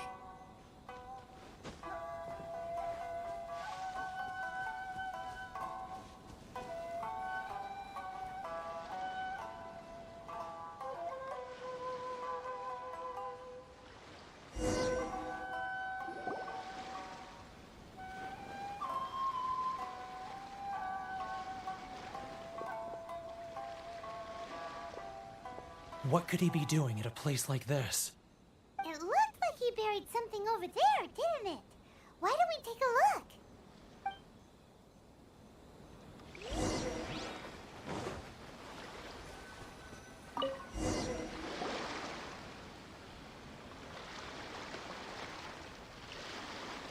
Whoa, it's a ledger. Boring! Paimon thought he'd hidden a big pile of Mora here. Yeah. Let me take a look here. Aha, yes! This is what we're looking for. A clear and complete record of every single transaction, each one proof of his guilt. Great! Well, now we have our hard evidence. Let's go tell Karisu the good news, shall we? I'll say goodbye to you here then. Huh? You aren't gonna come with us? I need a little more time before I'm ready to face the head of the association. I'm sorry. Huh. Poor Werner's a pretty awkward guy, huh? Follow Keijiro without being noticed. Darling, an empress is meant to be dazzlingly conspicuous, not some shadowy stalker. This stealth mission clashes terribly with my imperial aesthetic.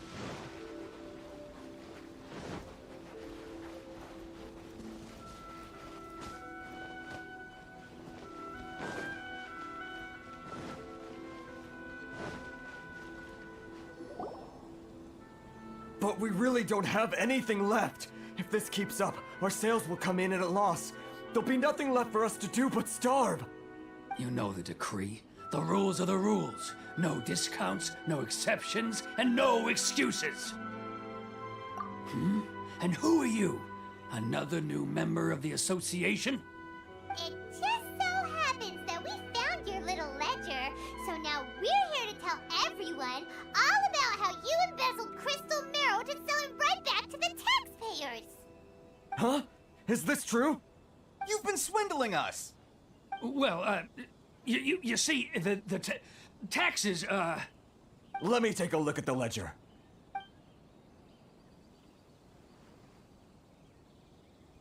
Well, would you look at that? Every payment the association has made is right here in your personal ledger. So, Mr. Keijiro, it seems you have some Another moment of imperial darkness. Darling, my dazzling presence demands constant illumination.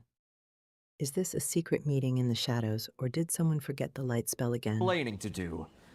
How shall we settle this, So you think you can use this against me, do you? It's quite obvious that I'm merely trying to earn a modest living for myself, like anyone else. Word has it that samurai and the commission place great importance on reputation and prestige. Though I'm sure commission members won't blame you once word gets out. Huh? Is that a threat?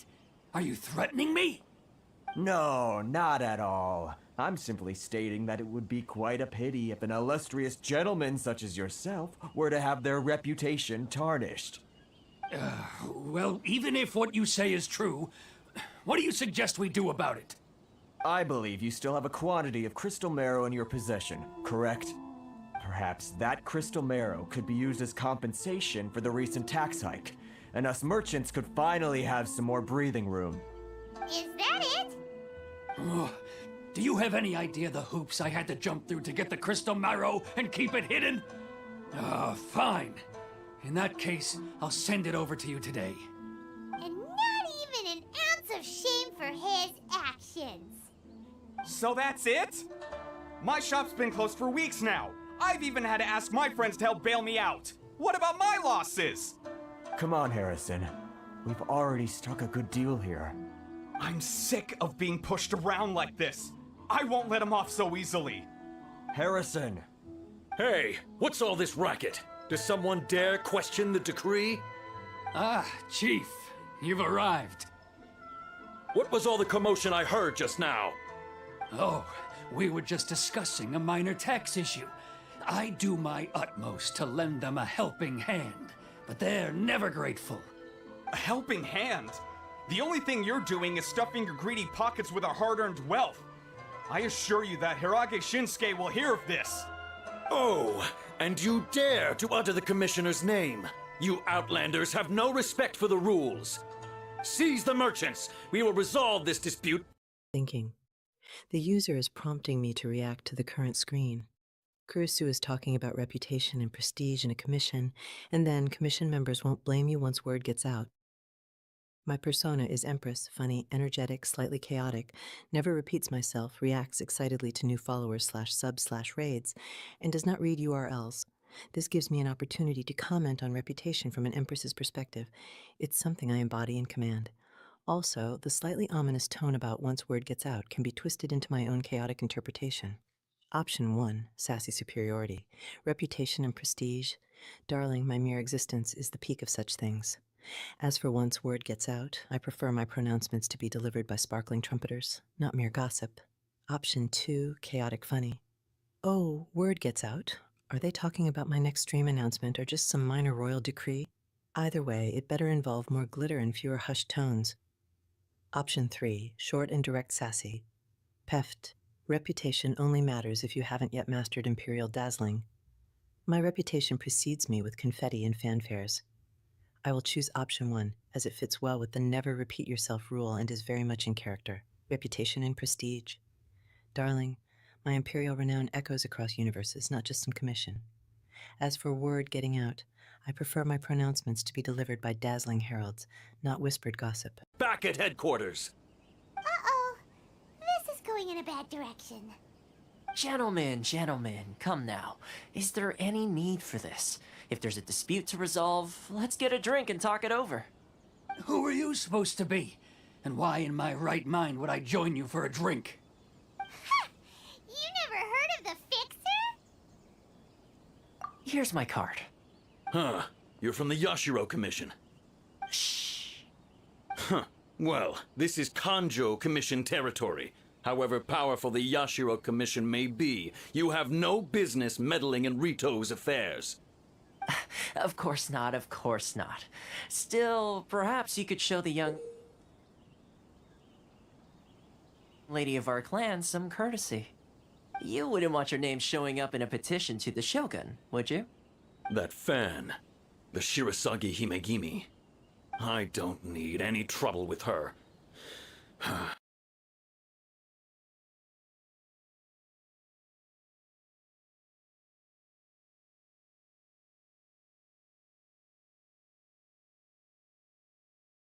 Why in my right mind would I join you for a drink? Honey, my imperial right mind only contemplates drinks sparkling with diamonds and served by adorable servants. Certainly not with such a questioner.